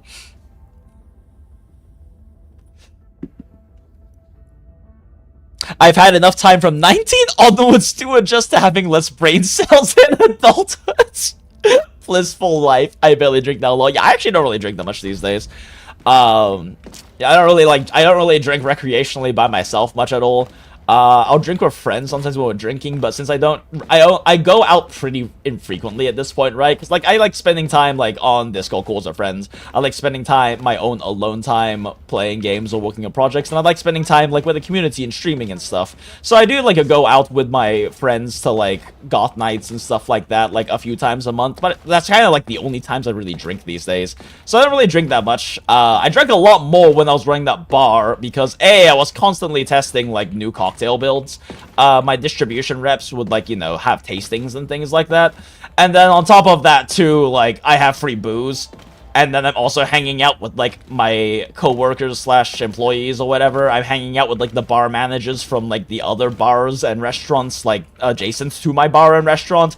I'm hanging out with, like, the servers and bartenders who would come to my bar after hours because we were open a little bit later than they were, so we'd be hanging out and drinking together. So, like, I drank a lot when I was running that bar. But I don't really drink that much these days. Basically, I do 30 polls every banner for the free 10. I think it's the best approach to Arsenal token income. Oh, yeah, definitely, if you want Arsenal token income. The only issue with, like, burning 30 polls, moving forward in the future to burning 30 polls every banner, is that it is going to make it harder for you to save up for the 120, because fundamentally, that's the only way to guarantee you get an op you really, really like. Technically, by doing 30 polls every banner, you only spend 11 because 9 via free shop plus login and 10 from the free ticket. True. I mean, you're not wrong, but you're still actually burning 20 because those the free via shop and login is still something you could save towards the 120 for an op you like, which is just a thing to keep in mind. How was Umbral Monument runs, by the way? Scuffed as all hell, but it clears a clear. We weren't really, like, actually molding or trying. I kind of just hopped in, half paid attention while reading chat, and then half the time Ember died, and I just said fuck it and just scraped the end of it with the Fang on field.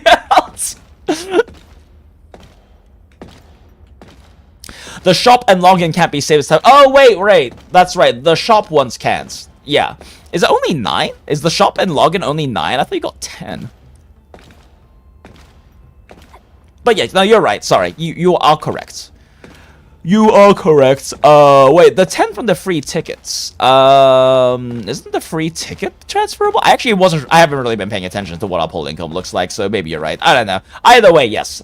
That is a very good way to build up Arsenal income for sure. But you are technically not hard saving, which could be a problem further down the line. We don't know what our income's gonna look like patch to patch, right? Because we don't really have any, like, rotating endgame for pull farming at the moment. True, a W is a W. Yep, win is a win, a clear is a clear. I mean, we can definitely mold it at some point, but there's also not really a great reason to mold it. There aren't any, like, speed clear trims, which I think is honestly probably a good thing. But a clear is a clear. We cleared, and that's all that really matters. There's not really any reason to do anything else other than just for, like, testing or flex purposes. And I think Umbral's kind of a bad place for me to do testing anyway, because you start with 0 ult energy. So you can't really test, like... I mean, I guess if that is, like, what the endgame ends up being like, that's important for rotations. But it's not really the kind of rotations I want to test.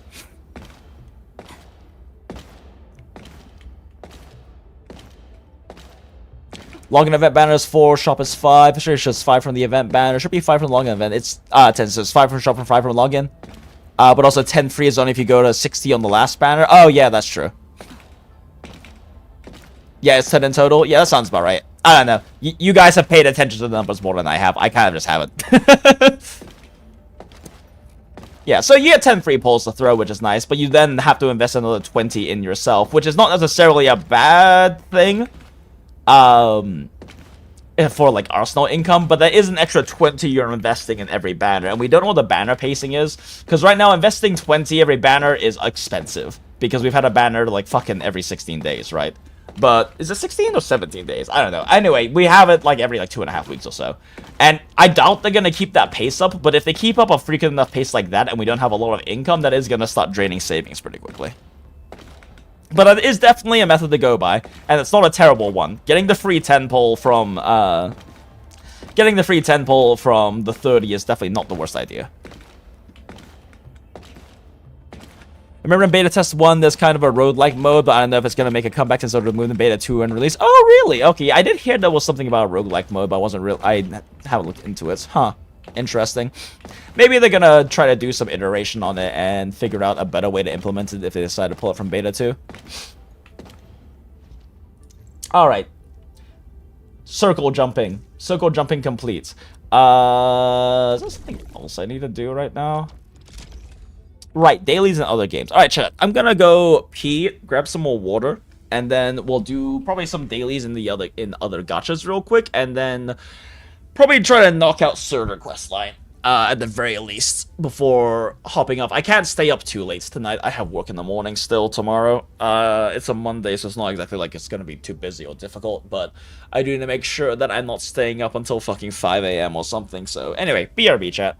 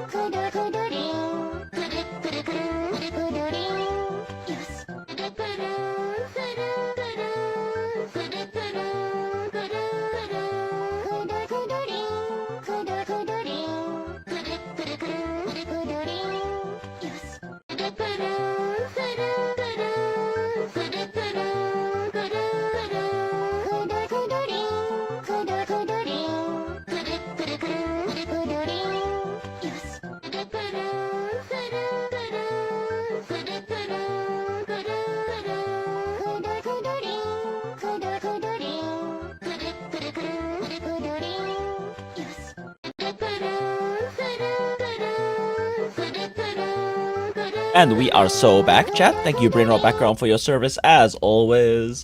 Previous experience just tells me to pull 120 on the third banner to get all units. Easy clap. Fuck you, ass. Real pro strat remains, just be lucky. True. See, that was the pro strat last banner. We were just lucky. We pulled 30 times, free temple, got a Surtur, free Surtur, didn't burn pity. This time, we pulled 60 times, plus the free 10. Got Surtur again, meaning, and since I'm never activating the potential, that means our free Surtur was literally pointless and we used 90 pulls to get Surtur. Next patch, I'm throwing the free 10 we got from pulling 60 times on this banner, and I'm not throwing any more pulls. I'm just throwing, like, the free pulls. I'm not gonna burn any more pulls. I don't really care about Yvonne. Both from, like, I mean, maybe I'll care about her more after doing her, event story or something, but I just don't plan on pulling Yvonne. Don't really plan on pulling Yvonne. I'm not the biggest fan of her design, visually speaking, and I think that it's just... I think that's enough of a reason for me to not really want to pull for her when I like Tang Tang and Rossi and Mifu and Zhuang enough to want to save for them. And this is the kind of game where you kind of... where, like, saving is going to be the meta. because it's a non-transferable spark system. So I am planning on doing intelligent saving. And I don't care enough about Yvonne. Even if I do a story and really end up, like, loving her, I probably still won't pull for her. Genuine question, how lucky are you if you get Sakiko in the first 10 pull? Pretty lucky, since Arknights, scaling pity starts kicking in at 50. That means that you have a 2% chance per pull, which is a... it is a chance of events not happening is 1 minus... chance of event not happening is 1 minus 0.2, which is 0.98, to the power of... what is it? Okay, oh my god. How could I not remember this fucking formula? Jesus Christ.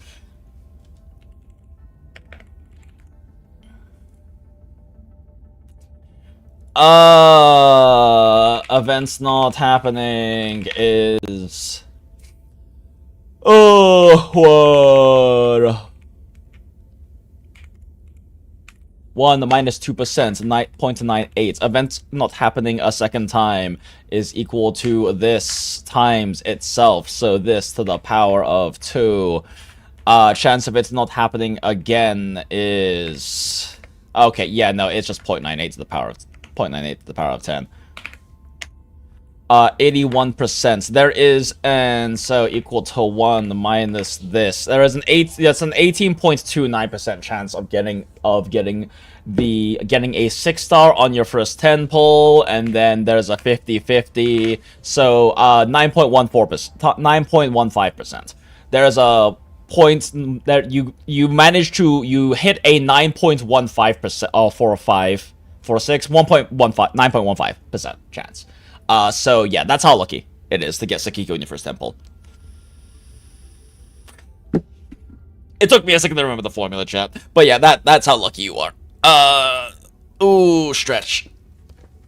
Because it's not at, like, it is a little bit lower than 10% chance, because you have 10 temples at a 2% chance. But the thing is, you can't just do 2% 10 times. You can't just get 2% 10 times. Every time you do a pull out of the full 1, so let's just say 100%, you have a 2% chance of pulling the character. When you don't pull the character, the remaining 98% is what you have to take 2% of for the chance for you to get the character within 2 pulls. Like, that's how classical probability works. And then when you don't get it, that 98% minus the 2% of 98% is what the remaining probability pool that exists out of the 100% probability pool for your next 2% to not get it, etc, etc, etc. What about getting 2 Sakiko and OPP? Well, okay, ignoring OPP specifically, but instead losing 50-50... I don't feel like calculating that. I'm too tired to do like actual proper actual proper joints, what is it? Compound probability? I forget the fucking the actual fucking terms. It's been a second since I've actually like done proper classical probability problems to remember all the specific terms. I remember the notation, but I don't remember the name of the terms. The answer is very unlikely though, so good job, Neo. It's definitely like sub 2%. Probably sub 1%. Chinese man's doing Chinese quick maths. This is why we here smile. I like Yvonne's kits, but I don't have the resources to level her up, especially when I'm doing a specific artificing, maxing. Fair. My first real account got deleted by Hypergriff because I'm stacking sanity up to 1k, and I make a new account last month and get her in the first tempo. Yo, let's bet. Let's go. Bet. But yeah, getting 2 Sakiko and LPP in 30 is crazy. And, I mean, we were really lucky on stream, because we got 2 Sakiko in 30 polls. And I even won a second Sakiko, but hey, we got 2 Sakikos in 30 polls. And one of those temples being free was pretty nice. We got a decent pull savings going in Arknights right now. But I guess we'll see what happens on the next banner, because I'm definitely pulling on the next banner.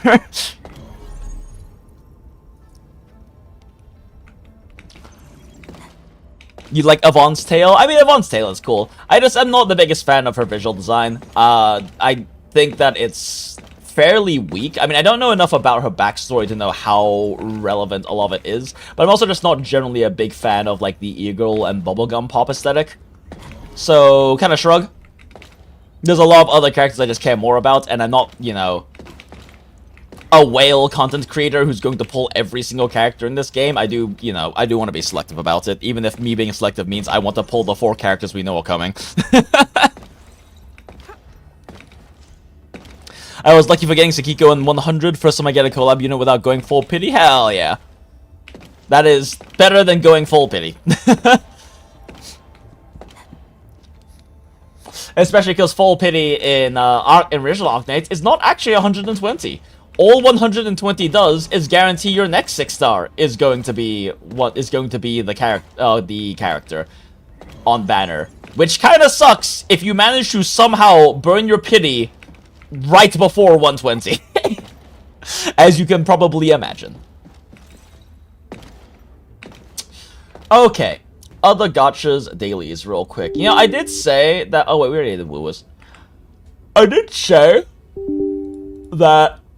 I'm gonna do Soda's story quest, but I am realizing after getting up and swapping my laundry out, which I'm kind of cooked on laundry, chat. My laundry's a bit waterlogged, so getting it done in time before I have to sleep is gonna be rough.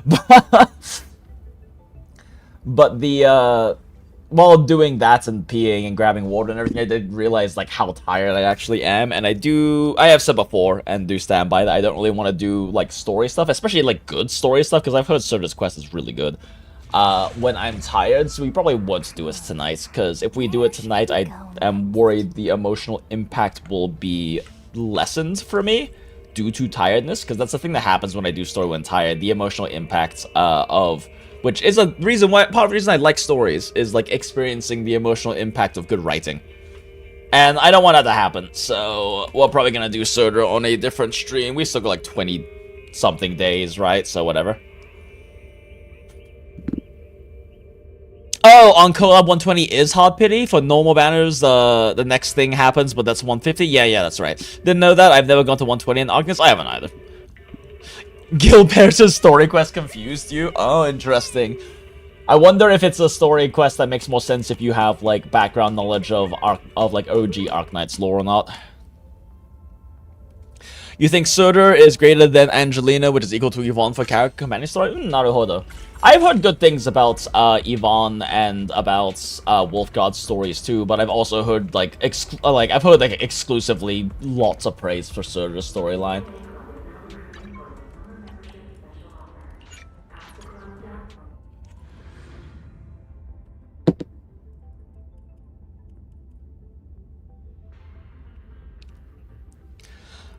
So yeah, my day off this week is gonna be kind of busy, but maybe we can go and burn through all the companion quests in a single stream then, since I should be able to sleep in and actually recover from my very low sleep week I've had. I have not gotten a lot of sleep this week, chat. I mean, I normally don't get a lot of sleep, but it's been kind of extra bad, because instead of, like, being able to catch up on sleep while my parents were in town, I had to wake up extra early because they're up early, because they're normal people who don't live a schedule that is going to sleep at, like, 4 or 5 a.m. on the regular.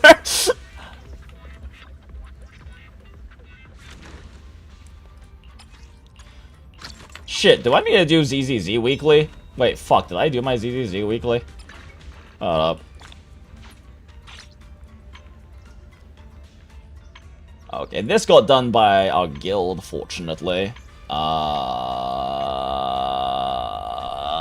Hollow Zero. Fuck! Okay, I guess we're doing this now.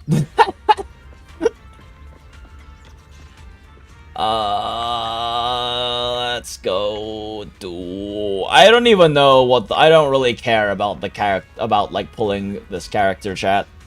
Or the next one. Snake One is hot, I guess. I don't know anything about her, so maybe we pull on her. I don't know. But, like, I don't really have... This patch cycle or this faction is kind of dead for me, chat. I don't care about the Angels of Delusion much. I didn't do last patch's story, but I don't care that much about the Angels of Delusion. Even if I did end up liking them in story, I don't think I would pull for them. So, yeah, this patch is kind of cooked for me. Let's throw a tender and see if we get her early. No streamer luck. Yeah, so, nah, not happening. Just never really been into the idols thing. And, like, cute anime girls doing cute things is cool and all, but for me, the question has always been, why cute anime grill when sexy anime woman? And I will always prefer the hags and the sexy onesans over the cute grills. And so I'm just not really feeling this patch so far, in terms of the characters coming out. I want the ninja BDSM lady that I saw smile.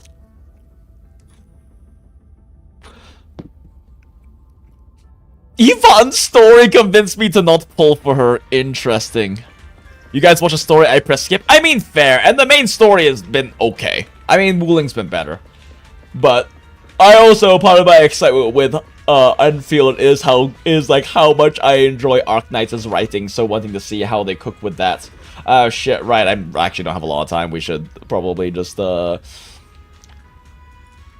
don't fucking know. Let's just farm more disc drives for my soldiers so she can be even more unnecessarily min-maxed.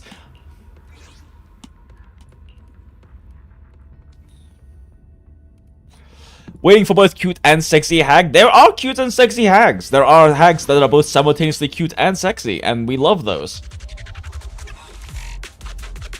Law woman has better lore.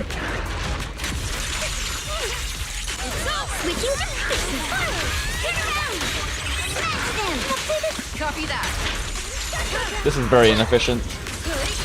God damn it, I got body blocked.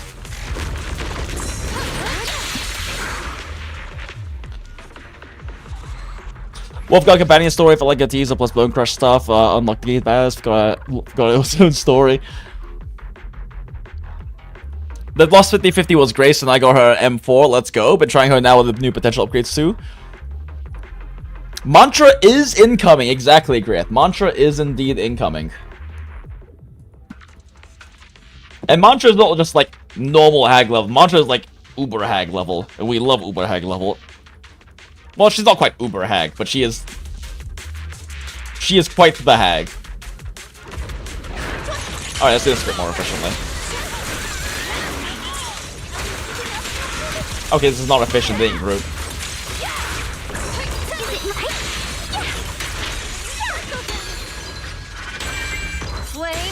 Okay, not killing with that attack and ulting instead actually slows down these runs.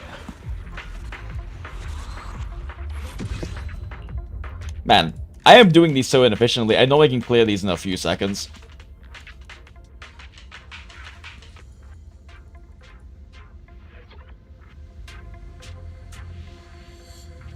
Elder Square Hag, exactly.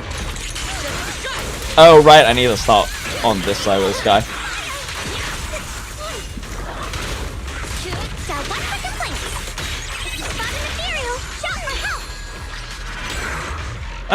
They didn't group very well that time around, but it's fine.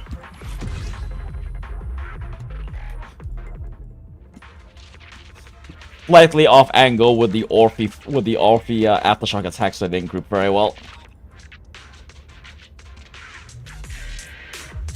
Maybe going a bit too far to the side.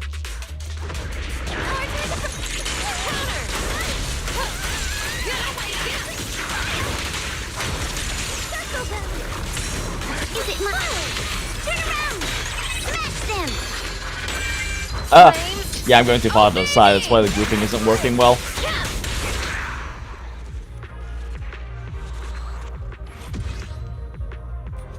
So Texas, we need Texas. Where is Texas? Give me Texas. Give me La PP.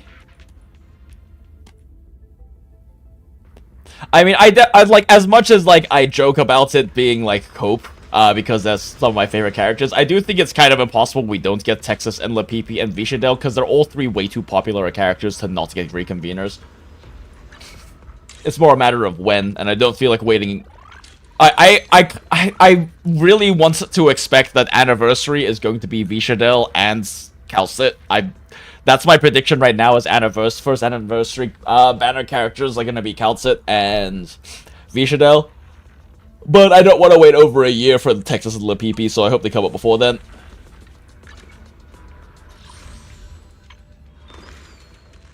Shit, right. Lucky money.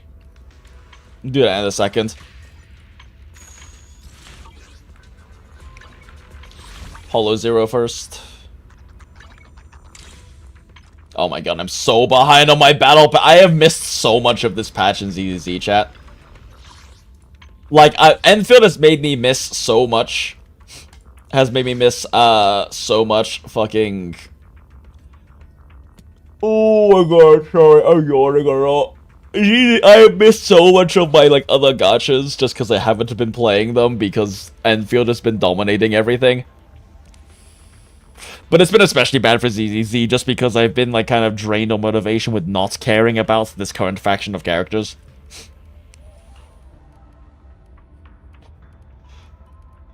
That's just my favorite team. Plus... Is there a borrowable lighter? Oh, there's a borrowable lighter right now. What the fuck does Suna even do? I don't know, but let's just throw it in there, I guess. Oh no, there's a borrowable lighter. I know, let's just see what Suna does. I don't even know what she does.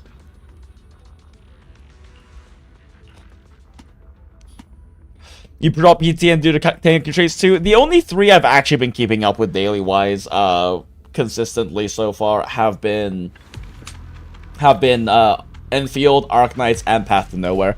The Arknights and Path to Nowhere are just two that I'm like I'm dedicated to not drop, especially because the dailies are so like comically fast and easy. Ethervale Delusion Reprise is active. Gale, 8% more damage to basic attacks. Oh, okay, sure. Sure, Soldier like a basic attack damage. Fuck it, sure. Ooh, double encounter? Give me Z merits. Soon as basically premium Xiao. Gotcha. I know she's a support. I'm gonna go onto her, press EX, and leave.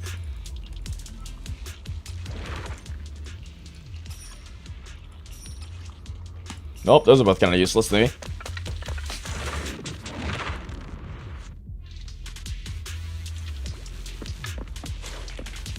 You dropped 7 Knight Ari and Wooer to rush Enfield. Day 1 clear? Fair. Take my blood!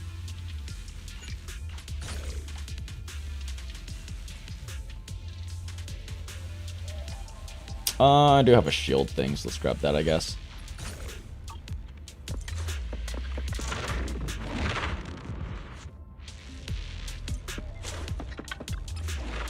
Damn, none of these was Z merits. Oh well.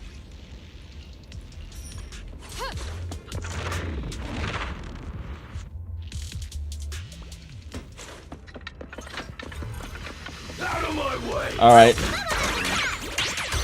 Okay, well, I don't really know what bubblegum attack just did, but sure.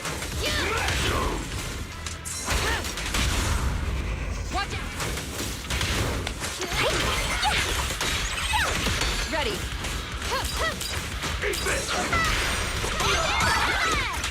Okay, I hate her moveset. I hate her special effects and I hate her moveset, chat. I do not want to play this character. She has the same issue I have with, like, Tribby in Star Rail. Like, I actually like Tribby a lot from a story and lore perspective, especially when they got into, like, her past self and like, the whole see you tomorrow thing, which I kind of want to replay through the story of that at some point, because I feel like when we did that story, I was too tired to really properly process and appreciate the whole see you tomorrow thing. But, like, I do like Tribby, but holy fuck do I hate her special effects and sound effects. I cannot stand them. So I will never pull Tribby for that reason.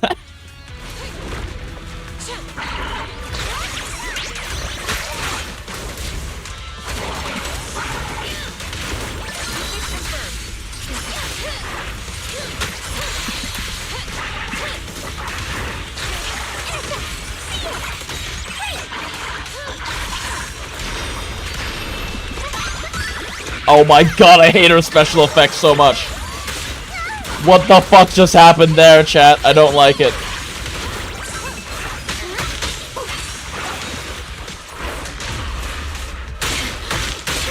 Okay, I'm like trying to build up. I'm trying to like save resources for like funny stun rotation, but it's a waste. It's not worth it. I'm just gonna go in on the. I'm just gonna go in with dial in. Oh wait, I guess I don't have to now. I just lost my resources.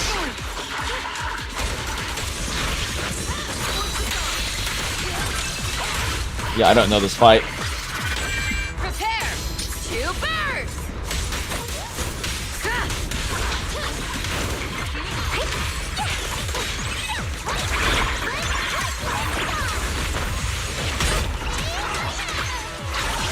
Okay, I don't know why I didn't get a quick assist there.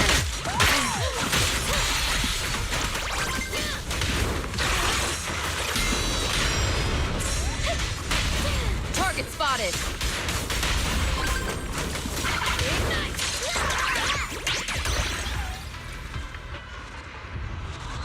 I hate her so much, chat. I hate her look, I hate her sound effects, and I hate her special effects. If you like her, good for you. If you like the whole, like, bubblegum idol thing and you like the cute girl thing, good for you, but holy shit do I hate her.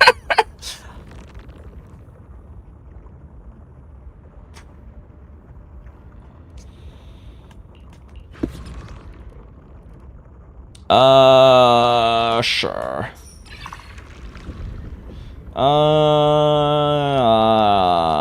Sure.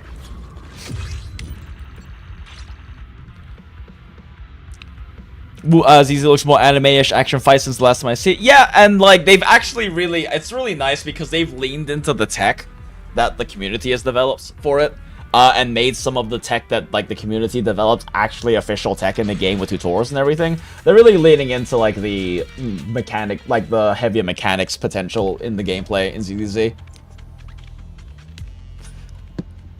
Having soon, I felt reminiscence of the Qingqiu Yilan situation for your Shengguang. You literally almost permanently in the awakening mode with both units. That makes sense, yeah. That definitely makes sense. I mean, the thing is that Su Shengguang's so goddamn strong, I don't feel the need to, like, pull a new premium support for her at all. I just run her with, like, fucking Zhao and Astra and then laugh at numbers. I actually do tend to clear slower with that than I do with, like, my soldier team. But also, my Su Shengguang's not built very well. When 2 types of Ether Veil? Does she have multiple Ether Veil? I don't know what she does, chat. And I don't really care to learn either. I guess we'll just go for shop. Hey, Cup Noodles, good to see you. Welcome in. Kind of like the glowing mask effects on enemies. Reminds you of Smiling Man from Gits. Ah, fair.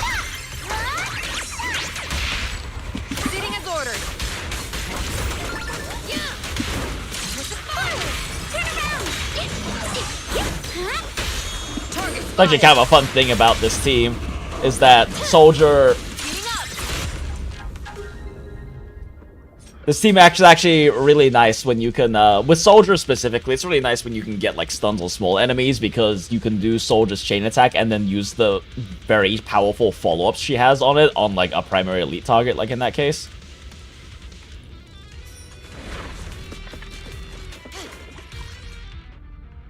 Oh, it says gear. Yeah, okay, let's go with that one.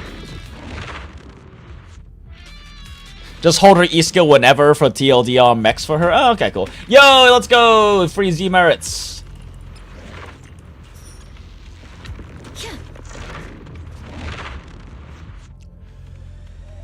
Cute bubblegum thing isn't big for you, though, but I mean, like, I'm not saying it's a bad thing either. I just really do not enjoy it myself. It is, like, very contrasting to my personal tastes. Like, my friend Main, I mentioned earlier, the Maniac, the fanboy, he loves these idols. He's been, like, excited for the idol characters ever since there were, like, the, I don't even know if they counted as leaks necessarily, but, like, the first, like, little splash art we got of them, like, way back in the day. And he's super excited, because this is, like, very much his choice, or his tastes. But it's not mine. And it's kind of funny because Main and I have, like, very overlapping tastes in very specific things, and then completely opposite tastes in everything else. Oh, that's not timing shit.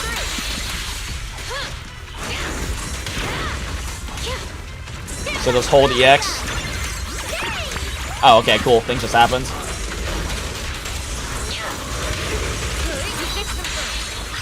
Shit.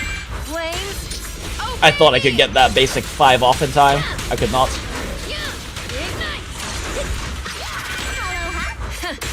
Open fire. Aim for the elite, aim for the elite. Let's go! The verdict is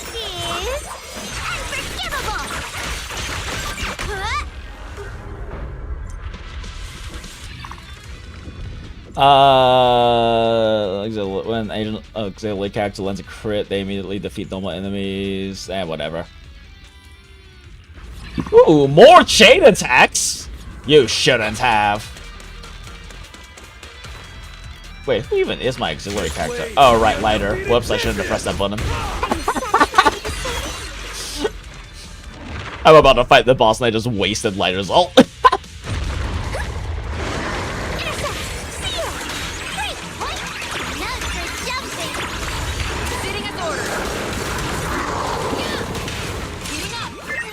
Alright, what the fuck is her ult? Okay, I hate her.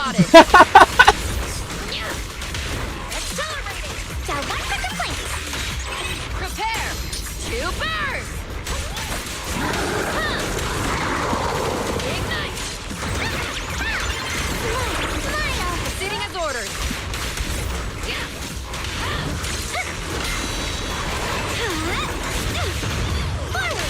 Target spotted. Fuck you, you don't get to put up your miasma shield.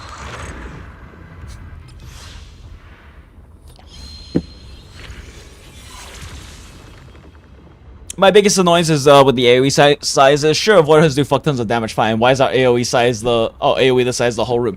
So Xushang Guang isn't actually quite the whole room, but it's very big. I've definitely run into issues with like new Shiryu and whatnots, where Xushang Guang just won't hit both enemies because a lot of the physical weak enemies they've been putting in there move around a lot. But yeah, it's very big. It is definitely very big. Because the thing is, like, at least with the team I play, there's not that much grouping in the team. So if they kind of decide to fuck off the different parts, then it's just a reset. But it's not exactly like she has small AoE. I mostly nitpick the outfit design if I see overlap from previous one. Yeah, that's been kind of an issue in 2.0. With the whole, like, Yixuan and Lucia and Octohag issue. Or Octo and Aeson issue. Sure, fuck it, why not?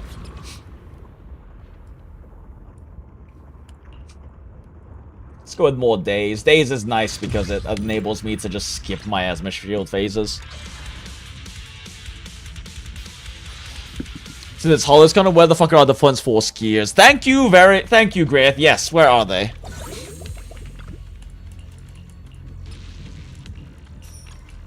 Hooray! A soldier modifier, which is actually kind of, Soldier's modifier was so good before she got her rework, and now her rework is like makes it okay at best. It's still pretty nice, but like it's not really that useful.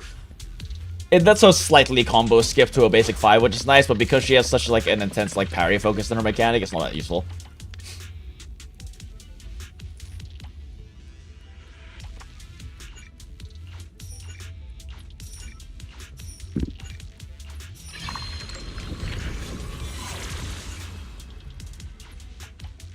More stun? Not more stun.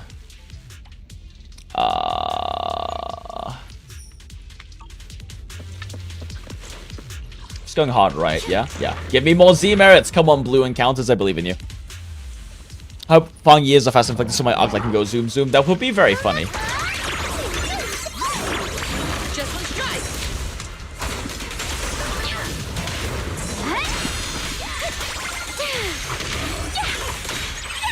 Copy that.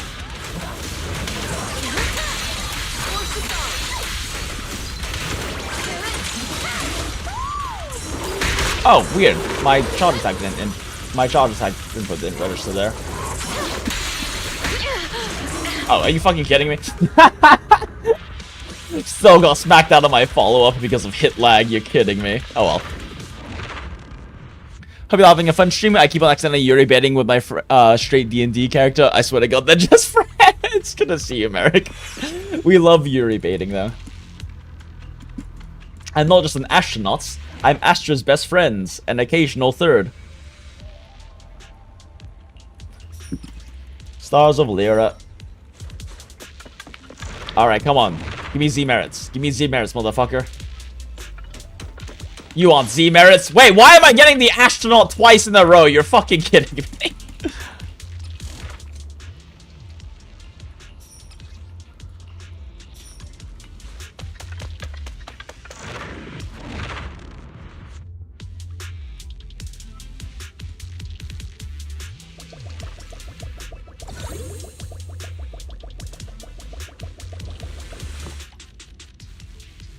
Wop, wop, wop, wop, wop, sure. I love more decibels.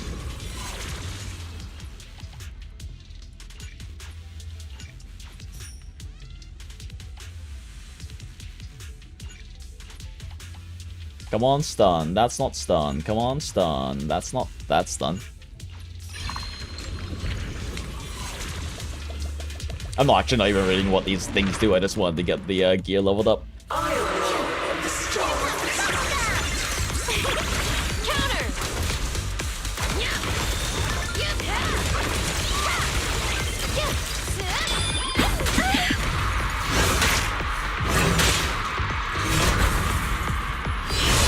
I actually don't know how this mechanic works, chat. I don't know how this boss works. Flames, obey me!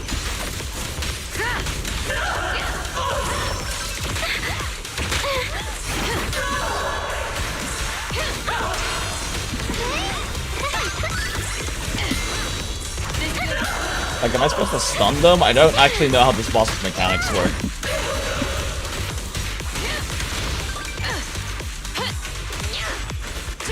Do I just not do damage until they're stunned or something?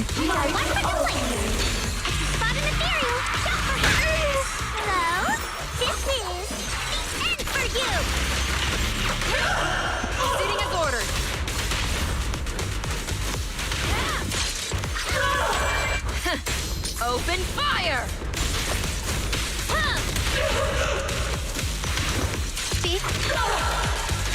Prepare to burst! Today's work order? How many ultimates can we fit into one stun window? The answer is 3.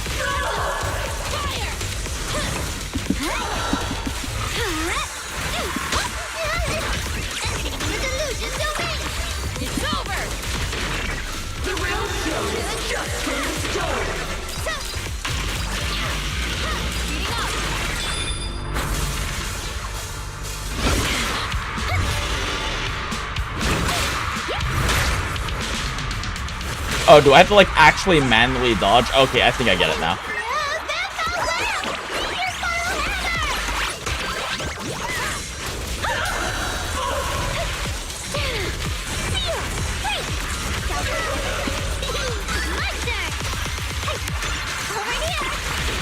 strike. Ignite. A complaint? Too late for that! Forward! Turn around!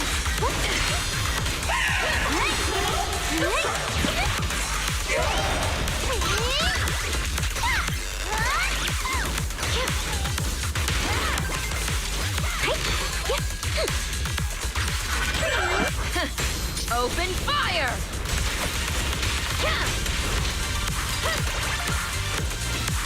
The fuck? Wait, why the fuck did that not trigger stun? What's happening? Why is my stun not triggering?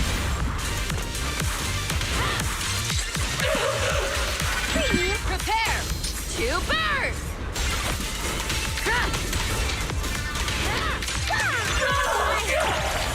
Counter.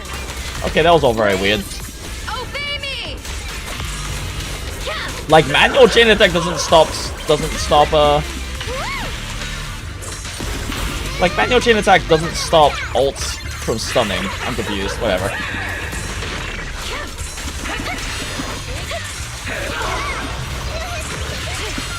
Why's my camera in that direction? Easy peasy. I want to send all the bad guys flying!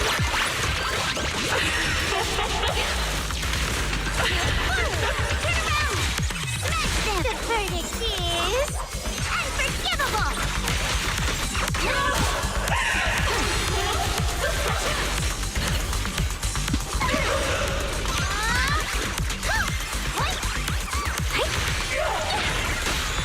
Proceeding as ordered.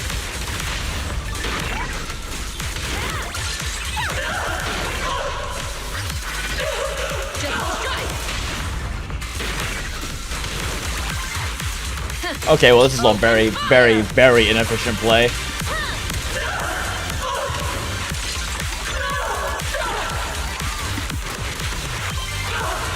Oh, right, I have Lighter's ult. I forgot. Target spotted.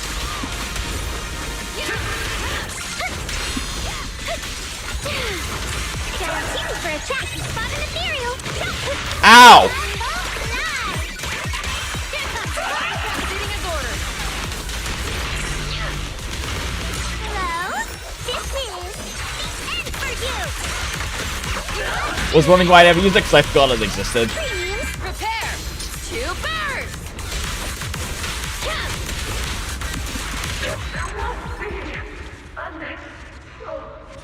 The buffs the Operator can do are pretty massive. Yeah, I probably should have been making use of them. My damage was not very high there. Like I said, I've been kind of checked out this patch, so I haven't really looked into or read what the mechanics, like new mechanics of Hollow Zero and stuff are. I just kind of go, oh, there's another character who I can ult on sometimes. Wow, crazy. Okay, I know I'm good on HSR weeklies. I think. Wait, should I do my, like, weekly bosses? Does it even matter in HSR? I have so many weekly boss mats. Oh, wow, I actually managed to get most of this week. That hasn't happened in a while. That's not really anything else I have to do, right? Oh, wait, no, that's right. We have to do, like, the fucking red packet money stuff.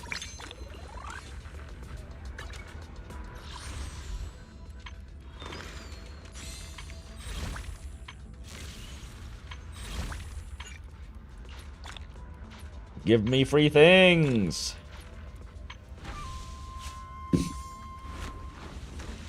Okay, maybe I should like actually do Suna's demo. I have no idea how this bitch works. Last week, Hugo was a bonus character, just did ridiculous totalizer from off field. Ah. Nothing energy can activate EX special attack, put the whole squad into angelic coordination, creating an attack boost.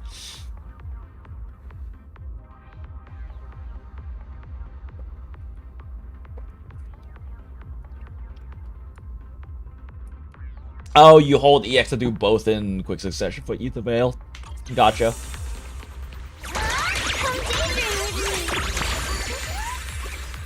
And now we're in Ether Veil. So it's basically attack not a cat spotted, EX special attack, cat's gaze is applied, attack on normally, characters continue attacking, can be triggered to consume, dealing area damage based on the attribute of the one who triggered it. No enemies then can consume soul or launch basic attack. Reapplying Cat's Gaze and he's got member evil. They gain some claw sharpeners. Cool. No problem.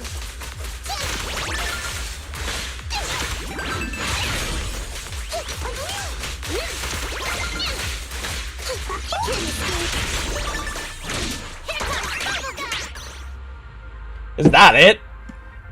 Okay. You hold the X, and then you do things on the other character. Gotcha.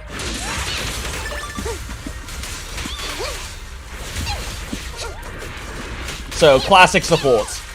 Do EX thing, leave forever. Until you have to do EX thing again. Oh my god, I hate her special effects. And her sound effects.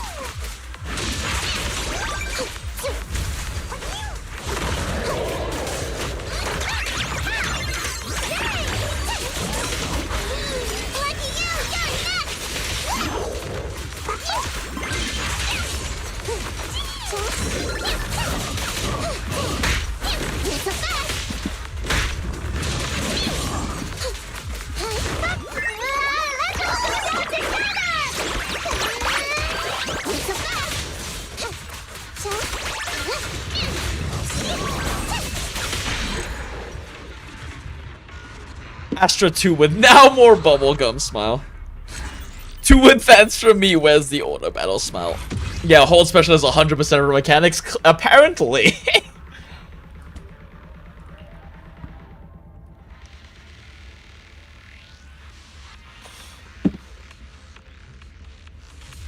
No, see, the difference is Astra actually has some hidden tech mechanics that you can use on specific teams, namely her quick assist spam. Like, her quick assist spam enables you to actually do some interesting tech with certain teams. Like, as kind of scuffed as it is to use Astra with Yi Xuan, for example, because she has such a high motion value per second off of her quick assist into basic 4-5 combo, you can actually use Astra as a way to enable that as a constant damage rotation in between, like, gaining adrenaline through dodge counters and things like that.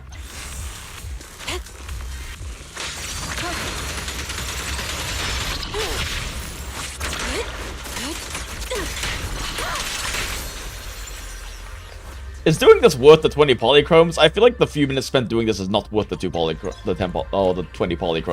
Let's get still. Scatter. Concentrate. Clarity and impurity cycle.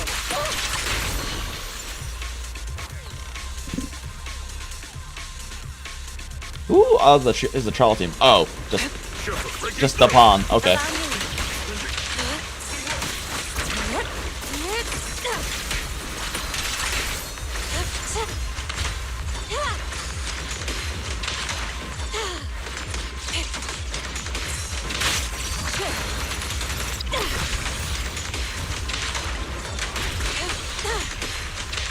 Damn, the corruption cancelled their attack. And then I mistimed that.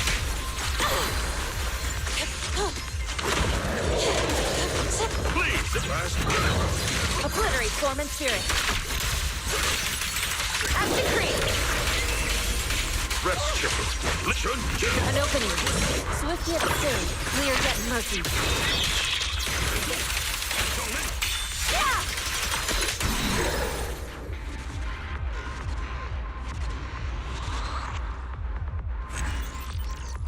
You gotta do it once, then you get them for every future patch? Okay. Yeah, I guess it didn't carry over the original one from Yi Xuan's initial banner then, in that case, for me.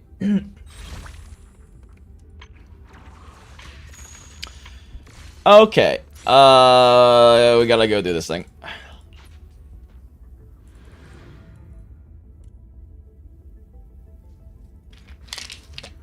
don't know if I took my meds. Just in case, I'm taking them now.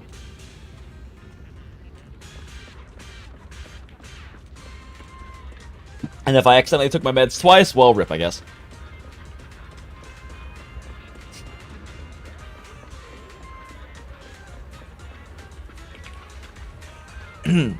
Alright, everyone's here now. Alright, everyone, settle down. Yuzaha's handing out lucky money, so get in line. At Yuzaha's command, the kids scattered across the beach hurry over and line up obediently in front of her. Give us money! I wonder if Belle knows everyone here. From left to right, that's Monato's youngest siblings, Ayut and Ah-Ching. And there's my little sister Sumire and my younger brother Ah-Wen. And the shy girl over there is Kairi, my older sister. Who's shy? Hehe, alright, lucky money's all set. Who wants to go first? Wow, Ayut's the quickest on the draw. Well done. This is lucky money's for you. Remember to eat your veggies so you can go up healthy and strong. Thanks, Yuzaha. Happy New Year. Next up is Sumire. You did a great job helping keep Lucia calm. That's first-class merits. Yuzuha. Watch it, or next time I'll tell your little sister a story about ethereal snatching kids. Oh, I'm sorry, Lady Lucia. Please forgive me. Anyway, this is Sumire's lucky money. Thank you. Happy New Year. And Lucia's stories are super interesting. Next time, I'll tell you more, okay? About how the most beautiful ethereal grew into a dazzling long dash. Alright. Next up, Ah-Ching. Here's your lucky money. Make sure to work out hard and grow as tall as your brother. I will. I'll drink milk every day and work hard to grow taller and stronger. We're all looking forward to that day. And Ah-Wen, your finals still weren't great, but you did score 5 points higher than last time. That's already pretty good. Ah-Wen, here's your lucky money. Make sure you keep it safe. Yuzaha, I'll keep doing my best. Alright. No need to rush. Take it slow and avoid straining your eyes. And last but not least, here's your lucky money, Kaede. You are the pride of our family, but do not put too much pressure on yourself, okay? I am not under any pressure at all, but thank you. Happy New Year. I have to say, Yuzaha, you've really grown up. Before the words even finish, a middle-aged man with an unfamiliar face suddenly walks over. In the blink of an eye, all these years have passed. You have gone from a little girl receiving lucky money to the one handing it out. Definitely not lucky money provided by her best roommate. I still remember how you used to look at me so eagerly, asking me for gifts. Hehe. You look unfamiliar, strange middle-aged man. As for this one, Yuza's eyes flicker as she flashes a mischievous grin.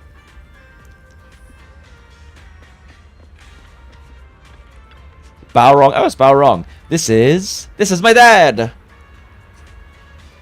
What? Heh, judging by Yuzaha's expression, looks like you've been pranked again, little one. Or young one. You glance at Yuzaha, but she stays perfectly still wearing that cheerful, teasing smile. Yuzaha's a mischievous kid, but she's got a good heart. I'll apologize on her behalf. That's very kind of you, sir, stares at Yuzaha.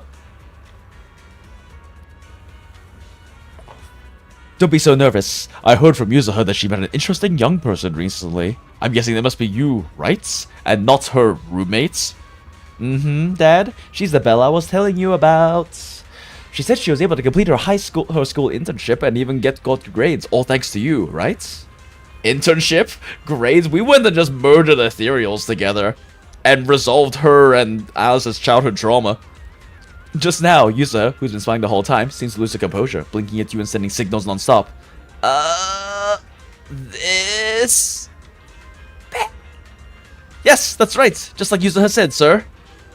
Hehe, that's good.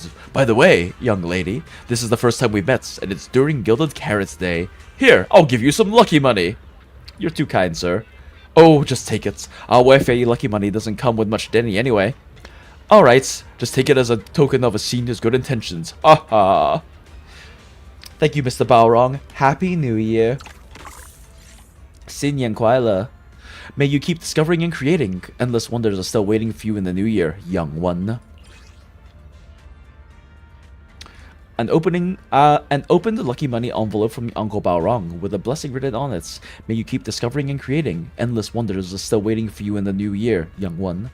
Wife Wins has a special custom where elders prepare lucky money to give the kids on the evening of the Gilded Carrot Day, packed with heartfelt care and wishes for peace and health in the coming year. And a few dozen Denny's. 68 Denny's! Let's go!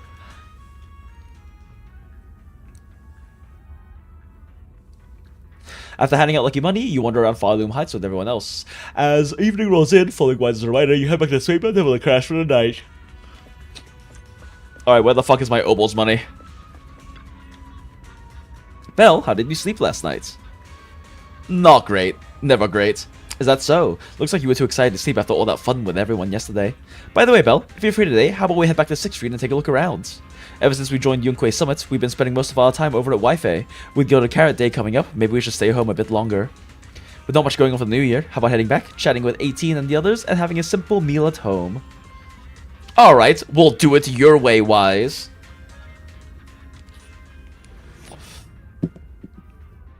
The journey was long, but taking turns driving with Belle made it manageable, and you finally made it back to 6th Street. Wait, with Belle? But I am Belle. Oh, we're riding with Soldier 11! Yeah, nothing beats a peace of mind in your own place. The moment I step out of 6th Street, it finally feels like I'm really home. Wherever you are, Wise, that's home to me. Aww, incest. Did the sun rise in the west today? You're suddenly talking so sweet. But yeah, I feel the same way. Let's go check on 18 and Lil 6. Perfect timing. Ao's just rushed inside. But before that... ... Warm hands cover your eyes, plunging your world into the darkness. It's your brother blocking your view, and with those hands lifted, giving your vision a look. Welcome back to 6th Street, Manager. Let's go, Asha! And Susie! Why are you all in my parking lot? What? My parking lot. Why are all the 6th Street shopkeepers here? Wait, this is my parking lot. Looks like we gave you quite the surprise, manager. Seems the other manager handled the secret-keeping job pretty well. Wise. Wow, just like the reunion dinner the other day.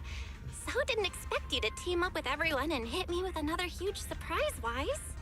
But honestly, I could get surprises like this every day and not get tired of it. Thanks, Wise. Aw, And cute. thanks, everyone. Cute Belle laugh. All right, Manager. Time for the gift-giving part. Here. This is a custom controller case. Let's from- go! Happy New Year. I wonder when my custom controller case is showing up. Soup base is a new flavor. Or I've rather, my been custom working on. controller. It's Got not even the on Frolova noodle shop special menu edition yet. one. If you miss my cooking while you're away, just boil some noodles with it and give it a try. Of course, coming back to eat it fresh would be even better. A new batch of drip bag coffee came in the other day, so I brought you a box to try. Hope your New Year's Drip is bag, as slap smooth that as a good cup of bag. coffee. If you don't mind, Manager, here's a gotcha from Gadget Store's newest line. Let's go! SSR poll, right I now. pressed the record myself. Filled it with tracks I think you'd like. Hope music fills your life in the coming year. I mean, this dry farming definitely is I going didn't to. really bring anything special. Just grab some parts and maintenance oil for your little bang boo. Hope they Hell yeah, we handy. love practical gifts. I told them a simple greeting would be enough, but everyone insisted they couldn't show up empty-handed. So now we'll need to prepare something in return, Belle. Let's make a home movie together. Can't believe I got this many presents. You guys are way too sweet. Happy New Year. Aw, Belle's so excited. I just want you to know, even if our world becomes bigger, this video store will always be the place we can return to. It's home. So, if you've got the time, come back once in a while. I think the people and the neighborhood itself might miss us. It's getting late. Looks like you still have plenty to talk about, so we'll leave you to it. Bye-bye, Manager. Drop by the arcade for a few rounds when you're free. One by one, the shopkeepers of 6th Street head off, leaving you alone with your enigmatic brother. I wonder how many people played ZZZ and got their furry awakening from both like Lycaon and Ash and Asha. Did you catch a cold? No, Belle. Could you close your eyes for a moment? You're not going to blindfold me this time, my dear brother. Alright, close your eyes already. You close your eyes and open them again at Wise's cue. A small ground firework has appeared in the open space ahead, sizzling and spreading its bright sparks through the mist of your and Wise's breath. A mini fountain firework! Heh, you loved these when we were kids, right? Even when the adults told us not to set off fireworks, you dragged me along to sneak some away. Sneak some anyway. You were always the one coming up with plans to dodge the grown-ups, and I'd handle the cleanup. I still remember that time when a spark accidentally landed on my clothes and I burst into tears. You had to burn a hole in your own clothes before I finally stopped crying. Aww. Good big bro. Belle, take a step back. I'm pretty sure you saw crying kid of sparks going in your I mean, right now, she's not wearing a lot of them. They're more likely to get on her skin and burn her. I'll make sure our clothes stay safe, my dear brother. Oh, right, and I prepared some lucky money for you. Belle, take it, and don't go spending it carelessly. Oh, how many Denny's we getting this time? 888, let's go! In the new year, I will always be by your side, sister. Aww, incest. An open lucky money envelope from Wise with a blessing written on it. I'll be right by your side in the new year, Belle. My favorite Insta has... Okay. Wait, no. Oh, no, it's still the same text. Okay.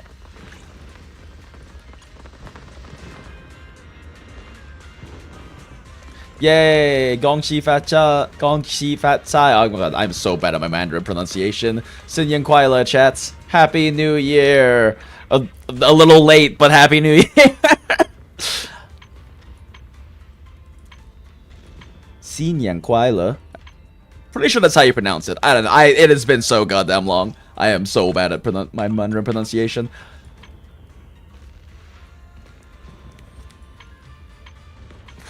Okay, that is all I didn't use to get my fucking coffee.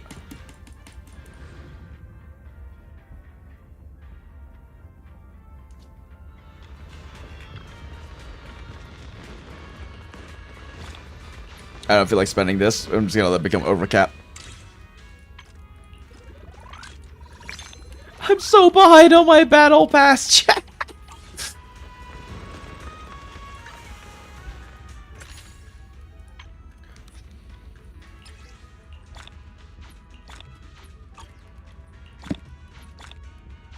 All the rewards, let's go.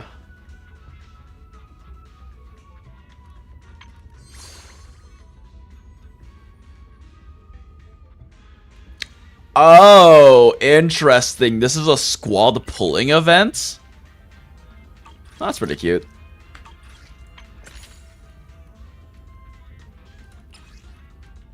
Yeah, I logged in once for that. Whoops.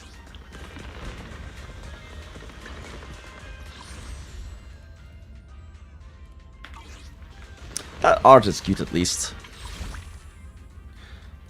I only just got a free monthly. Neo, I haven't been logging in. I've been pretty bad about logging in.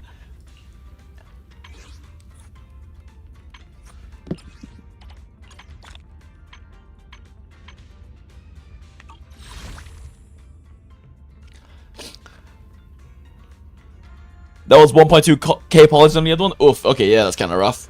It's okay, though. I'm, like, skipping the entire Angels of Delusion team. I do want to... I will probably end up getting, like, Fork Tongue Onesan. But I'm skipping the Angels of Delusion, so... Not too concerned about my pulls. I mean, I should still be getting all the ones I can, but I'm not that concerned about my pulls. How is New Harumasa? Never actually, like, got around to pulling Haruma, like, learning how to play Harumasa. But if new Harumasa is, like, strong, it might be fun. I do enjoy playing Sampi, though. It's, like, fun, like, Unga Bunga brainless play.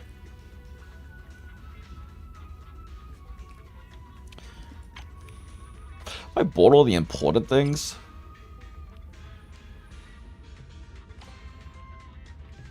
Wait, this just lets me... Wait. With a domain? What the fuck does this do?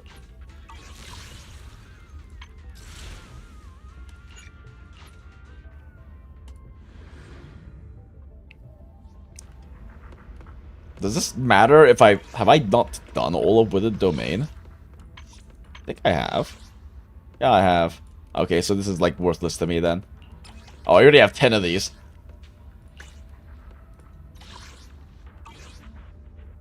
Okay, so this is worthless to me because I've already done all of these.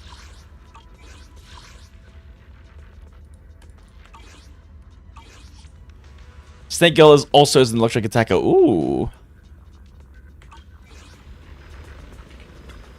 Yeah, as far as I know, you're not in top chat jail, Graerth, although I have live chat on right now for Acid, so I wouldn't really be able to tell. But as far as I know, you're not.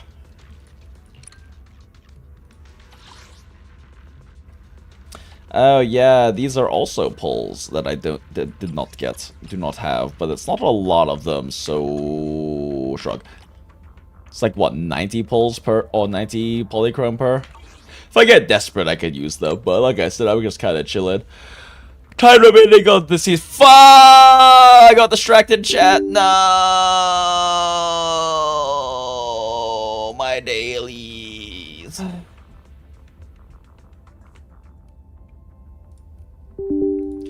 No, my yayi pulls.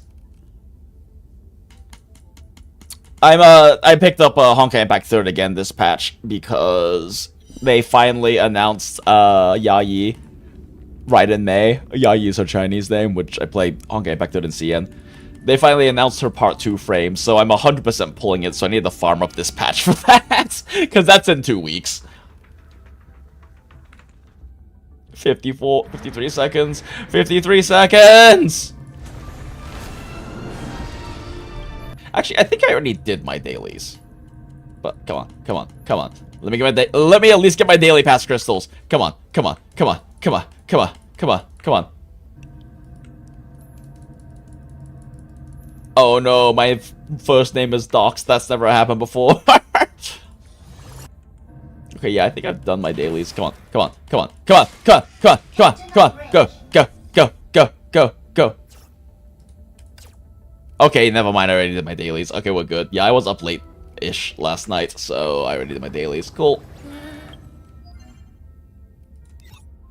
Okay, cool. Crisis averted. We're fine, chat.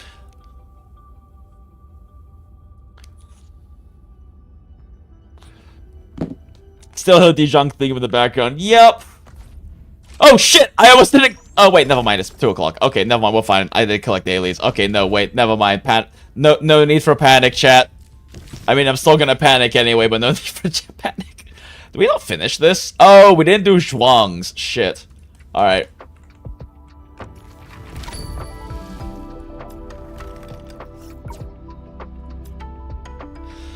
I don't know if I should buy the battle pass. I don't think I can. I don't know how much of this battle pass I can get done in 10 days, chat. So I'm not gonna do the main story mission because I'm like way too far behind in the main story mission. So like I've already gone everything to 1,000. I don't know if it's worth buying the battle pass, but I also really want to get shit. How long are they keeping? Okay, exchange time is 120 days, so I really want to get Lantern, which requires me to do battle pass stuff, because I've been wanting Lantern for like fucking like a year and could not manage to pull her.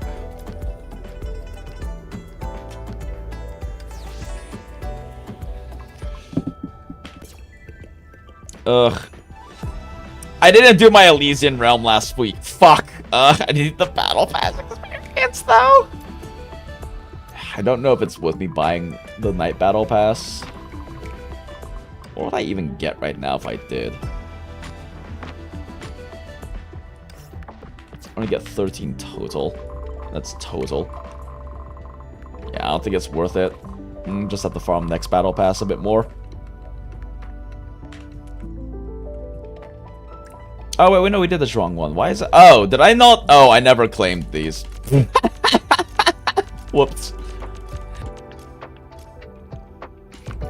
Oh, free crafting.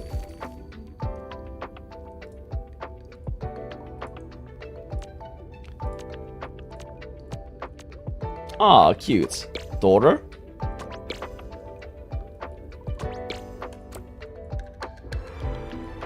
Gay best friend. Chubby Long. Chubby Long! Li Feng's thick meat. Wait, what was it? What was it again? There was something that made it sound like he was talking about his penis. I forget.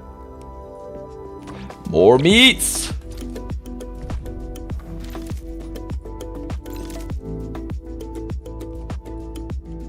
Cute. Alright. Daughter and daughter's gay best friends card made. Cool. Alright. That's all of that stuff. Alright, while we're here, give me Aura Barrel. It doesn't tell me how many I got in total. 30, 60, 90, 120, 150, 330 Aura Barrels. Let's go! Parts of a single pot.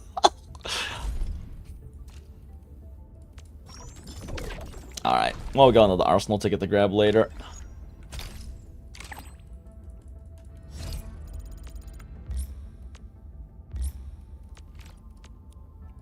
Yay, more clues, wow.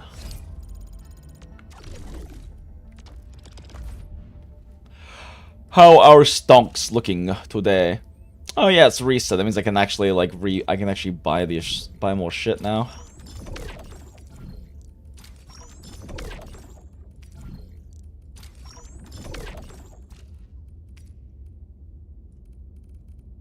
%74% is a low number.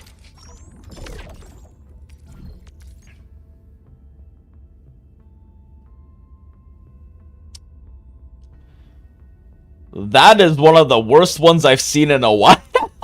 Holy shit. Yikes, yeah, today is not a stonks day for Valley 4.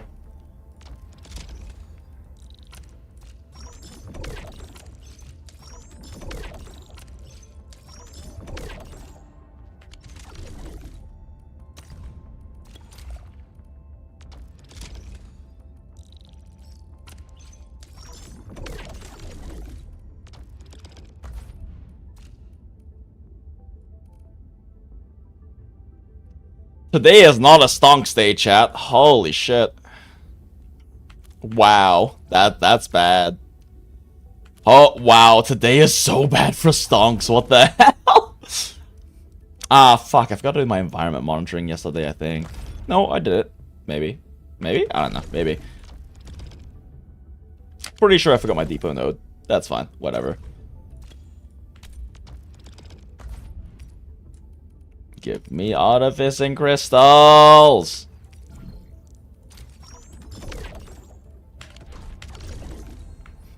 Okay. 信号超时，接下来的工作由 Weekly share, final lesson. Copy, back, claim, coin collection, give me coins, give me errands. Claim all, quick dispatch, back, expedition, claim all, quick expedition, back, commissions,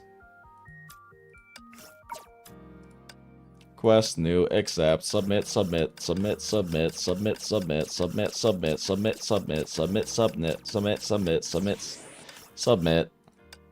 Ah, dang, it was a little block guy today. Those things are actually kind of valuable. Quick lights. Weekly quiz, quick light. Let's go and claim walls out. Can stop scrolling. Universal Mirage. Light, confirm. Back. Realms of Battle.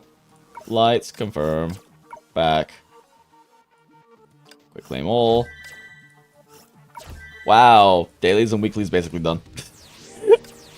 Oh my god, Honkai Impact 3's dailies are so fast. And those parts of weeklies are fast, but like the actual weeklies, like your Memorial Arena and your Elysian Realm actually take a decent chunk of time, which is a bit painful to go through. I'll just have to do these tomorrow. I burned too much of my stamina on other shit.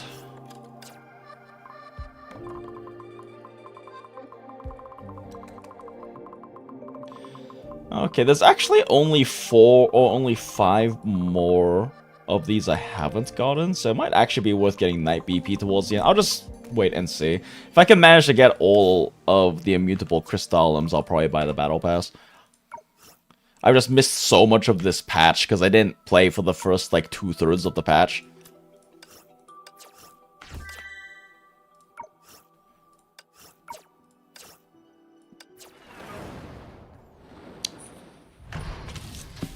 I took such a long break from this game, I'm getting fucking return missions.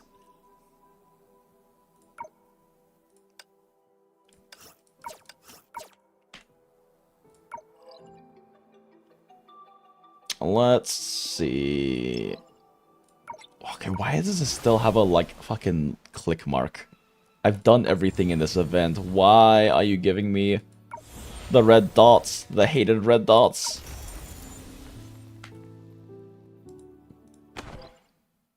Okay, the hated red dot's gone for some reason. Okay, whatever. Sure, whatever.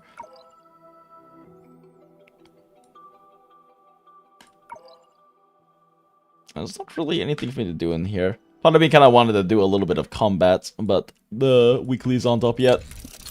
Honkai Impact is a very old game, and does the thing where you have, like, specific time windows to do weekly stuff for annoying old gacha reasons.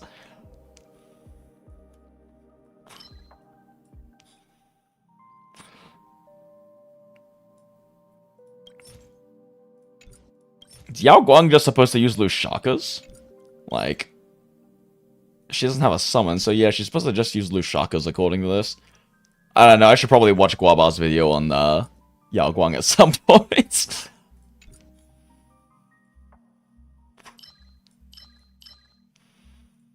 Well, either way, we just do this.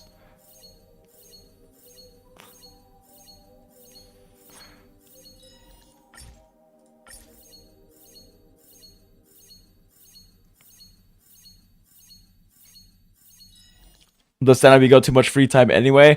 What was that a reference to, Graerth? Because I do not have a lot of free time. I wish I had more free time, but adulting got to adult. If I had more free time, this fucking Ember video would have come out already.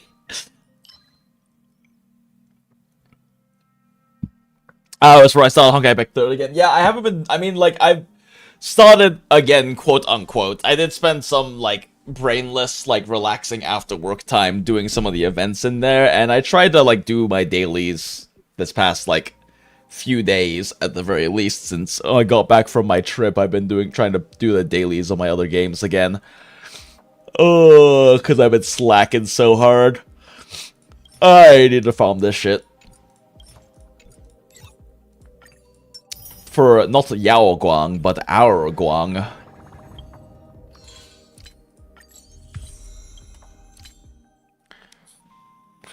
My Yao Guang is an old man for some reason. Not gonna lie, I keep thinking about starting a Honkai Impact with the menuing law. Yeah, at least the menuing's really fast, because you saw me just doing my dailies, and that was me doing it lazily, too. That was me doing it kind of lazily. A lot of that, like, mini weeklies stuff, there's actually a quick light button that lets you do all of it very quickly. I just kind of didn't feel like clicking it. You only heard about Alicia over the past few years. Actually experiencing an Alicia in Honkai Star Rail 3rd hit me like crack in 70s neighborhoods. Yeah, and like the thing is, a lot of the... I mean, there's like a full main story like arc about it, but like a lot of the Alicia stuff is from the weekly roguelike mode that is quite fun to play through, honestly. Cursed old man. I got Yaoi Guang instead. I don't know anything about Yao Guang story and personality wise, but that's interesting. Yawning. Okay, what to do now? I haven't done my Path to Nowhere dailies yet. Oh, actually, I'll be right back, chat. I have to sort my laundry because I need to make sure it like actually gets done properly before I go to bed. So BRB.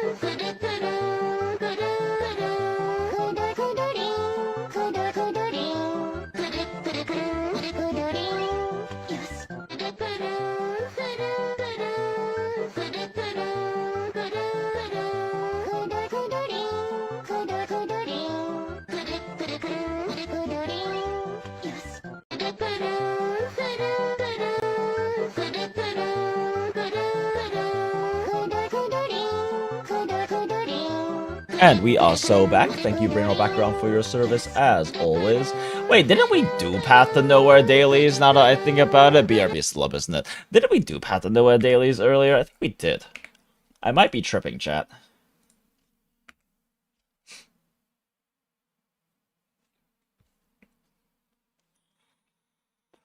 I was legit stuck in bed, useless for a whole day after finishing 2.7. I mean, that's like one of the beautiful things about stories, though, is when they can impact you so emotionally, right? As well as when they can, like, expose you to interesting thoughts, perspectives, concepts, ideas, and, like, really add to your perspective. That's one of the beautiful things about stories, and one day maybe I'll write my own one. One day.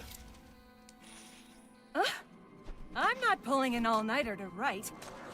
Oh, yeah, nope, I have. Yes, alright. Okay. Wait for me to come back. God damn it, I love Darren. We love our bum director.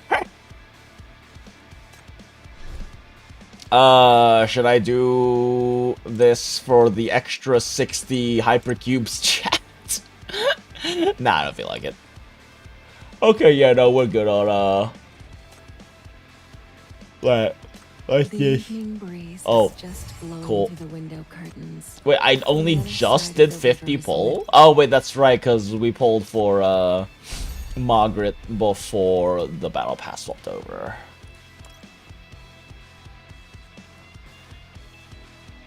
Yeah, and Forrest got you, considering reading Nietzsche after finishing it. Yeah, I mean, Arknights, and it's a very specific Arknights video, has gotten me to actually fucking purchase... I mean, I posted it in a Discord server, we'll pull it up.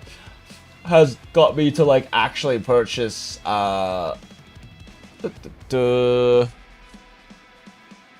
Albert Camus, Camus books, since he's kind of like the forefront, thinker. I mean, mind you, he's dead, but French philosopher and writer from mid-1900s, who was kind of like the main person attributed to and pioneering for absurdism, which has always like resonated from what I do know of it. It has always resonated with my personal like life philosophies and values and everything, but it's gotten me interested in like actually fully reading it, and that's largely due to Arknights, as well as a very specific Arknights video does a very good job covering it. But yeah, if I got you considering reading Nietzsche, that's awesome. Like, it's great to expand your horizons, and when beautiful stories are able to do that, I think that's a beautiful thing. When beautiful things do beautiful things, it's a beautiful thing, chat, just in case you didn't.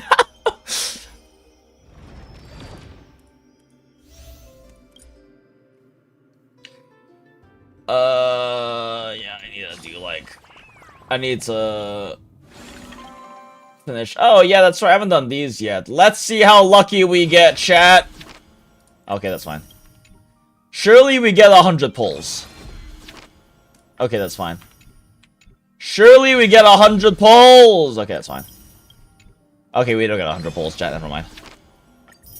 We just get a bunch of 320s, like a normal person.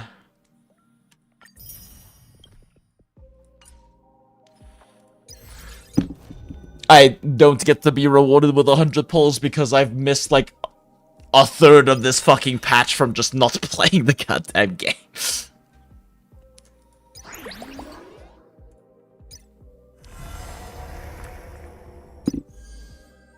Man, I am, like, so behind on Star Rail. I have 2 patches of story to do before I even do this story. I've done none of the events.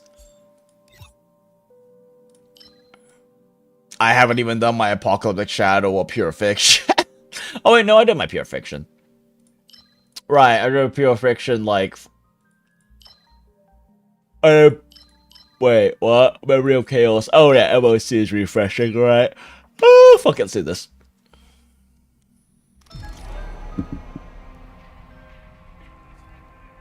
The Wikipedia entry for Thus Spoke Zarathustra says, it also began or elaborated on many of Nietzsche's core ideas such as the Übermensch, the death of God, the will to power, and eternal recurrence. Ah, I kind of wish you and others played more R1999. I need people to yap with. Yeah, I dropped R1999 this patch just because of ENDFIELD and time constraint stuff, but I do plan on going back to like actually read main story at some point. I might do it on stream. It's very good.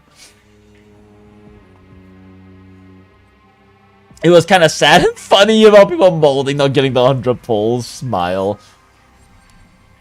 I feel like that's got to be, like, engagement and content farming, right? Like, slash, like, sandbaiting. Because, like, can you really expect to hit the 0.1% chance for that? Like, it's hype when it happens, but, like, can you realistically tell me that you actually were expecting to hit that?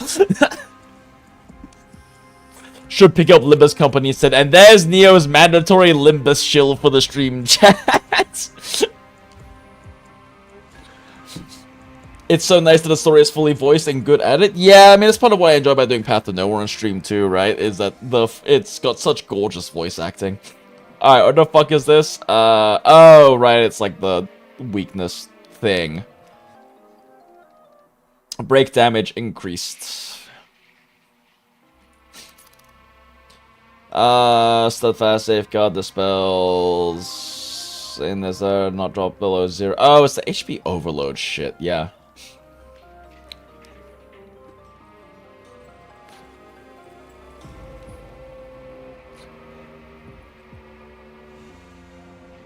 Yeah, and the boss Mirage gets, like, stronger if you take damage. So you want to run shields? I actually forgot how this mechanics worked.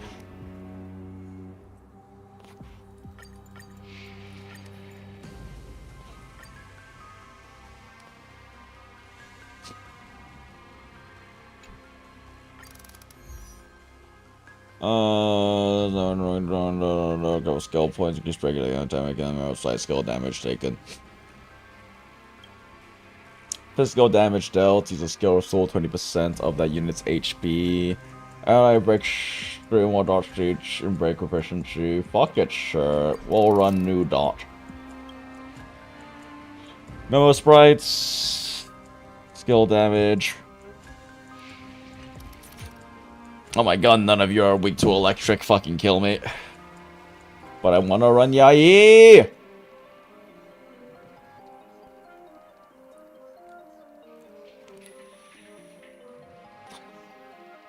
know what? Sure. Let's see what happens. Let's run Yai and see what fucking happens.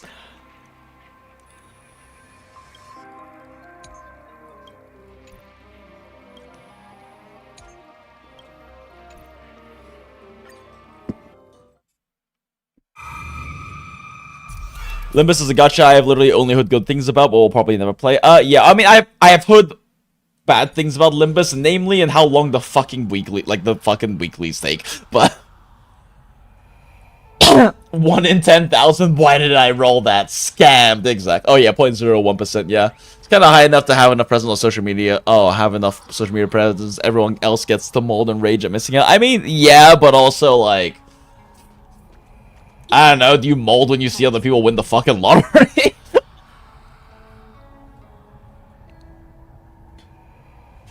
Particularly speaking, everyone getting 1600 gems baseline is very good. Sour Group stuff is very strong. Yep, it is. If those teams can't clear, then I am not clearing. Smile. Yai here is trolling these days. It kind of is, unfortunately. Don't worry, don't worry. We're gonna get what do they call it in this game where you get the the new character buffs for Yai? Trust. Just trust, chat. I'm actually like only kind of joking with that. With them like Nova Flare, that's it. I'm only kind of joking with that because with them releasing like Sakura XP, like it's entirely possible that happens just for the Yuri baiting. Like, that's my cope, chat. My cope is that Yai gets a Nova Flare buff because new Sakura comes out, and they Yuri bait her with Yai. Make a wish. Just trust, this will definitely happen. Any fish taken. Does that hurt? Wait for her Nova Flare or an OP support. The problem is, like, she already has such OP supports. The issue is that, like, she herself needs more base stats. She just doesn't have the stats to keep up anymore. Like, I guess an OP support could still work though, because like part of the reason Dot became so strong again is because like Kafka's Nova Flare just gave the entire team 1,000 fucking attack for no reason. So like some like overpowered support or maybe like a Nova Flare on Jiaoqiu or something could just give her the stats she needs. Yayi mechanically is perfectly fine, she just needs more raw numbers. You're too good today. Oh shit, I should have waited until after. Yeah, whoops. Well, whatever. It's level 3. Good times. Time to say Should have waited until after we applied vulnerability. I might be dumb, chat. Stand still. 29 Arcana stacks already. Smile. 46 Arcana stacks already. Oh, only half of them go away. How nice. Good times. Time to say bye. Boom. There's really no reason to hold these. Stand still. Yes, very, very fair damage outputs from Nova Flare team. From double Nova Flare team with 2 fucking 2.x supports. Don't let waves open. Stand still.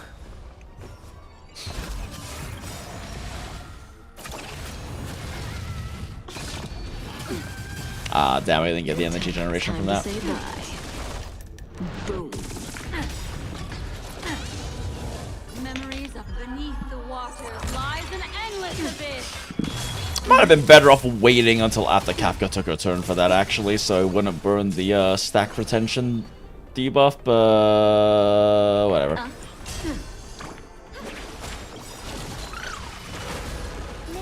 I need slightly better SP economy for Heislin's necessary vulnerability application with skill.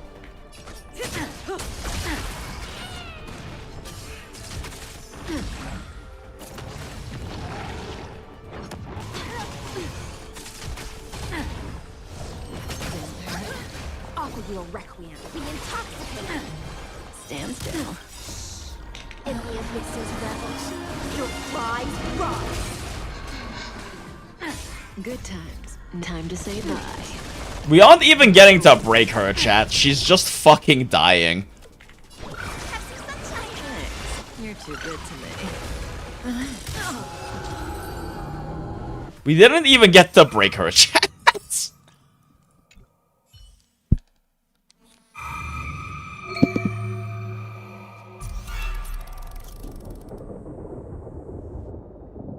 Yeah, exactly. Bad multipliers can be made for with base damage boosting support. The thing is, Yagi doesn't have bad multipliers. Like, her ults do fine, it's just her raw stats aren't high enough.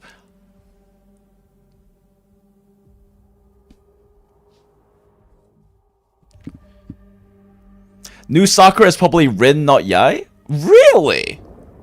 I haven't really been paying any attention to anything related to it. Really, she's more likely Rin. Interesting. I realize I should be building Swan 0 speed full damage now. Yeah, I should probably do that as well. How long am I planning on streaming? Mentioned I have work tomorrow. Probably like another half hour or so. I have work tomorrow, but like I don't have to sleep for like at least like another hour. Yeah, just let teammates stack Arcana. Exactly. I mean, it is nice to get the the main thing is getting the defense shred up on her from her basic attack is nice, specifically for Kafka. Just so Kafka can make use of her increased energy, or can make use of her tutorial not included energy buff. This place is dangerous. Feeling lucky. Cat and mouse time. Stream 4.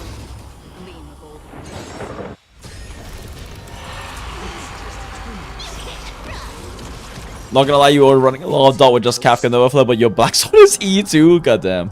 Really funny they Nova Flare Black Swan because she was underperforming compared to other characters, but I've literally been full auto clearing everything, not AA with triple dot. Yeah, I find it. I mean, I mostly find it funny because because like right before they Nova Flared Black Swan, it was the Alicia Dot team was discovered, which is competitive with and in some cases better than using Black Swan with Dot team, just because Alicia's fucking bugged with Danny, and Danny's dragging with Alicia can trigger fucking dots for some reason.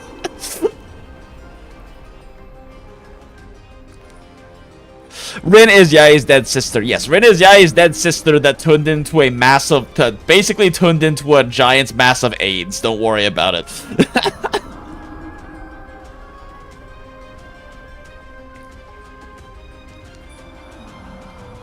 Wish they buffed the standards. I want to bring never faltering will back. Smile. Good thing they buffed her so Black Swan Steals applies to defense. Like, yeah, it just still requires her the basic attack. So having her have low speed means that that gets delayed.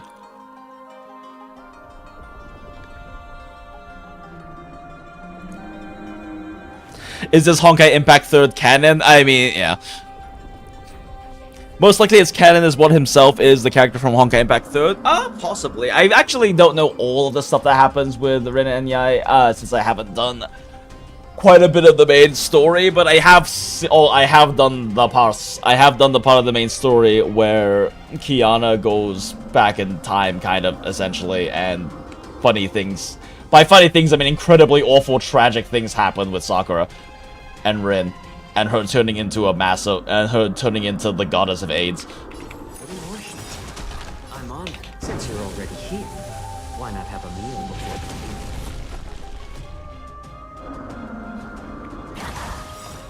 I weep for the departed.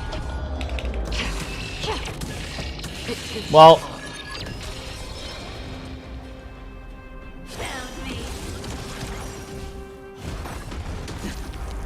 this toughness protection sucks.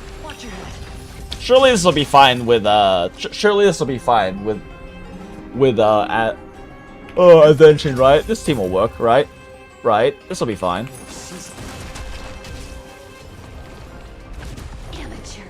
Free will, or was it fate? Oh shit, they damaged their shield. Okay, this might not work, chat. We might be cooked here. I might need to stick Heislands on this team instead.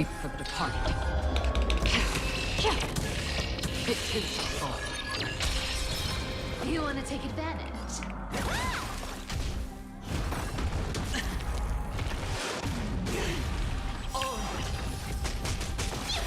Not sure why I pressed 1 here. I did not mean to press 1 here. With enough believers, lies become reality. Sure, I'll play along. We might be cooked, chat. We might be cooked, chat. The dice have been cast. I have perhaps made a grave error in judgment. Bust. Or maybe I'll take it all. I weep for the departed. Oh no, she does such little toughness, damn it. I'm on it. Since you're already here, why not have a meal before? There are 2 Rins, they both die, only one becomes a Hersher of corruption. No healing versus Pollux is an aspirational decision. Do I have Hyacinth Light Cone? Of course I do. Because I wanted, I wanted Everdice to be as strong as possible.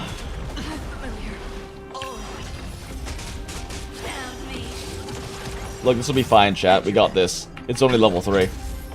But yeah, I can just run Hyacinth on this team. Oh, not Hyacinth, Hyacinth on this team. I have her Light Cone. I weep for the departed.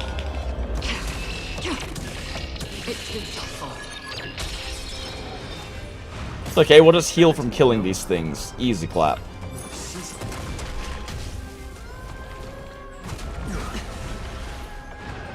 Don't fight, so I can leave early. No dirty. Watch your head. Yeah, see, we just break them and we heal. Easy.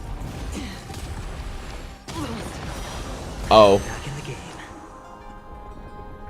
Well then, that might be a problem. Okay, well maybe this doesn't work.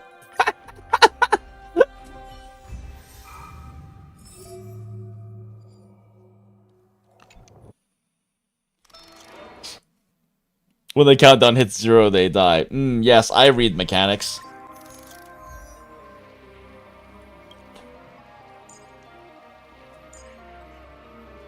My Danny built? I actually forget if I built Danny. I think I built Danny. It's about enough. Oh yeah, I actually got to 160, I forgot. Cool.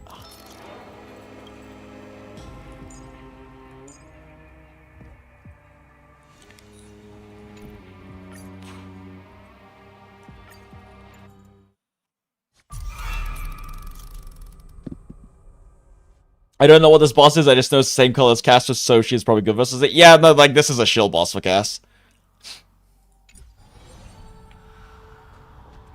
Easy now. Let it swim a little closer. Jiaocho is a healer, never mind. Jiaocho is a healer in currency wars. Any fish? It's actually very funny, they kind of went, oh yeah, he's supposed to be a healer, let's do exactly that in currency wars. Dragon type beats dragon type, so true. Danny is nice in dot team, he is. I forget though. Should I put it on? I forget. Do I put it on Kafka or Black Swan now? Because we're all Arcana stacking. I think we put it on. Wait, does Kafka also have the bug where dragon triggers dots? Let's find out.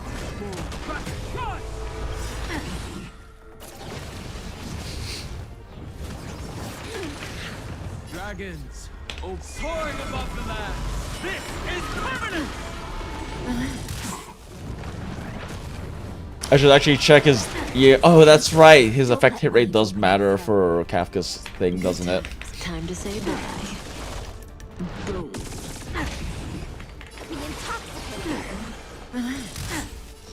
Oh, that's lucky.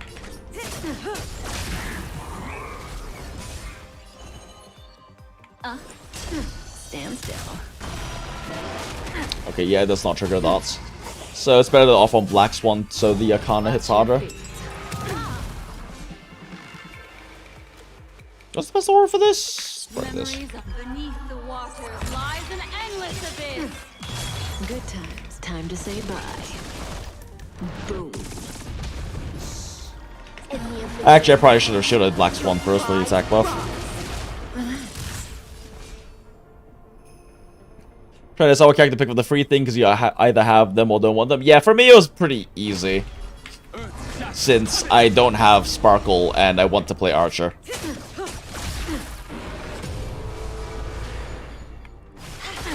Stand still. Surely against like level 4 version we actually get to break Kafka instead of just fucking murdering her, right? Good times. Time to say bye. Boom. Dragons soaring above the land. This is permanent. You play it to some Currency Wars? Yeah, I've pretty much only been playing it for Currency Wars as well.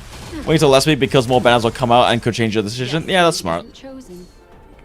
I mean, regardless, the only things I'm pulling for are like Sparksy and Yao Guang anyway, because of my cooking myself on my pulls from not playing this fucking game.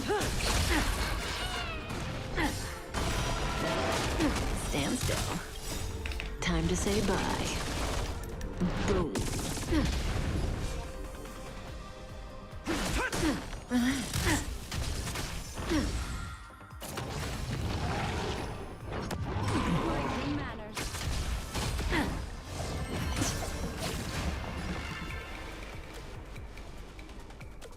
Wait, does she have vulnerability up? She doesn't. What do you want to know? May as well kill them all.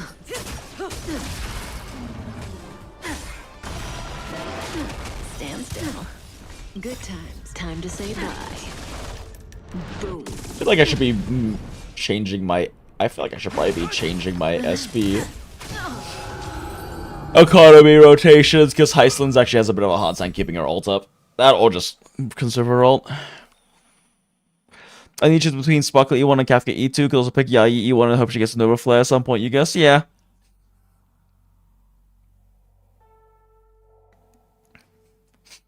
Is Adventuring still good or does New Dan replace it? Because I might, it might just be like Sparkle E1.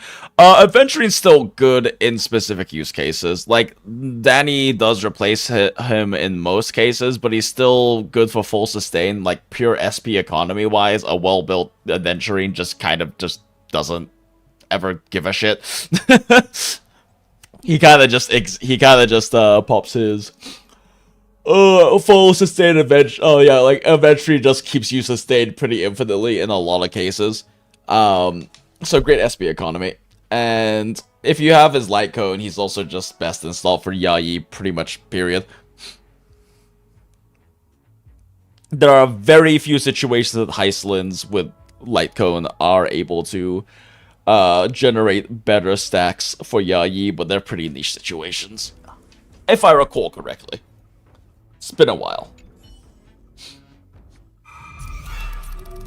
Also, 2 sustains being a thing is nice.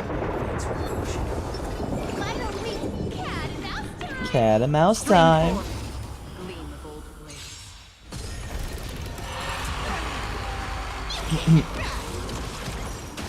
Refusing to took for the worship. I'm honored, but since you're already here, why not have a meal before you leave? Guys, Rainbow Bridge.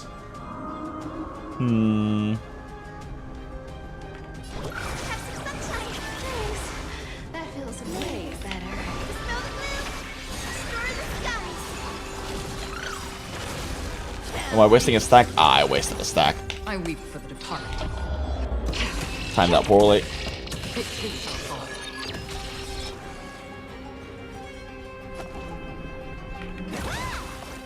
Iceland is like so rough for this SP economy is the only thing. It's better to make no move. Because Jiao Cho spamming skill is better for his ult generation. And with Windset especially, that is potential extra stacks at important AV values. I weep for the departed.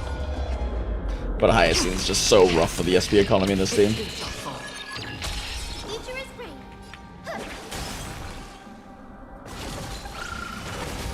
The shield weaknesses are kind of nice though. Don't fight so I can leave early. Oh. Okay, I gotta do this. Don't worry, it's just a script.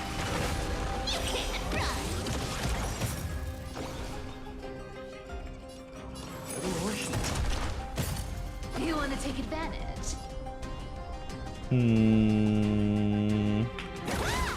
I can't get Yayi high enough, unfortunately.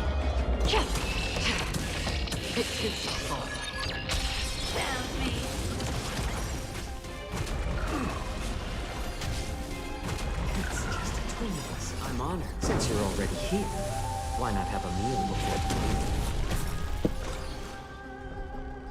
Missing Dill, but just don't see Izo Dill doing anything. Yeah, pretty much. I mean, maybe he'll Nova Flare at some point, but shrug. Getting if you got eventually you won't even use him, that's fair.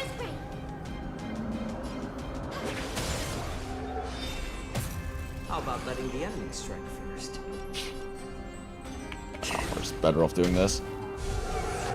My SP economy is in fucking shambles, and I need Hyacine heals for these mechanics. Oh shit, I should have waited so I could re-break. Oh wait, never mind, they're not broken already.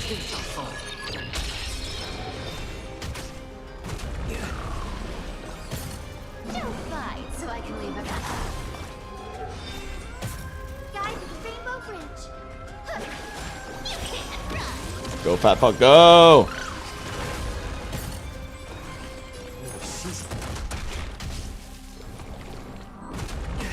Oh, thank you. He needs all this. Oh, the energy. Still water. The future is great. You want to take advantage? I weep for the I departed. think that puts it low enough to be able to break them.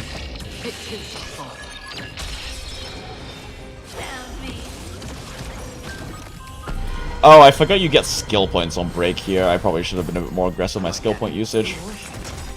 I'm honored. Since you're already here, why not have a meal before you leave? Ah, you're fucking kidding me. Yeah, I needed an extra skill, and now my SP economy is fucked again.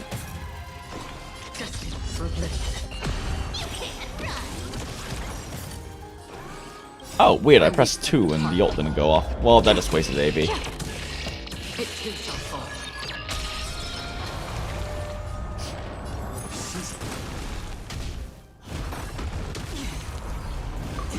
Oh sure, hit the only one who doesn't get energy from getting hit.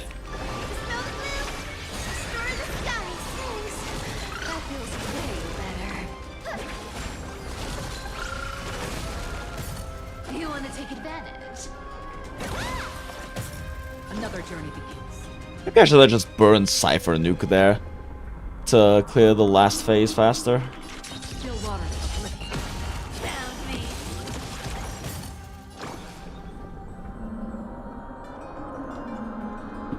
However, the end games anyway, I want to see how Sparkle will do now. Was already good with your Archer. That's the best spell character in your account. Should be really good now. Oh yeah, he'll do a funny big nuke number.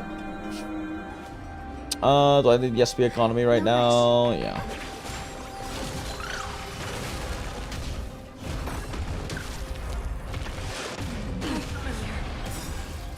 I weep for the departed. It takes a fall. It's better to make no move. A little worship. Don't cry, so I can leave early. Have some sunshine, please. That feels way better. God damn it. Hit Hyacinth one time, you sons of a bitch! I'm on it. Like, since you're already here, why not have a meal before? You want to take advantage? Free will.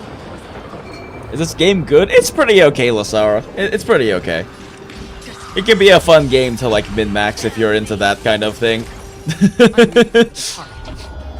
Can definitely, you know, maybe min-max some runs if you feel like it. It's good to see how you're doing, Lasara.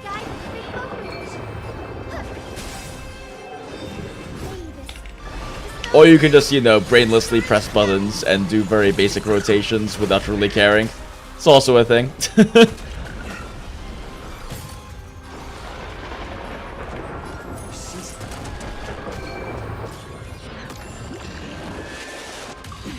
Ow!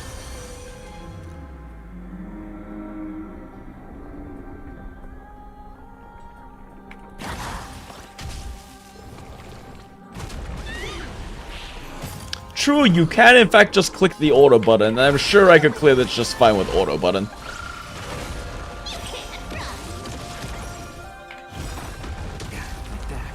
I weep for the departed.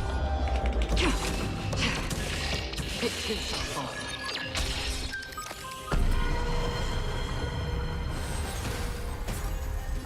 Yeah, I need to be more aggressive with my SP economy. I keep forgetting I get skill points from this. I get skill points from break. Oh boy, 1.2 million. It's like almost, it's like my currency wars. Wow.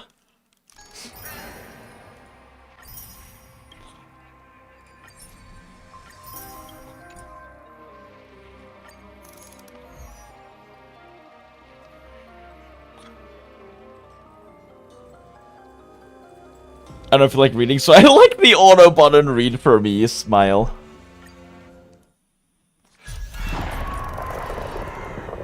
Alright, time for Yayi team to not hold their own and for this to get carried by Dot, smile. Any fish taken? Does that hurt? Did Kafka just make Boss Kafka's boobs bounce there? I feel like that's what I saw, but I'm not 100% certain. I'm pretty sure you're supposed to skill Black Swan now. Just because of Arcana stacking. Okay, I really need to pop Dill. Oh, pop Danny faster.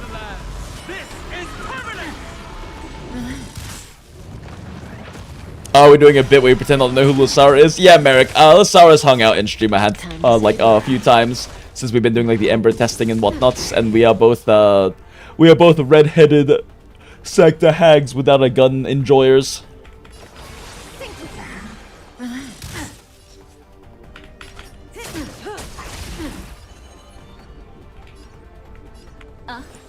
Defense shred, please.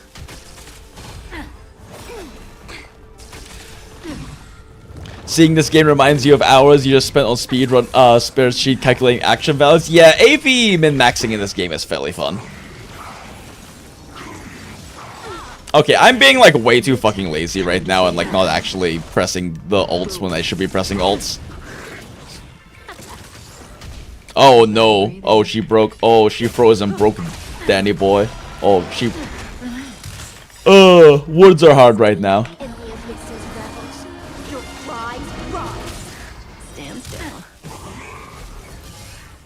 My feeling when streamer doesn't even check what his characters do, but notices all the other important parts of the game. Yeah, pretty much. Yeah, Lasara did like a billion Zero Cycle showcases, pretty much.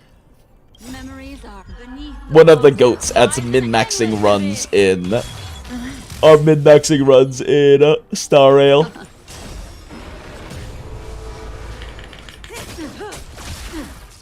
Offer you a requiem. Vulnerability is about to run out. Be intoxicated. Stand still. My strength.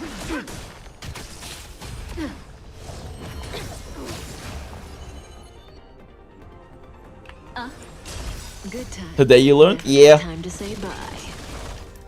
Boom. Lasara also has been enjoying is also a Ember Stagger team enjoyer in ENDFIELD. Fuck, I am tired. Okay, why am I being so conservative with my SB economy? I keep fucking forgetting that I get SB. Oh, that was not smart. Okay, yeah, I'm tired, chat. I might be a little shy in chat. Boom. Offer you a requiem. In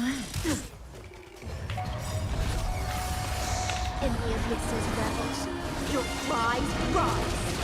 Stand still.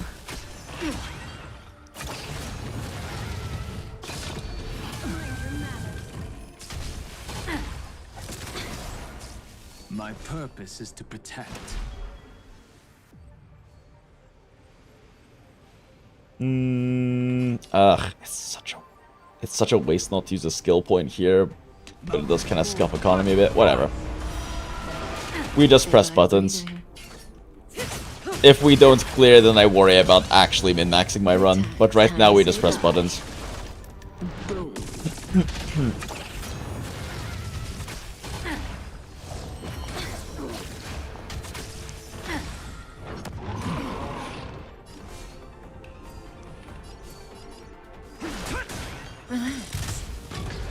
That might have been a waste of a follow-up, actually, but whatever. Stand still. What do you want to know? Yeah, that AV timing was kind of unfortunate, since Heislin's vulnerability got planted so late there. Death Shred, please. Kafka need better energy rotation now. Good times. Time to say bye. Boom.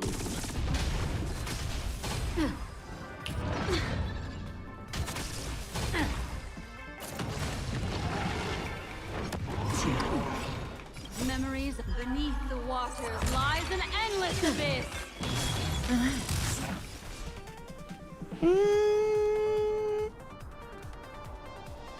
Dragons soaring above the land. This is permanent. Stand still. In the abyss's ravage, your cries rise.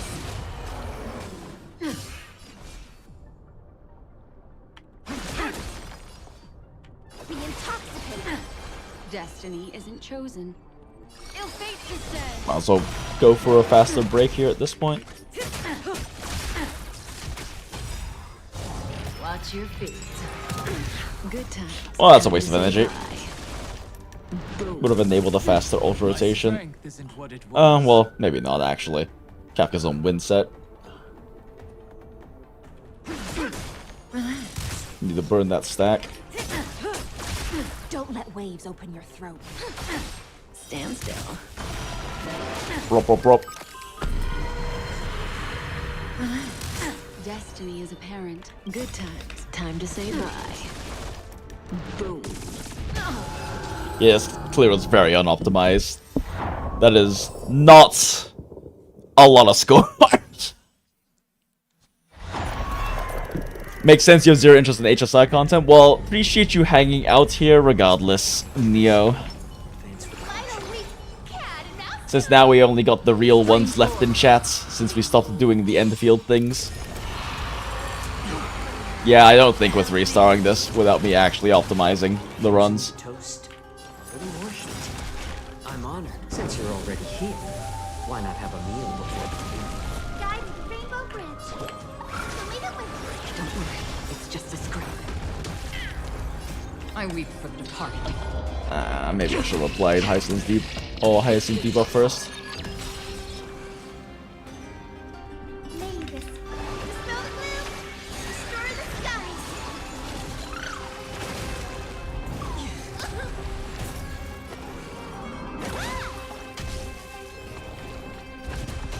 No casters team in 2026. Oh no, I have full cast team, Lysara.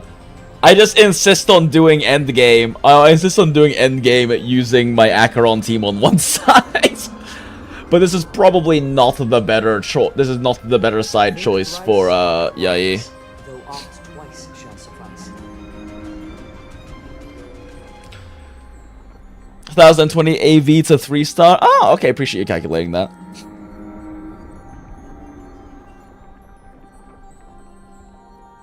You think you put the Soul Dragon on the faster teammate because it auto attacks the dragon with every teammate action? Oh, okay, yeah, that's right. Doesn't it give it AV advance when Kafka attacks with long Kafka? That would make sense. It's just the Black Swan attack buff for Arcana stacking was what I was thinking of.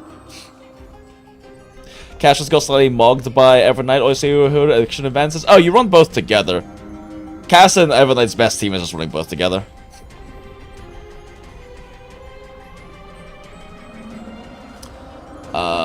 Do I need the SP economy right now?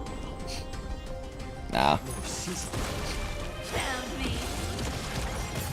Another destined for oblivion.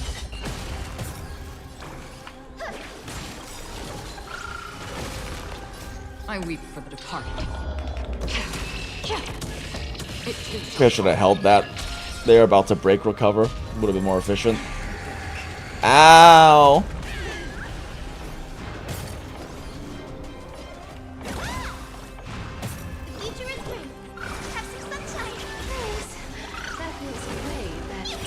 Yay! Yeah, he's at 17 HP. She doesn't have reduced weakness break anymore.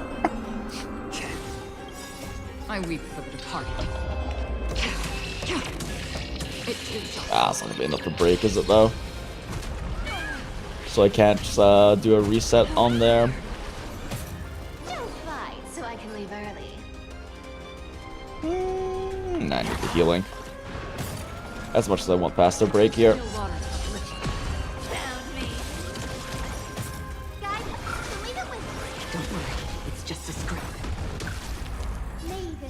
Fat fuck no. What's this cringe anyways? Break it towards HP King. Oh yeah, exactly. Oh yeah, 100%. I mean, if I really want to do a Yae clear, most likely best choice is to actually just run Yae on first side. And just run my cast team on this side. Just play into the shield. I'm honored. Since you're already here, why not have a meal before? You see people running full membership with RMC over Cassius Disease? Oh really? Is that a better combo?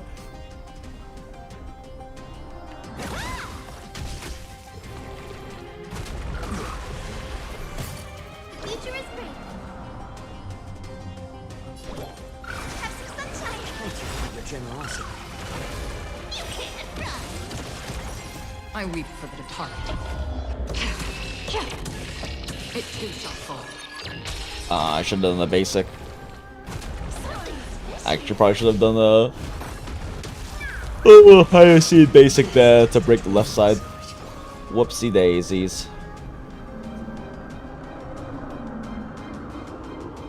Higher seed basics this turn anyway. Destined for oblivion.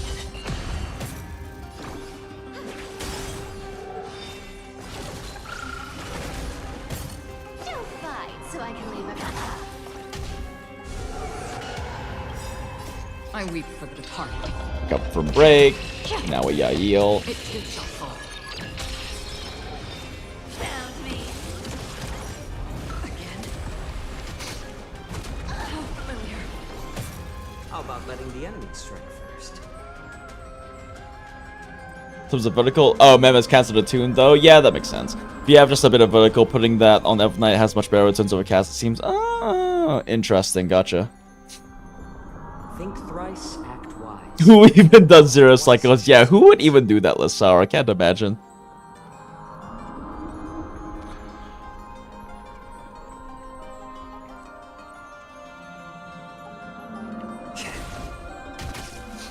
I mean, Joshua still gets pretty good ult rotations just from getting their asses beat by Pollux.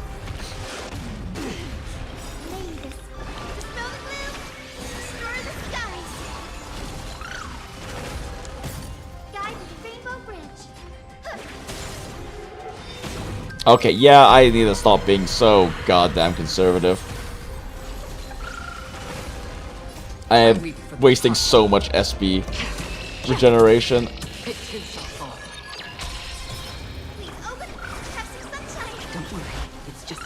I'm not getting fast enough highest scene rotations.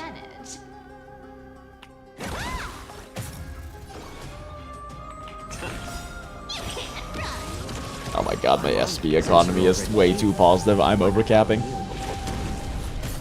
Another journey begins. Still water. Very touch running RMC highest in these days. Glad Machi helps out there. Fair.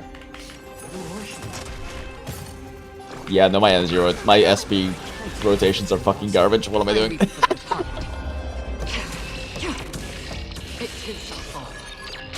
You know what? We're getting another Cypher ult.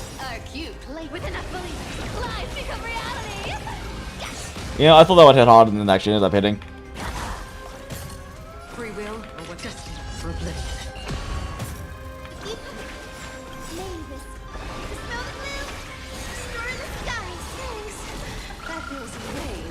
Oh, let's say higher scene, but I mean, yeah, Cyrene RMC is what I also meant to say. Don't fight, so I can leave early. All three would think care for if you count the mem hat, hell yeah.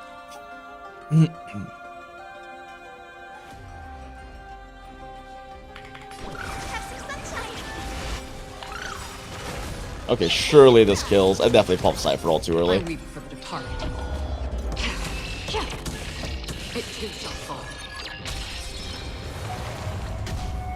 Time for the fun phase. Smiles. It's better to make no move.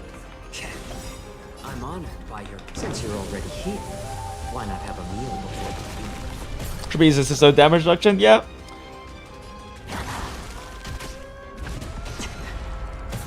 I guess we will see.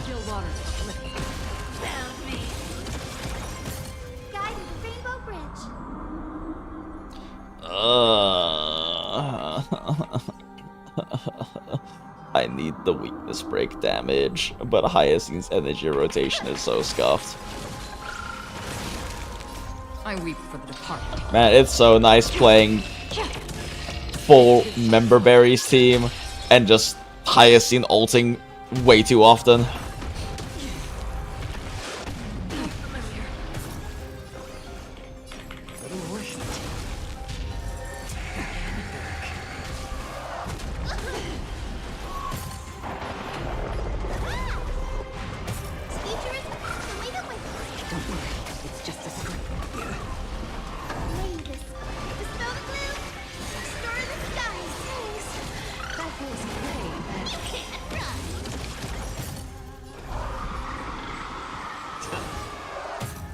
Free will, or was it fate?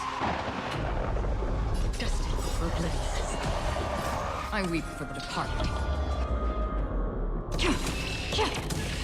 It too shall fall.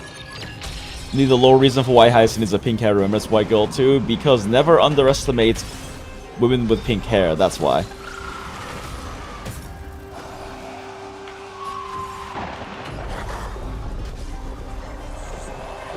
Yeah, I definitely should have Zhao Qiu skilled there. Whoop! That was quite the boop. And of course, Zhao Qiu still doesn't have ults.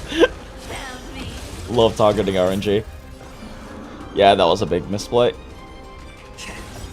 I'm honored since you're already here. Why not have a meal before? Wait, shit, are they broken? Okay, no, now we pop yield. Okay, I was correct to hold it there.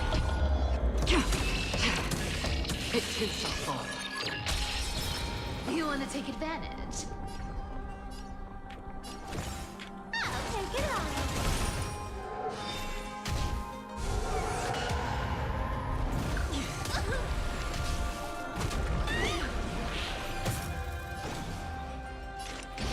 Still waters for flipping. You can't run. The future is great. Ah, fuck, I thought that would be enough energy. Well, I'm throwing.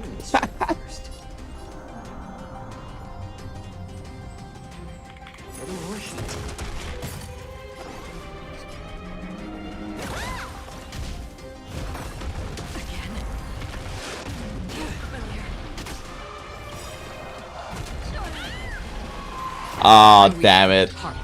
Talking Yai that just helped my weakness break efficiency. Trying to save it.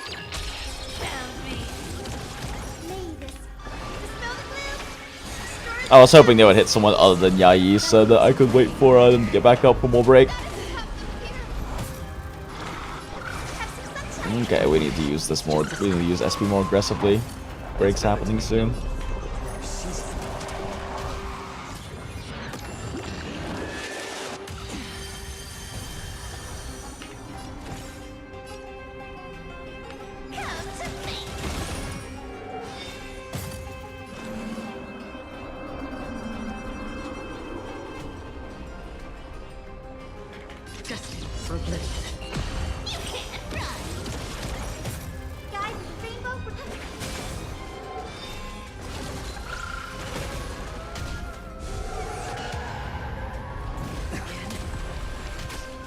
Really want to hold this yield.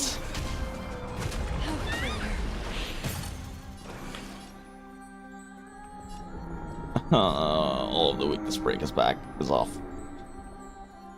Oh.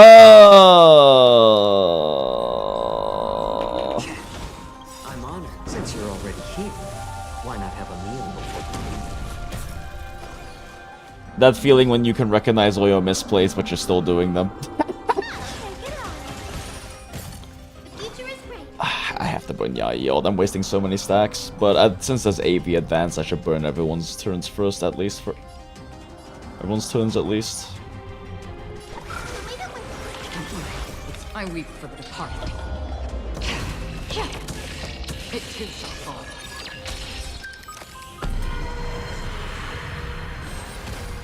Found me. Mavis, dispel the gloom. Destroy the skies. The generosity. Yeah, this should kill. Another journey from still waters to flipping.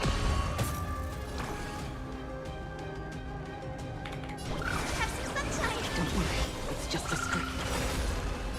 I weep for the departed. It too shall fall. R-cubed with enough believers. Lies become reality. Yes. Oh, fuck you!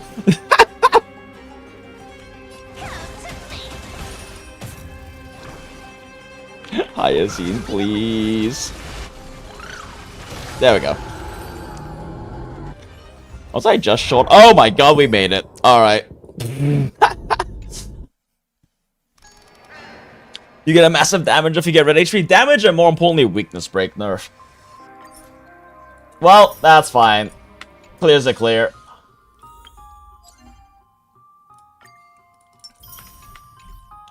Yeah, that definitely could have been optimized to be significantly faster on both sides, but clear's a clear.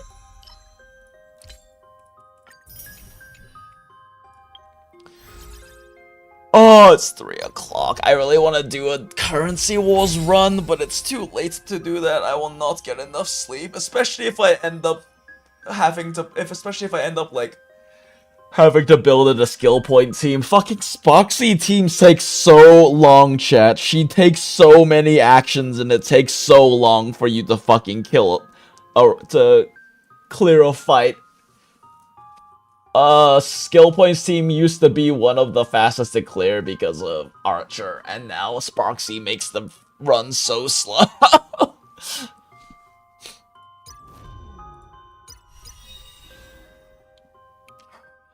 Okay, chat. Let's do this real quick, and then I'll probably just hop off.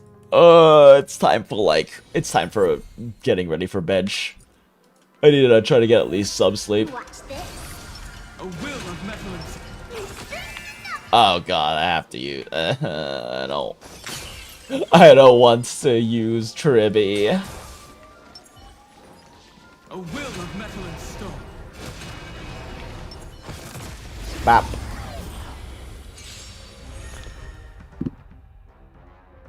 QQ Shenzhou. Oh, is QQ Shenzhou a really? Is that like a really fast or really slow clear? I actually never ran QQ Shenzhou before she went away.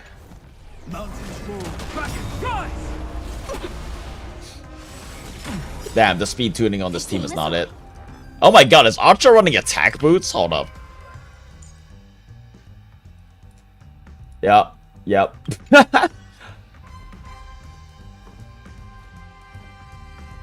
She went away? Yeah, they pulled her. Is it coming?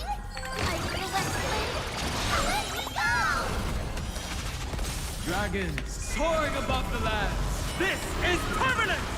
Yeah, I mean, I guess the idea is it's slow speed because you're using Sparkle for 50% action advance.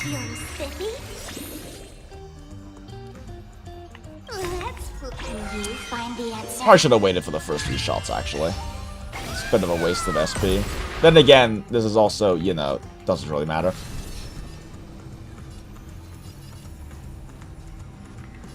Surely Tribby kills the small guys for us, and we just do funny Archer things. Yeah, then we kind of wanted that SP.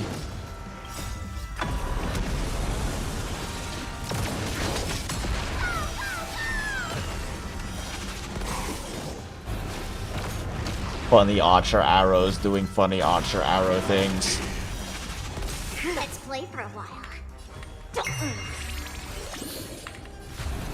I know she says don't move, but it always sounds to me like she's saying don't. Implementation. My purpose is to protect. Underestimating us will cost you. I'll go. It's coming. Yeah, this speed tuning is kind of scuffed. Archer's only 13 AV away.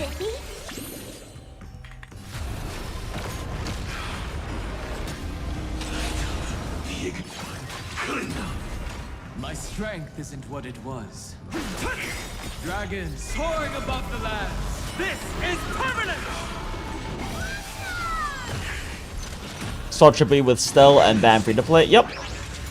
No, I need to like actually build my Archer now.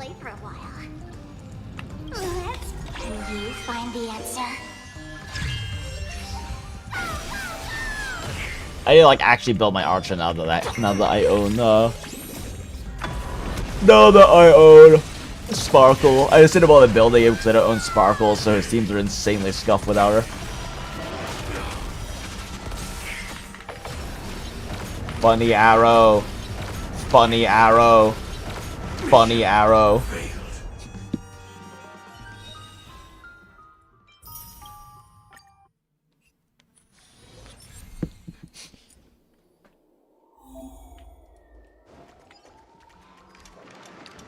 Pretty good for Shenzhou team. Every SP consumed equals 1 lightning bolt stack. Oh, gotcha.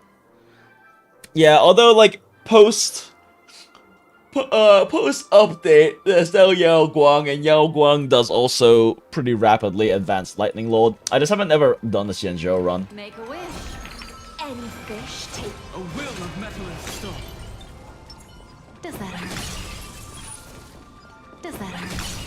Because why the fuck not? They don't look a will of metals. Any fish take. Does that hurt?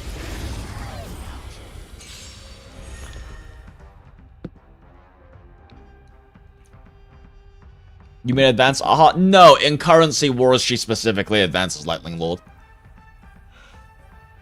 It's a mechanic they added for her since she's a Shenzhou unit.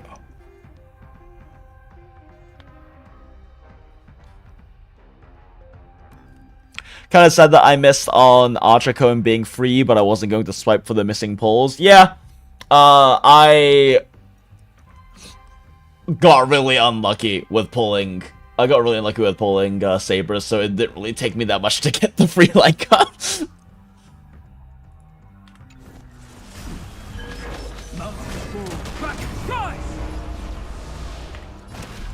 Wait, do I reshield her? Ah, whatever. Dragons soaring above the lands. This is permanent! Relax. Don't let waves open your throat. Be intoxicated. Stand still.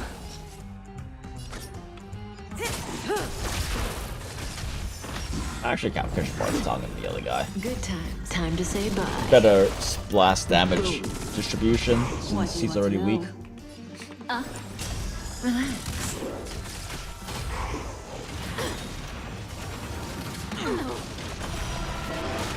Stand still. My strength isn't what it was. Offer you a requiem. In the abyss's revels, your cries rise. Cutting the net. The day we learned dwarves cannot cross broken bridges, tried 3 times and failed all 3 times D&D today. Hell yeah, Graerth, yes. Good to see you. Uber hag still Uber up. Does Nietzsche talk of this? If not, Nietzsche should. Why Uber mensch when Uber hag? Good times. Time to I should wait for the fence shred. What's wrong with me? Actually, is the fence shred up? It was up. Never mind. We're good. Dragons soaring above the lands. This is permanent. Relax. How does that feel? Ow. Well, unfortunately, Krafius, after this we are hopping off because it's late and I have work in the morning, but it is always good seeing you. Kafka is still ridiculously beautiful. She is a gorgeous, gorgeous MILF. I should have waited for her turn. What am I doing? Actually, it doesn't matter. She's gonna die before we run out of this one. This is a trial. We don't have to optimize our run.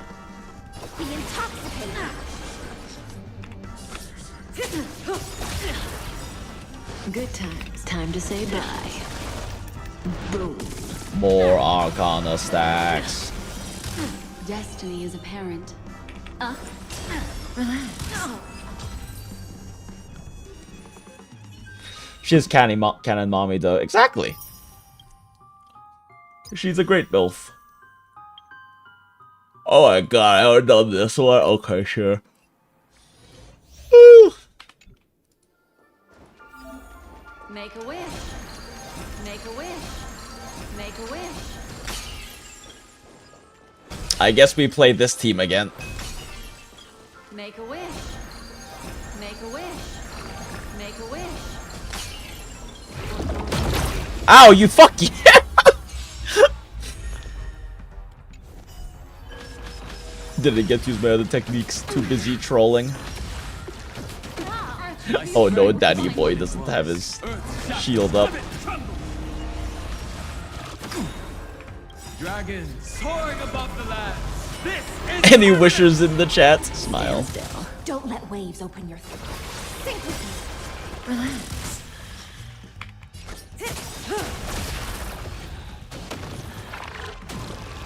Destiny is apparent. Stand still. Good time. Time to say bye. Boom. Ah!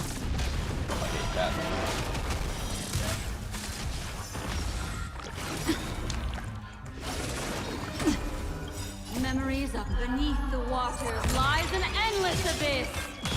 Just in time. Alright, time for very funny levels of Arcana stacks. In the abyss's revels, your cries rise. Stand still. Actually, maybe we don't get funny levels of Arcana stacks. Be intoxicated. Bitch is about to die too fast.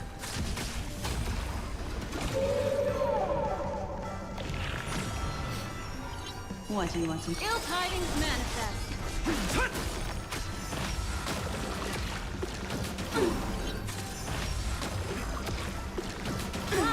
Good times. Time to say bye. Boom. Boom.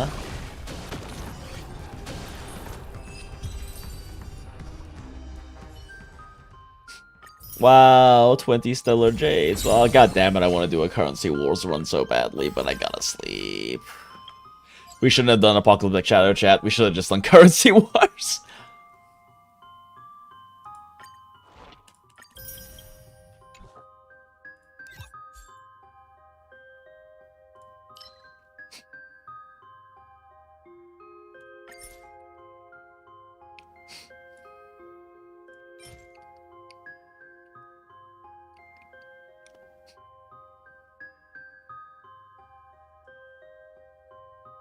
Oh yeah, that's right. This is probably an improvement for Archer, isn't it?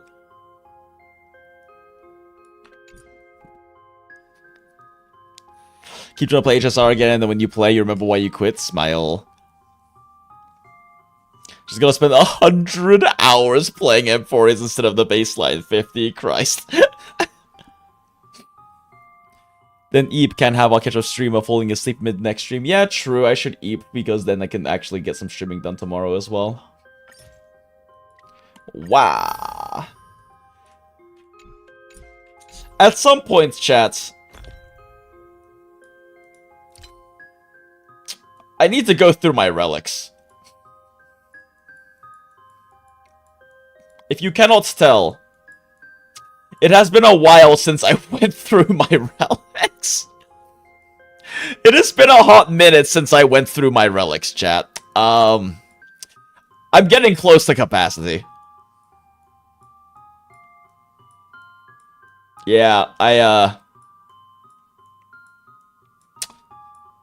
need to go through these.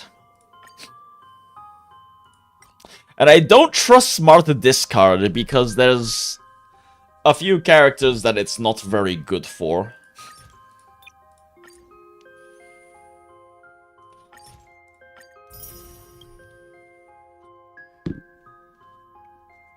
Just watch a little video and be happy. Like watching the upcoming Is Genshin getting a fucking anime finally?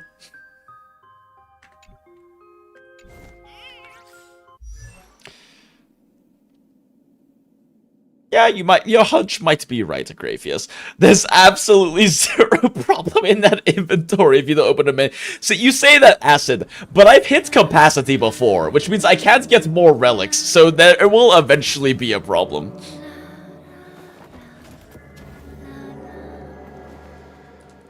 Yeah, can't see it so it doesn't exist until you hit 3,000 relics, and then it suddenly exists again. That might even oh, right, he's just using, like, Thursa's leftover pieces on a very suboptimal set for him. Actually, is this suboptimal? I fucking forgot what he runs.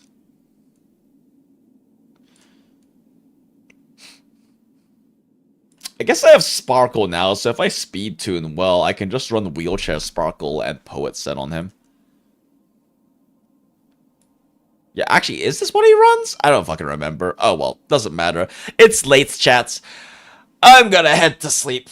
We go and stream, and I'm going to be able to hopefully stream tomorrow as well. I mean, I should probably work on this fucking Ember video, but also stream. Probably, actually, maybe on stream tomorrow, we, like, at least edit and cut out that clip of the funny accidental trim for Redagon. And maybe I can fuck around with OBS and try to figure out how to do like do like a green screen VTuber recording of doing lines for that. Maybe that might be fun. Maybe an editing stream will be fun.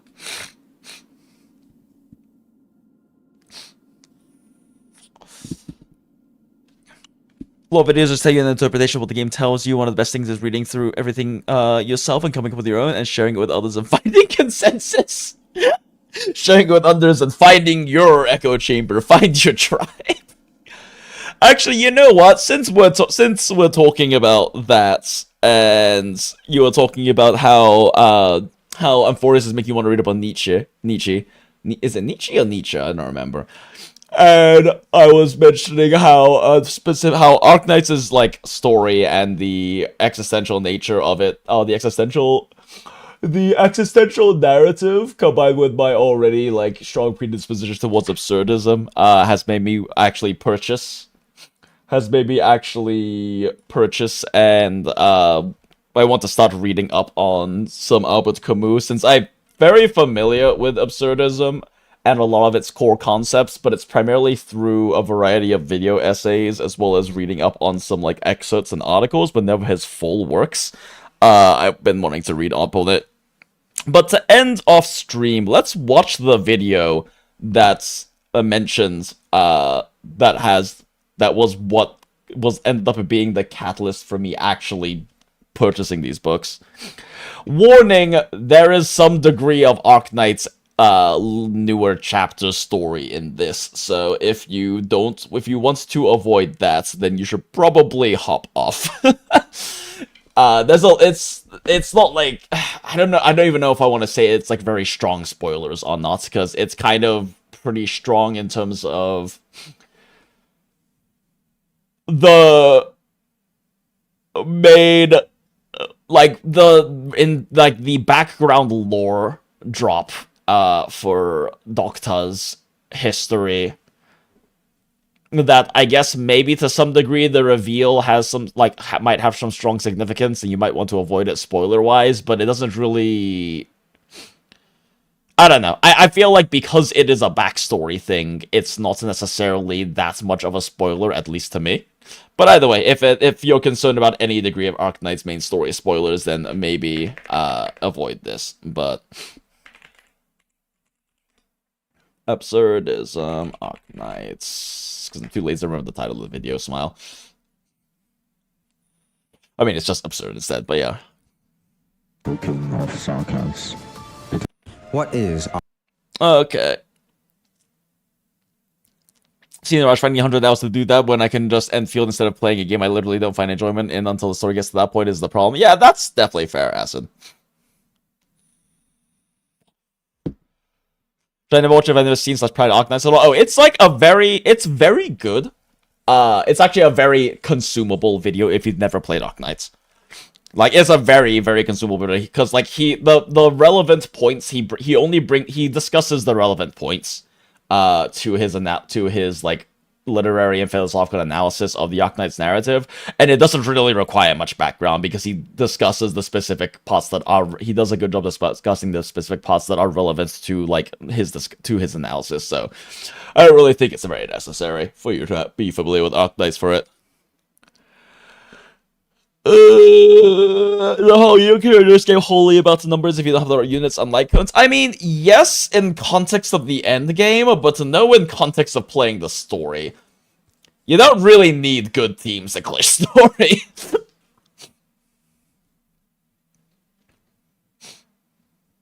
I think there's a lot of context to Arknights. There is, definitely. If the cost is getting some parts spoiled, but to leave a much better impression of the whole, then it's worth it. It's also one of those things, too, where, like, the parts that get spoiled, since it is, like, big backstory thing for Doctor, kind of recontextualize a lot of the previous story, which, if you want to, like, kind of have that experience and then have it recontextualized, is fine, but I think also it's kind of the whole, like, I don't know, I guess for me, it recontextualizing things, I think, makes me enjoy the previous story more, so I don't know if it's necessarily a problem to learn this backstory stuff before you get into it. Because, like, I don't really, in my opinion, there isn't that much in terms of, like, the whole, like, mystery aspects towards the Doctor's past. Like, it is kind of a background thing, but it's not ever really, it's only to some degree, like, a core part of the plot. So it's not like an Attack on Titan where learning the reveal recontextualizes things so intensely you don't really want to know the big spoiler reveal that happens before, like, the quote-unquote final season 4 in Attack on Titan. But for me, it's like, I don't know. If you want to fully avoid spoilers, just, you know, hop off now, and appreciate you hanging out because it's been a fun time, and if you had a fun time and you want to hang with a bunch of other gacha degenerates, then the Discord server, the Goondola To Gacha Hell, is in the description of the video of the live stream, and also video if you're watching this point of the live stream VOD for some reason, you fucking weirdo. We love hags here, and don't forget to live your most authentic life, as well as look respectfully and good from the heart. Bye. Okay, let's watch this video. For the people who are still here. It can be just different instead of spoiled. You don't get surprised by seeing the past later on, but it might also make early story more understandable and so might like that. Exactly, Graerth. That's a great way of putting it. Thank you. That's a much more eloquent way of putting it, for sure. Yeah. It definitely does not, it's not really spoiled, it's more about, like, context, for sure. Oh, yeah. And definitely can make the more early part understandable, because, like, the early parts can definitely be a little rough in Arknights. It is an older gacha, and has the older gacha problem that the first few chapters can be a bit of a rough read for some people. It's not, like, terrible or anything, but... Alright, looks like we lost 4 people in chat, so I'm glad that they headed out before getting spoiled.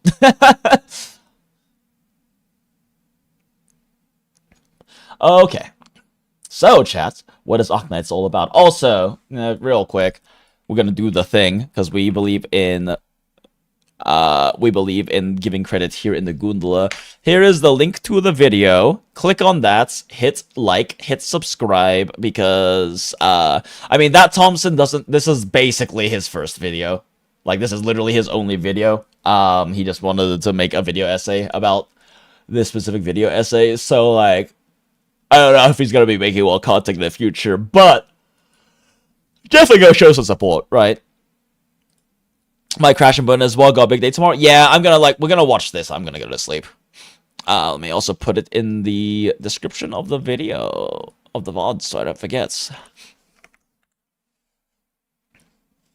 Okay, Absurdism and Arknights video we watched on stream. Warning, there is some degree of spoilers to this. Although, as Graerth eloquently puts it in chats at the time.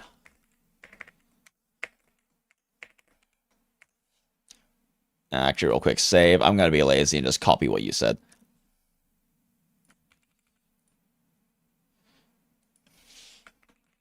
Experience of the Arknights story, quote unquote. It can just be different instead of spoil. You can get surprised by seeing the past later on, but also might get etc. So, earlier story more cinema, and someone might like that.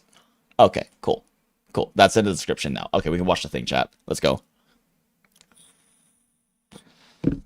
What do we put watch on stream already? What if the world ended in the next minutes? Then, if the world ended in the next 10 minutes, then the description isn't relevant because the world's over.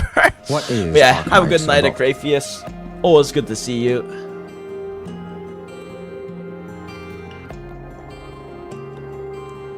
Is it its vibrant, fractured world, packed with so many unique cultures and vivid histories? Down a little bit. Is it its vast repertoire of iconic music, produced by so many talented musicians? The gorgeous UI and stunning character designs? Or the technical tower defense? Do MSQ catch up before you actually get spoiled somewhere too? I'm doing a pretty good job of getting spoiled on that. But it wouldn't be complete without its story. In these 6 years, we have witnessed Arknights' narrative evolve into a truly existential struggle. But here's the thing. Despite the suffering, the destruction, and the death, Arknights isn't grimdark. Instead, this game insists on something more difficult, more profound. Defiant hope. It's hard to avoid this discourse around 3.1 online. See, the thing is that really the only place I would get that is like on my Twitter. My Twitter is so well focused into fucking basically just being gacha memes and like gacha memes and Yuri arts that I don't really get much in terms of discussion and discourse and drama. So like it just hasn't shown up. Like, and if I see like a Wua meme, I just skip it. And so if I just skip it, I don't really get the chance to get spoilers. When we get to the participation story, you really like them? Oh yeah, that would be really cool actually. I mean, I want to just see more participation in story of like, I mean, Arknights, the Master would be cool, but in ENDFIELD, I want to see more participation of like the different sarcas sub-races, because there's lots and they're very interesting. More difficult, more profound. Destruction and the death is okay, we have witnessed Arknights' narrative evolve into a truly existential struggle. But here's the thing. Despite the suffering, the destruction, and the death, Arknights isn't grimdark. Instead, this game insists on something more difficult, more profound. Defiant hope. Despite civilization's fragility, despite humanity's fallibility, despite the universe's screams of futility, to reject surrender and stubbornly fight for the future. That is absurd. Absurdism is a philosophy primarily characterized by the French author Albert Camus. The Sisyphus like is very many relevant. Other philosophers, Camus was concerned with the phenomenon of the absurd. What is this absurd? Simply put, the absurd refers to the human condition to demand meaning in a universe that never answers. It is absurd because it is futile, like talking to a wall. Yet, that absurd is inherent to human existence. For as long as humanity has existed, Defiant have of the sought reason and purpose to their lives. Outro. I mean, it's very Why do we relevant to the suffer? context of Why do we die? But most of all, why are we even alive? We ask these questions only to be met with nothing. And the whole note of defiant hope. It's like defiant hope is a very good way to encapsulate why things like why stories like Arknights and also like Path of Nowhere appeal to me so strongly, because stories of defiant hope in truly difficult times and situations and like truly awful and hostile environments are some of my absolute favorite stories, because I do think that is when humanity and when individuals shine their brightest and when they are most tested of what their true values, their true flaws and virtues, and who they really are is tested. And that's Defiant Hope is an excellent encapsulation of what some of my favorite stories are. That's Rene Magritte. Yeah, I think that's the name. I forget. It's been a while. The universe doesn't operate on justice or grand narratives, only in physical laws. No matter how hard we speak to it, it cannot respond in the way we want. The language of meaning. This divorce between man and his life, the actor and his setting, is properly the feeling of absurdity, Camus says. Humanity seems out of place in this universe, seemingly silent, indifferent, this also might be one of the best and uncaring. Short encapsulations of the concept of the absurd I've ever heard. It's kind of a difficult concept to convey. Hyper-advanced civilization expanded across galaxies, only to be erased by the observers. Alien entities so beyond comprehension, they are more akin to cosmic entropy than invaders. Despite desperate attempts to preserve their existence, the precursor's extinction was inevitable. Cosmic eldritch horror, reminder that civilization itself is merely a temporary spark in an uncaring void. One of the many precursor creations left behind is Originium, a potent energy source. The mineral also powers the catastrophes that plague Terra. Can't wait for ENDFIELD to tackle the this. flesh of the living in a disease called oropathy. As far as the Terrans are concerned, Originium is indiscriminate and impersonal, spreading destruction all across Terra. Each infection, each death, are mere collateral in an uncaring universe, embodied proof that suffering requires no reason. In the observers, their threat lingers. Not out of malice, but because existence itself is fragile. Their return to Terra isn't a question of if, but when. So as actors in the setting, what do we do in the face of this absurd? In his writings, Camus categorizes 3 responses: literal, physical suicide, philosophical suicide, and lucid revolt. Physical suicide is straightforward. Life is not worth living, just give up. The other 2 are where the battle lines are drawn in episode 15 and throughout the rest of Arknights.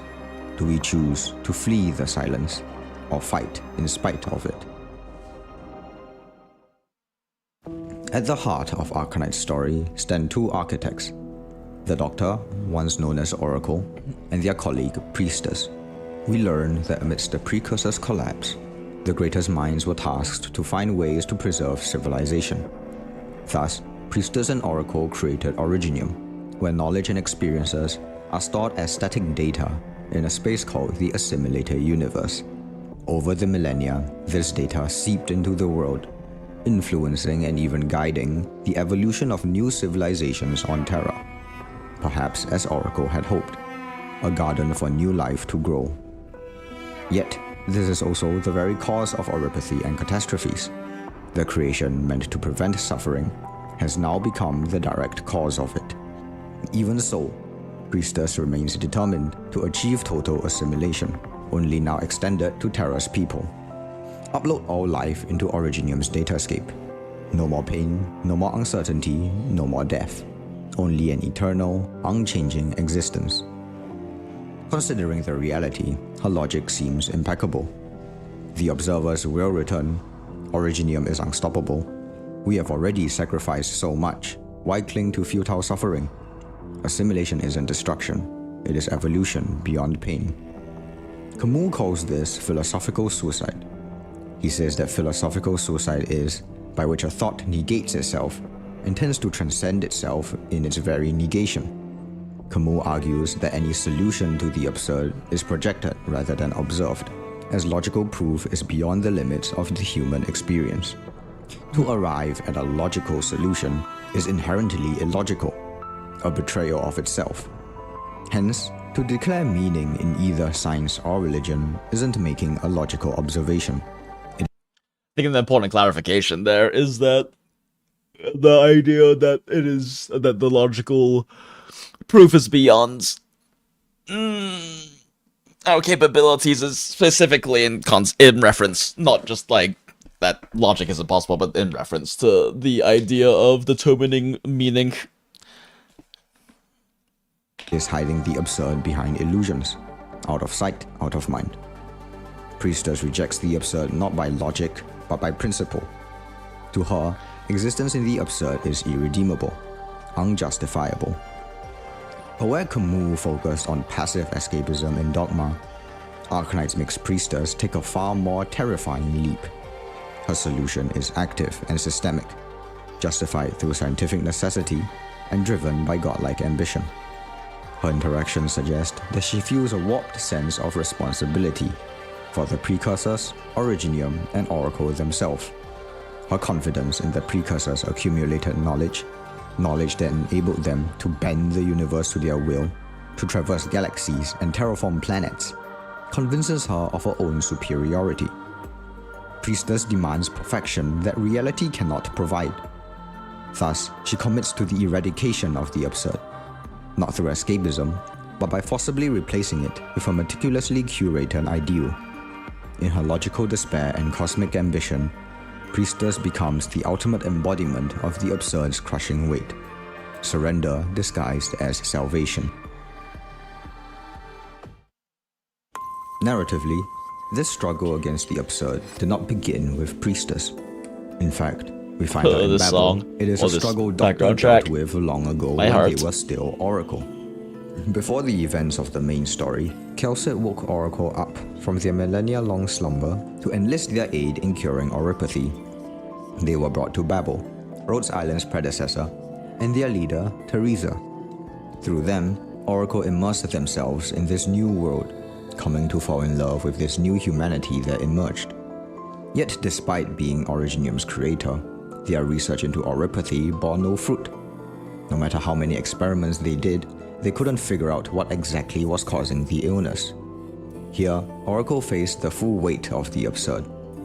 The universe refused to acknowledge their ideals, to use Originium as a vessel for a more perfect civilization. When Oracle finds out Teresa was close to discovering the nature of Originium and how to dismantle it, Oracle's two ideals, duty to the precursors and compassion for the new Terrans, came into conflict. The absurdity of reality became unbearable. Thus, collapsing into panic and despair, Oracle clings to the dogma of duty in a last desperate attempt at making it all mean something. In a sense, the Doctor's journey is a journey of redemption. Redemption for their past failure to live with the absurd by finally learning to live in spite of it. Having lost their memories after Babel, the Doctor rejoins Rhodes Island, guided only by their innate compassion and the hopeful Amia. Daughter! In Act 1, Rhodes Island was challenged by reunion, which forced Rhodes Island to confront their own idealism. Halua, Reunion's leader, began as an idealist too. Her revolt against the systemic suffering of the infected inspired thousands, earning her a vast array of allies.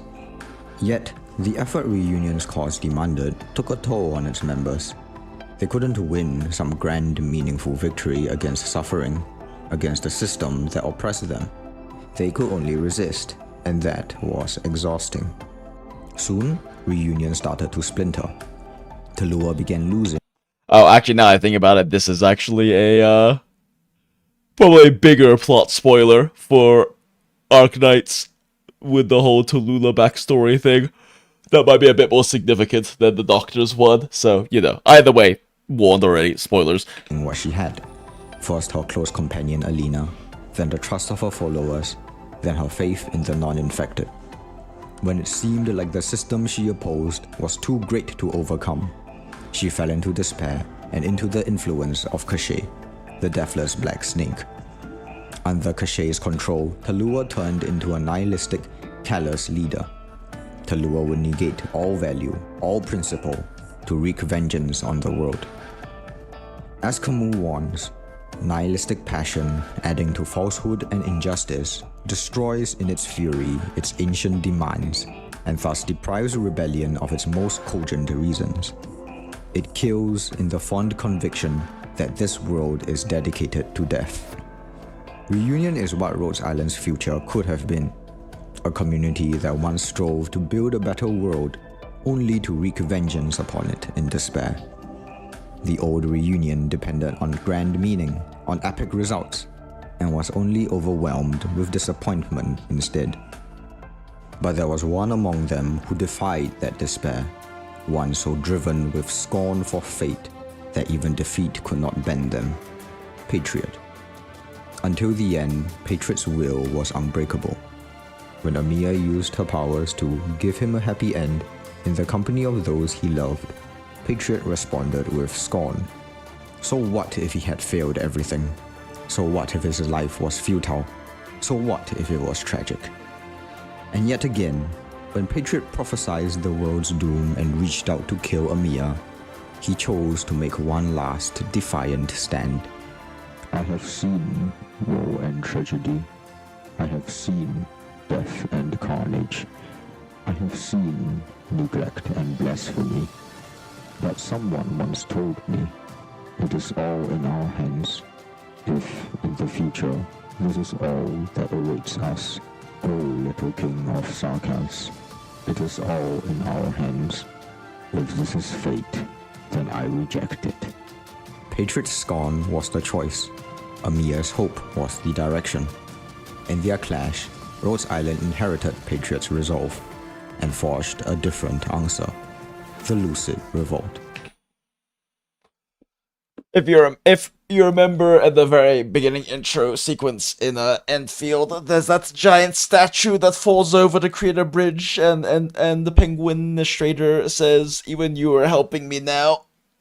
That's Patriot, and that's why basically every Arknights fan squealed when they saw that for the first moment.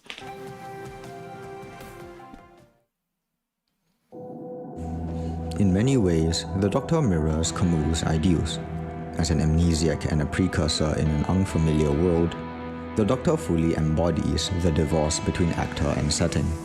As far as they know, there is no inherent reason for them to be here. Yet because of their amnesia, the Doctor's life is authentic. Unbiased and unburdened by social dogma, their instinct for compassion shines through. It is with this authentic life in mind that Camus makes his declaration. The only way to deal with an unfree world is to become so absolutely free that your very existence is an act of rebellion. Let's fucking go. For Camus, Lucid Revolt is the only proper reaction to the absurd. A perpetual refusal to either surrender to it or to escape from it. To acknowledge the absurd, yet live in spite. Oh yeah. In the same way, the Doctor is fully aware of the vast gap between his ideals and the reality of the universe. Yet despite witnessing all that continual suffering, they affirm their compassion. Foolish, is it not? There is no rhyme or reason to that choice, only stubbornness. This is the genius of Camus, making the illogical rational. The revolt isn't empirical or self-evident. It is a dogmatic gamble, but not in outcomes, rather in action and lived experience. It is choosing to see the stars even though the sky is dark, and believing in that choice. The Doctor's opposition to Priestess is not merely a difference in meaning. It is a defense of the very right to revolt, a right Priestess's plan would eliminate. Camus says, the struggle itself towards the heights is enough to fill a man's heart. To save lives while surrounded by death, damn that line, it is illogical, it is exhausting, it is human, all too human. The bonds we build, the lives we save, the opportunities we create, that in itself is so valuable, so worthwhile. That is the Doctor's answer. That is Rhodes Island's answer. Not resentment, not escape, instead choosing to be the Sisyphus that is happy even when the boulder falls. To be the light of revolt, the beacon of hope in the void of the universe. That is absurd. I believe a thought's true value is not measured in words, but in action. We can talk until the end of days about the silence of the universe, about nihilism and the absurd. But when the talking is done, the same question remains. How then shall we live? Camus tells us, live in revolt. But what does that struggle actually look like? Arknights shows it's not a singular victory. It is not a final solution. And perhaps that isn't mere philosophical preference, but a narrative necessity.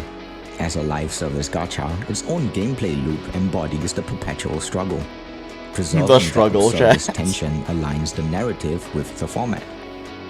So instead, Arknights has been showing us a map of how we get lost and how to find our way again. It is the vast cast of characters we have met in our long journey, each with their own struggles and determination.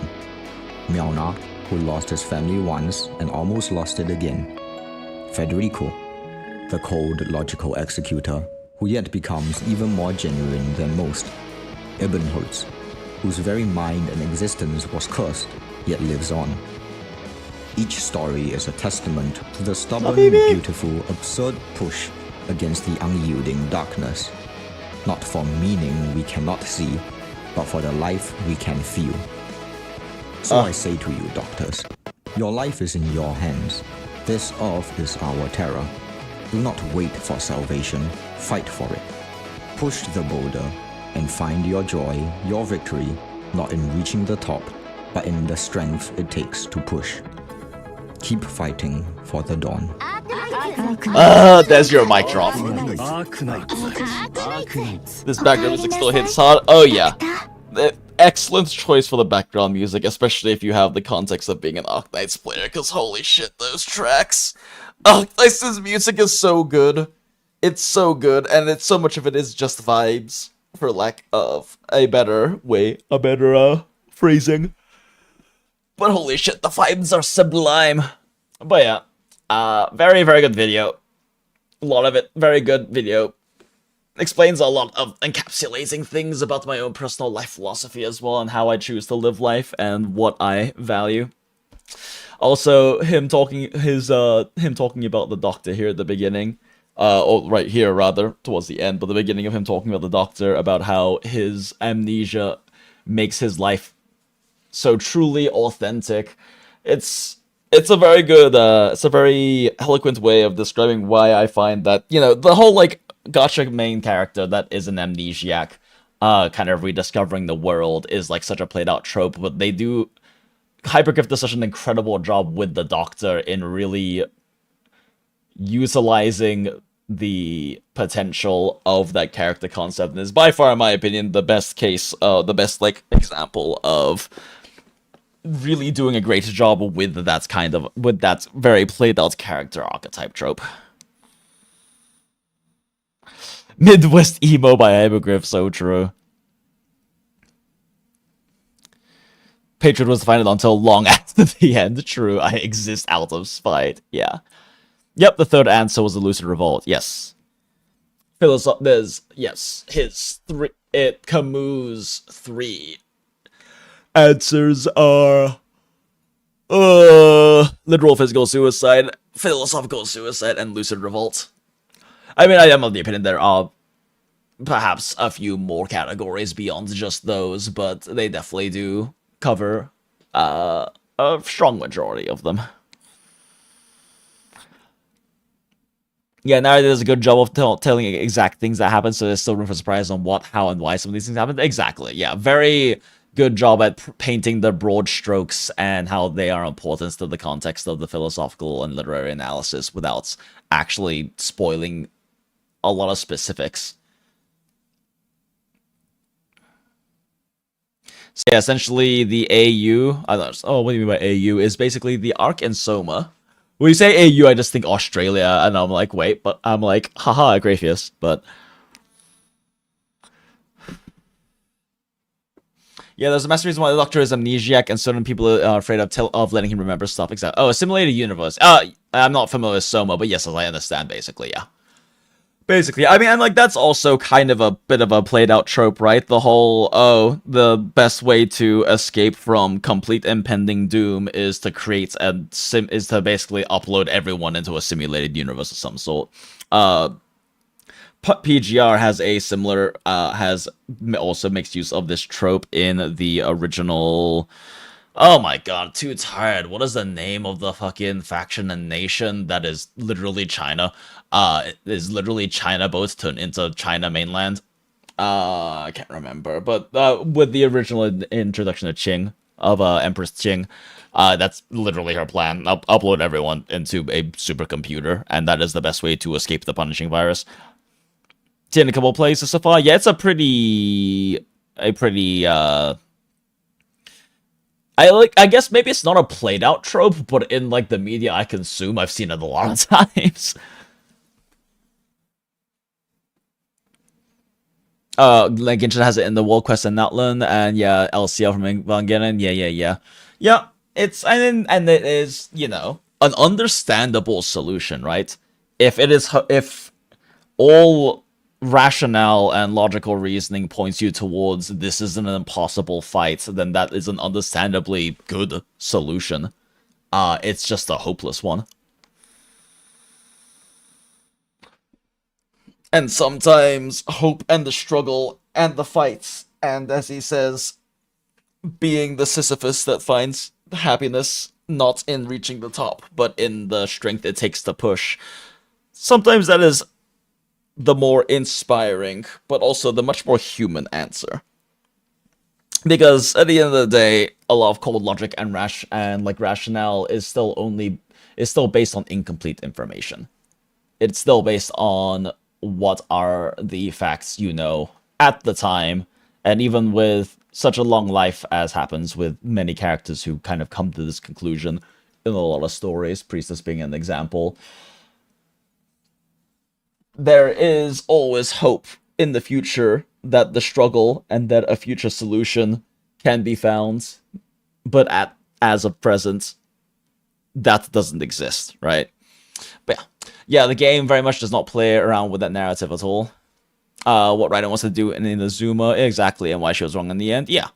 Kowloon, thank you, Acid. I'm tired and sleepy, and was nodding off a little bit during that, video, but I've also listened to this video essay like literally over 50 times at this point. I played it on loop while I was like kind of cleaning up my room and life and living space, because I've kind of been much more active in the process of getting my shit together in my life as a whole. I say up to late before work tomorrow, but work tomorrow is not really going to be anywhere close to intense enough that I'm all that concerned. And also, I mean, like, I was literally late to stream earlier because I've been working on my resume anyway. Because it is part of me getting my shit together is moving on to a more appropriate, better position and place of work than I'm currently at. Not that I don't dislike my current place of work or anything, and the management and my co-workers and everything is great, but it's definitely not a place where my passions that exist in hospitality, such as craft cocktail spirits and all of that, and like doing the kinds of things that make me love this work exist, unfortunately. It's not a place that I truly can be happy with my career and the work I'm doing.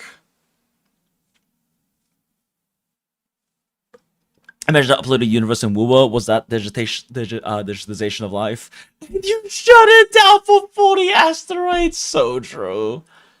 Still refuse to complete that side quest. Fair. Very, very fair. Genshin, you meant? Oh yeah, no, I know you meant Genshin. Niraj, especially because you're not familiar with Arknights.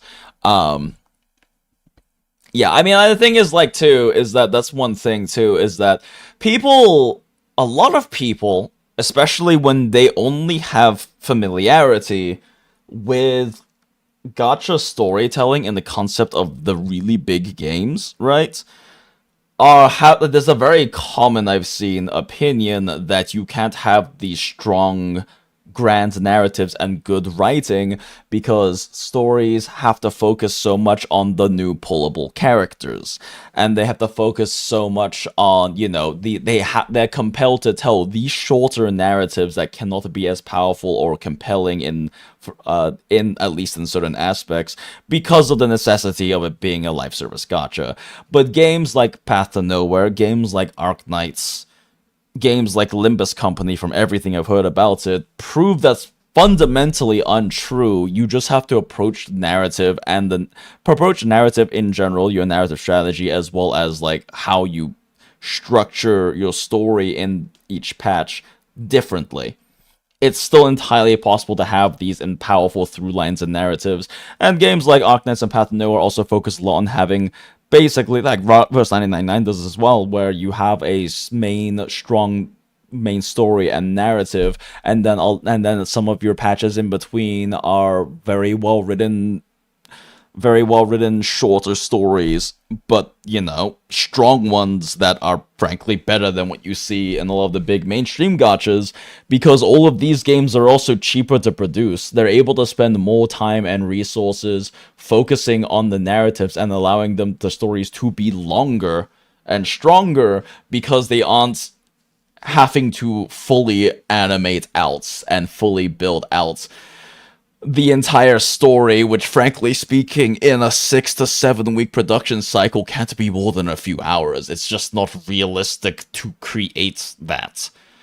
But yeah, like PGR, Arknights, from what I've heard, Limbus Company, Path to Nowhere, Reverse 999 can do a very good, solid job with that format.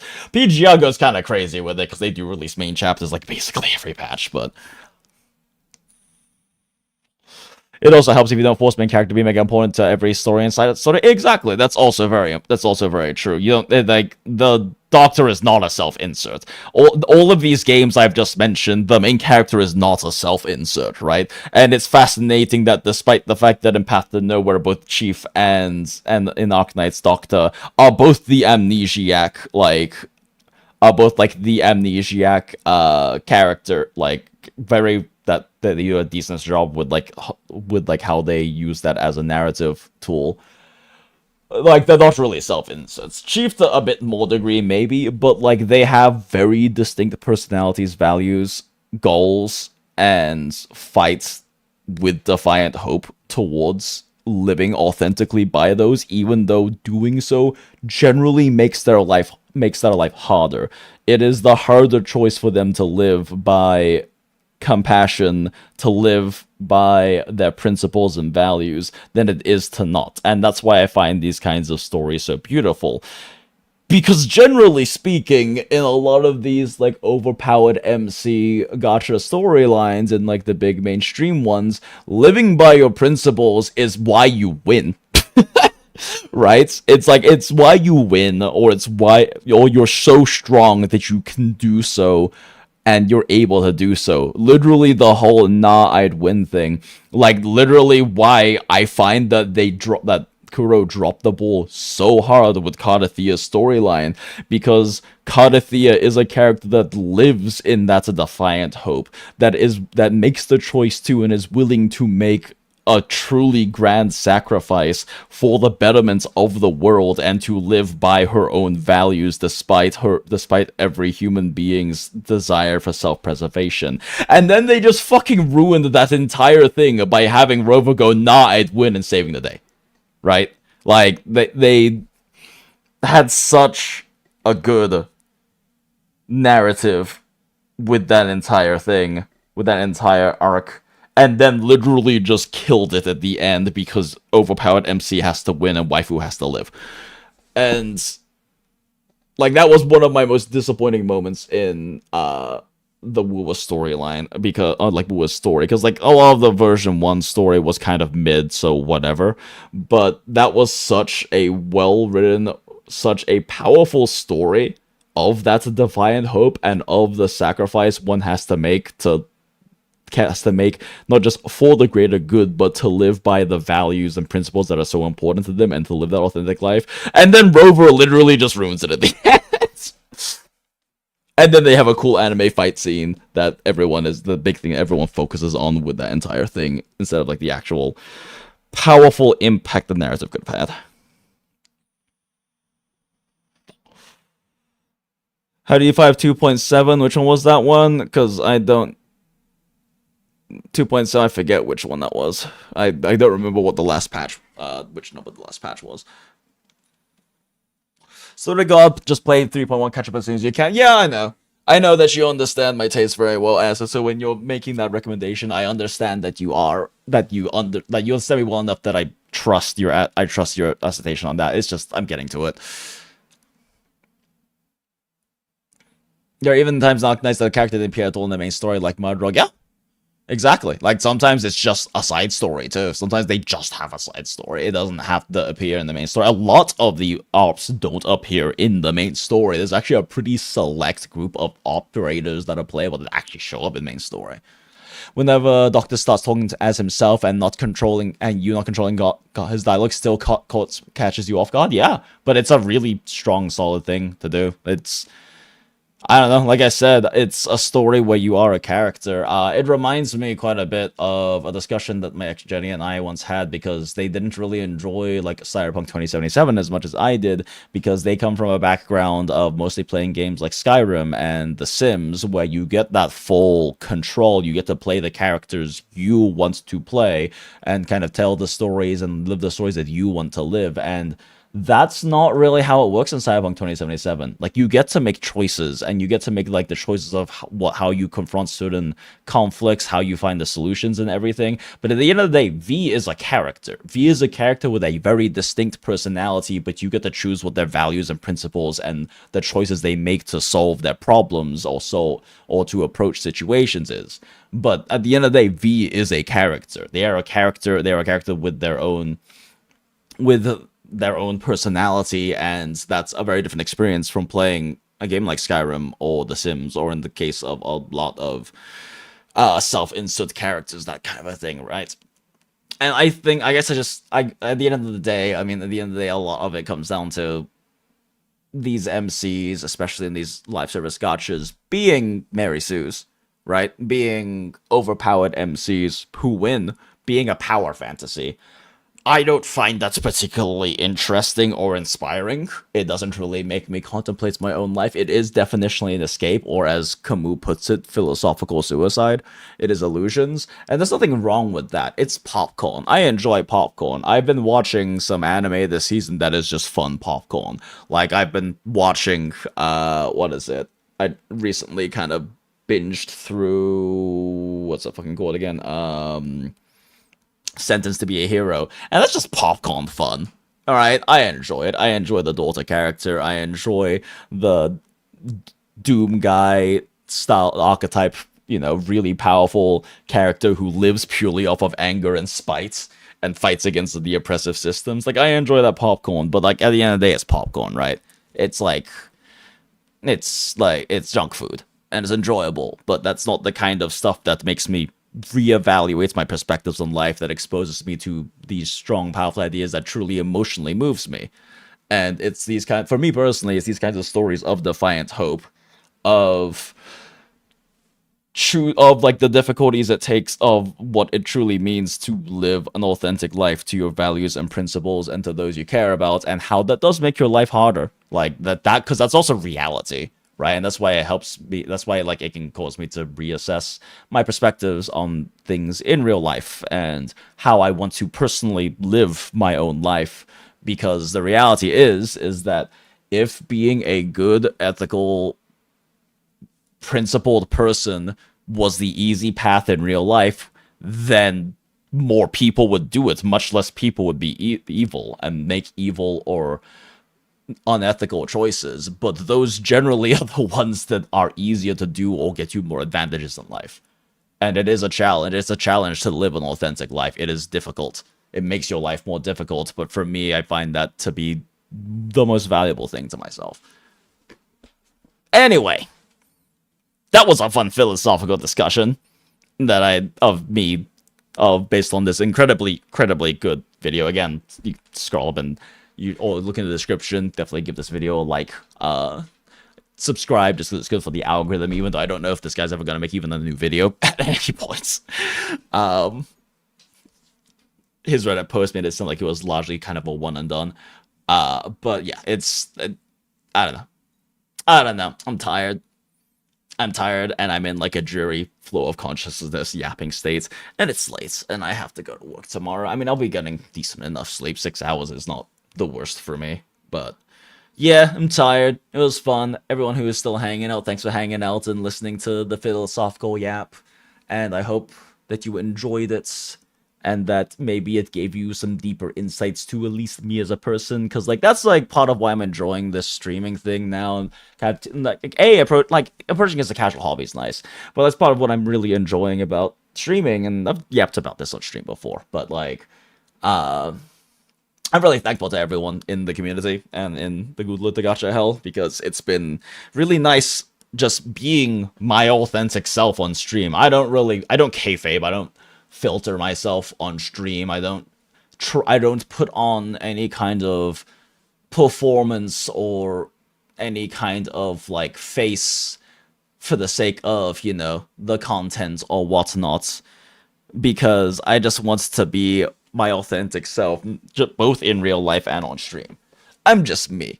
Like, I'm not a trash panda because it's a character. I'm a trash panda VTuber because I'm actually a trash panda in real life. If you've watched or read Gachi Agata, it's very much a story exploring the value in trash, in the things discarded both physically and societally by society as a whole, of being deemed of things without value. And I find those to be some of the most beautiful things. I've been in alternative subcultures my entire life, long before they became like heavily like fetishized and significantly a much more like sexy and desirable thing, as is happening with the modern landscape of social media and whatnot, with the whole like goth girlfriend fetishization and hot emo girls and all these things, right? Because I'm fucking weird, and those are the kinds of places and kinds of scenes and kind of people where that weirdness is not just accepted but celebrated. It's part of why I'm a goth. I was a emo kid that grew into a rave kid into a goth adult, because the goth scene is very big about that in its own interesting, somewhat insular way. And that's always been a beautiful thing to me. That things and people and values and behaviors that are deemed as unworthy in standard society and in different ways are considered trash in society. I think that not just accepting but celebrating those things for the beautiful thing that they are is incredible. So that's why I'm a trash panda. But that doesn't mean that I'm like purely trashy or anything, because, you know, trash pandas, we wash our hands before we eat. That's a thing raccoons actually do. And we have an understanding of civility and all of those kinds of things. But we choose when we want to do it, like washing our hands before we eat, because it's hygienic and proper. Fine, called out. I'm already filtered out as I am here. Last smile. You are the most filtered yeah. You are filtered by YouTube because you're the most unfiltered person here. Like gooning, yeah. I mean, it comes back down to why I like. I mean, it was originally based off an observation, just that the gooning communities and like the gooners in gacha communities are the most wholesome people, and the joke about it's because our two brain cells are focused on one of them gooning to our favorite waifus and husbandos, and the other one's high-fiving the guy next to us who was gooning to his or her or their favorite waifus or husbandos. But it is just a thing where like that kind of like gooning, when done respectfully and with actual like non, I guess, sexualizing or objectifying perspective, is like such it's a beautiful, authentic thing, because it's just this like raw, authentic, in some cases almost primal expression of adoration for not necessarily just a character, but for these characteristics that make up a person and human being, right? Like it's not like it's not like there isn't a reason why different characters and character traits appeal to us. It's because there are these things, these aspects of this representation of a human being that speak to us deeply, and the goon is a human being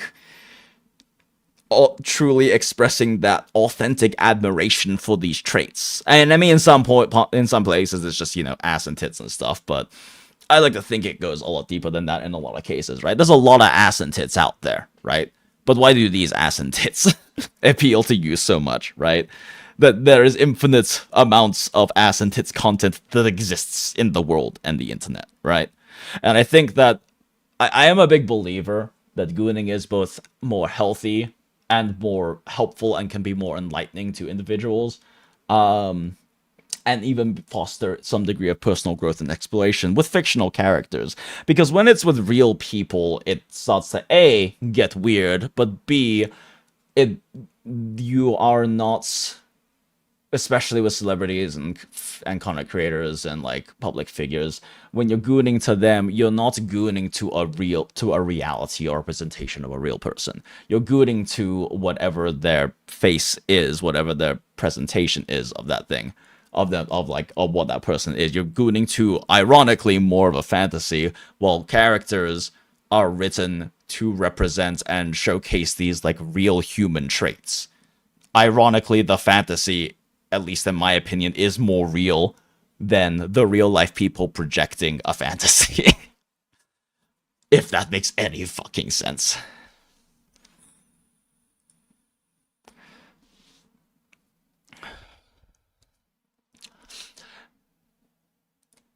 I wrote a mini reply essay the other day, and part of it was, it'd be like trying to convince Trailblazer not to jump into a delicious-looking trash can, trying to convince a Twitter user not to roll into for a bricked unit. Nature trumps logic. Yeah.